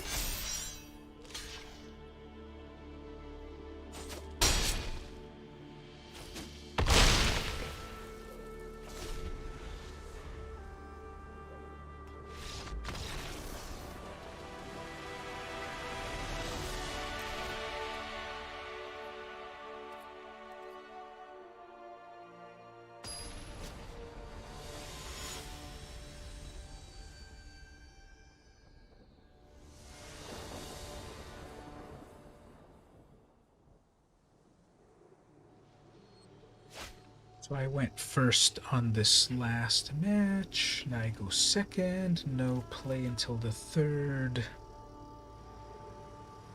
Land drop.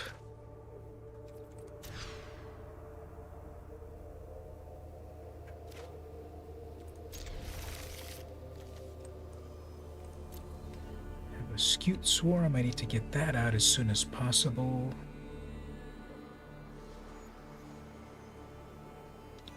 The Swarm for removal. Shatter Skull Smashing for removal.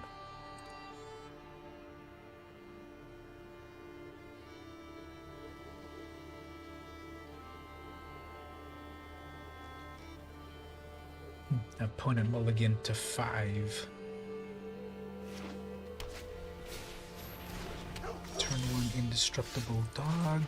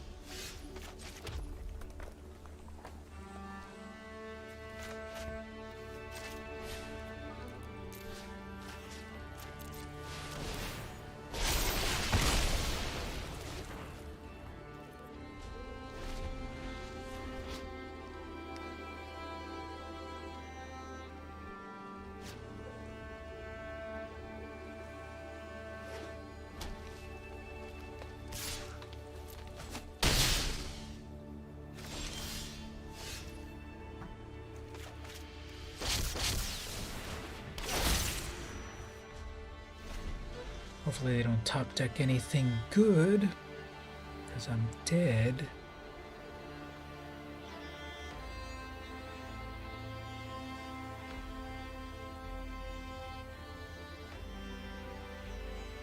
If I can get one more black mana, I can summon Lulth. They're either taking forever. Okay, they're passing. Okay.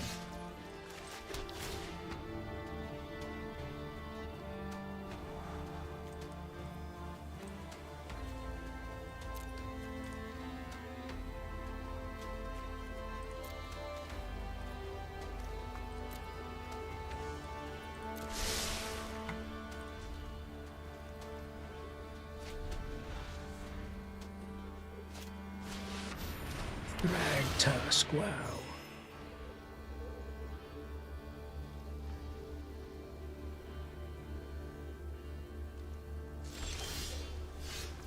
Remember when Thrag Tusk was a big deal? My children drench their hands in the blood of my enemies. Aren't I the generous one?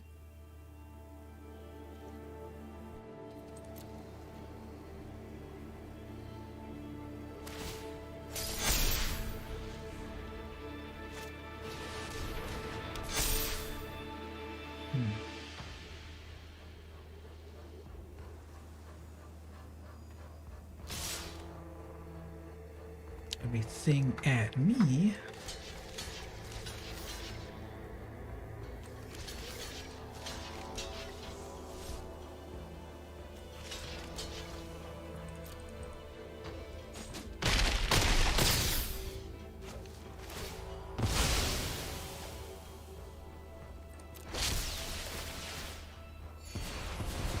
Do as I will get what I want.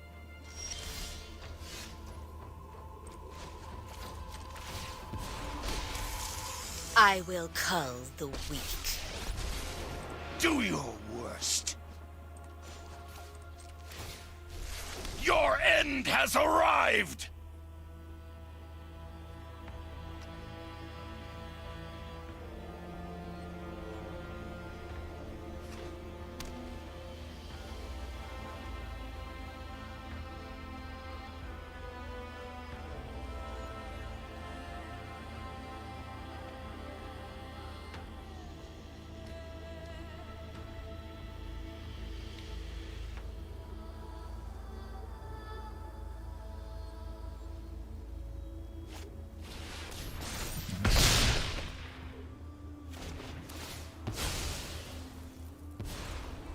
We will slay our enemies. Listen to them roar!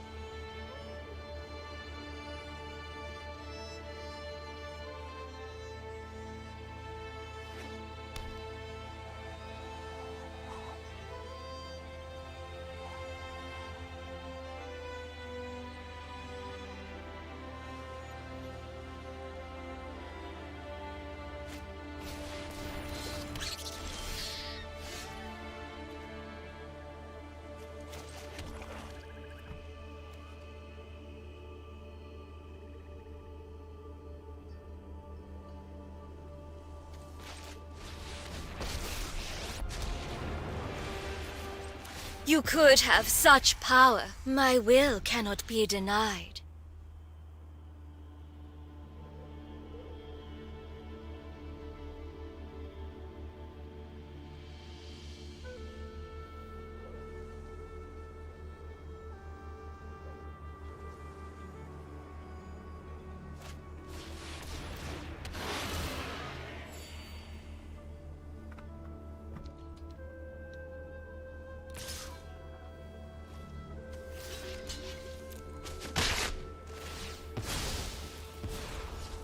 A gift in exchange for loyalty.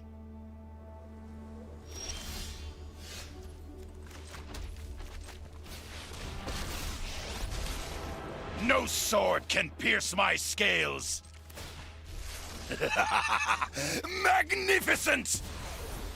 Go on, run! But we will catch you.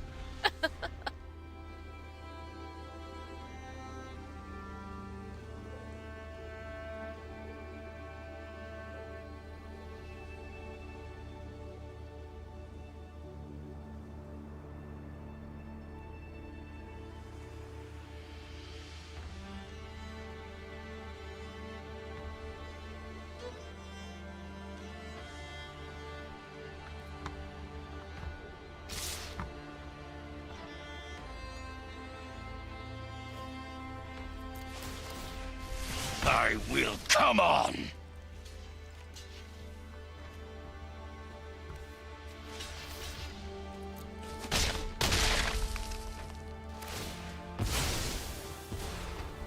Subservience will be rewarded.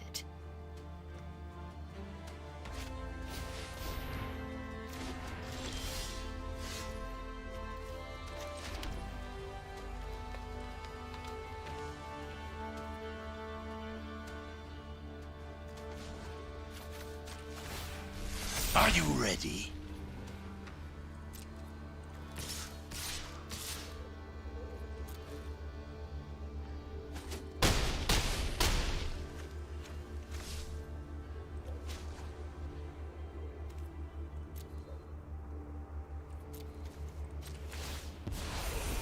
My children will take care of you.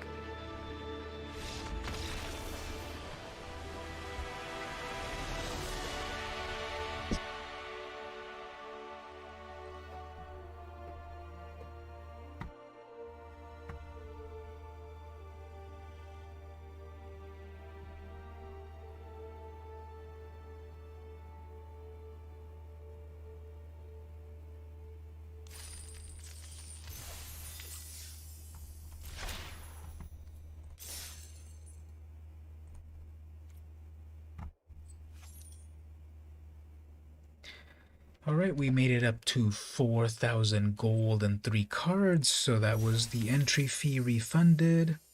That's nice. Devourer of Memory, D-Spark, and the rare is Hapatra. So I guess we'll wrap up at this point here. I'll browse the video briefly, but like I said, Gabe, I can't really play other people's content.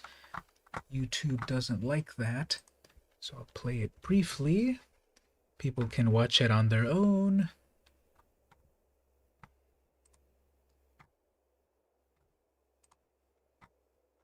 So putting it twice.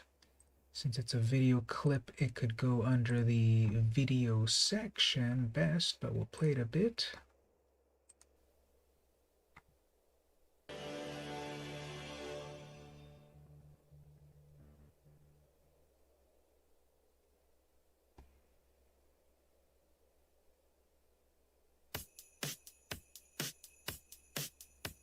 What's up, y'all? It's Victor and the gang, all at it again. You know what time it is. It's time to win some gold and booster packs. Ha ha ha ha. Ah. It was a great Christmas. We stayed in the house, played Magic with Victor all night till we crashed. It was on Twitch, but we're now... Wait a minute, that's me. How did that happen? How did I get on someone's famous video?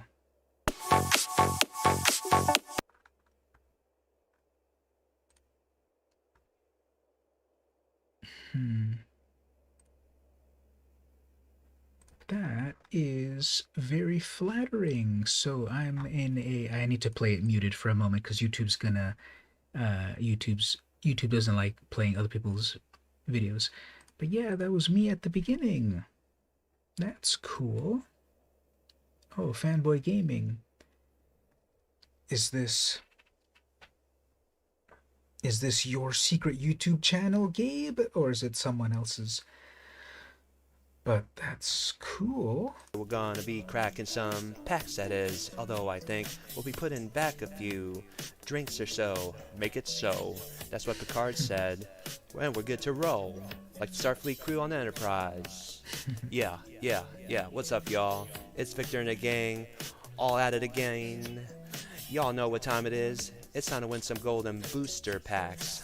Well, that's really cool. Let me apologize for a moment. Yeah, I got in a bad mood from losing and so forth, and maybe I wasn't as entertaining as I could have been.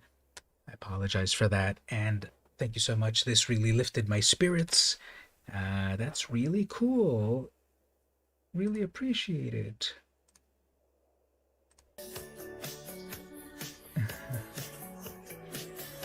And then there's a dedication there and everything that warms my cold Grinch heart.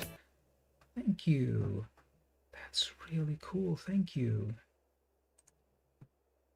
Wow, that's cool. Everyone, click on click on the video here, the video Gabe shared here. Click on it, and then you go over here, and then you click on this thumbs up like that. So everyone should do that. And put a nice comment.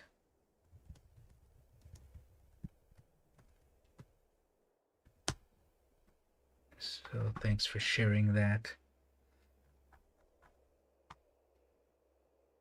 And then when I saw myself right here, I'm like, hey, wait, that's me.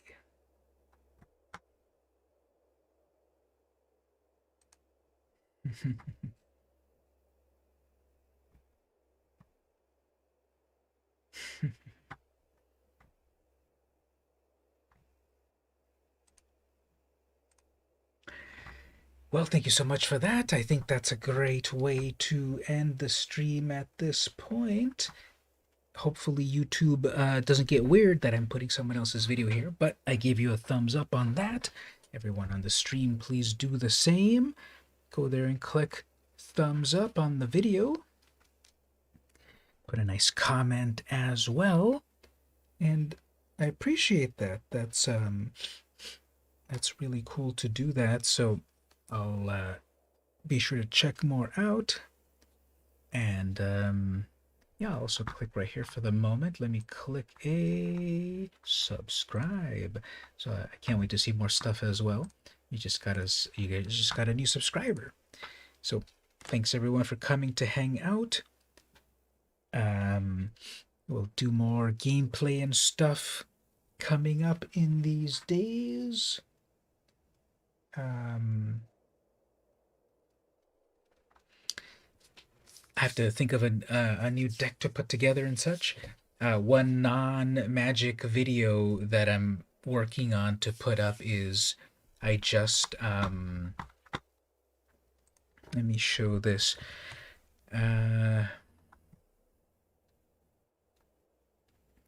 Just a moment.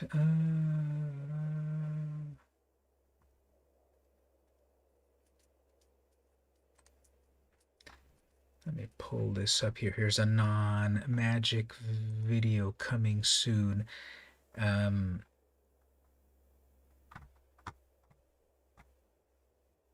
pull this over here. So I just bought, this just arrived today. George Lucas Wired Magazine, Star Wars, HGTV, Swindle, David Giller, you are bored. Okay, so Wired Magazine is still around, but it's a magazine all about technology and stuff. Started in 1993. So I just bought this. This is from February 97. This is before the prequels came out. They were still being written and such. And here's an interview with George Lucas. The Wired interview, George Lucas tells us how he's going to revolutionize filmmaking, the next Star Wars trilogy.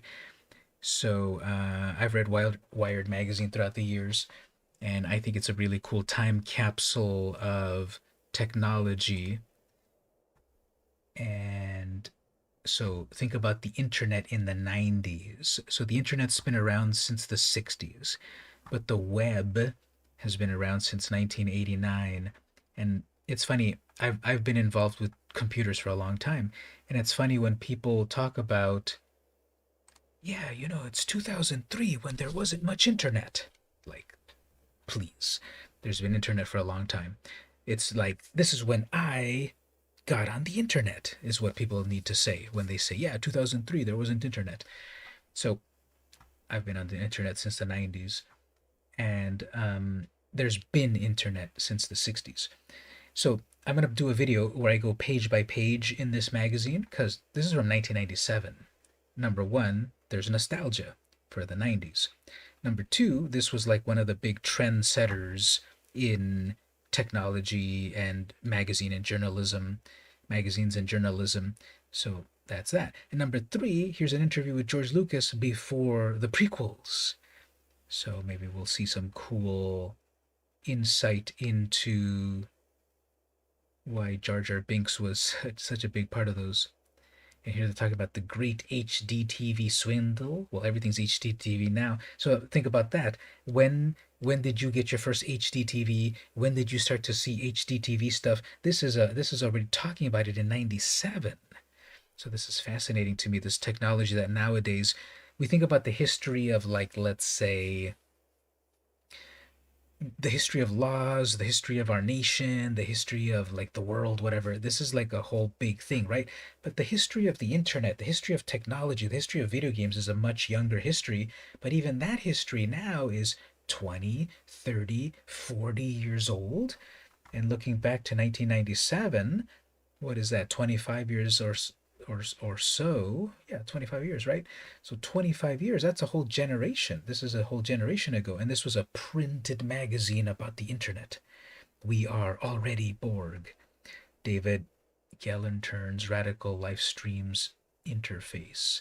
So I always enjoyed this magazine, and here's some funny, weird photo. I'm sure this is photoshopped. There was Photoshop in 97. I'm sure this is photoshopped, some sort of tech racer versus real Formula One cars. And then here's some sort of bedroom hacker space. Computer on the floor. No, it is on a desk.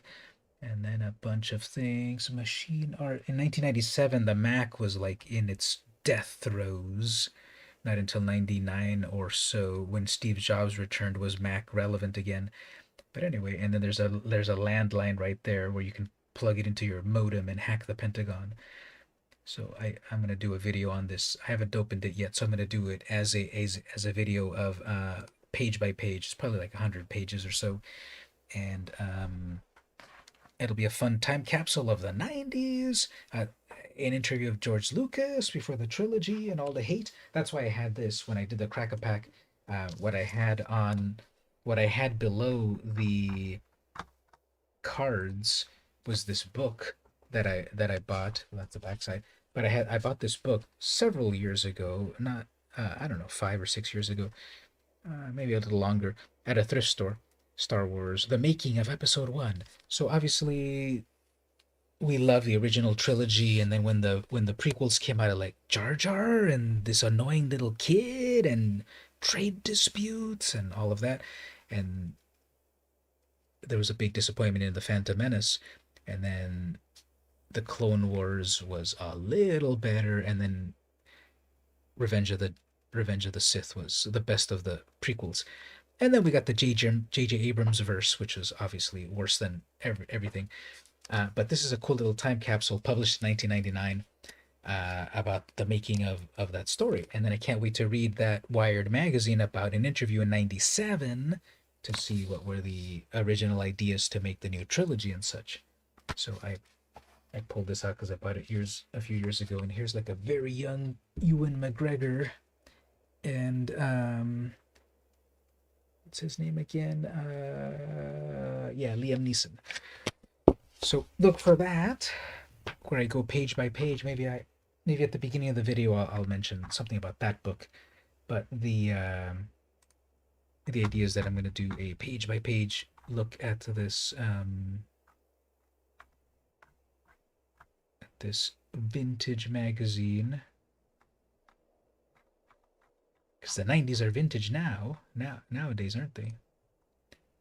And with an interview with George Lucas. What is this hidden text back there? So anyway, that's what's coming soon, and yeah, thanks everyone for coming to hang out. We'll be back again next time, and we'll do more magic and such. Don't be a stranger on the Discord. Share fun stuff there if you like in the appropriate categories.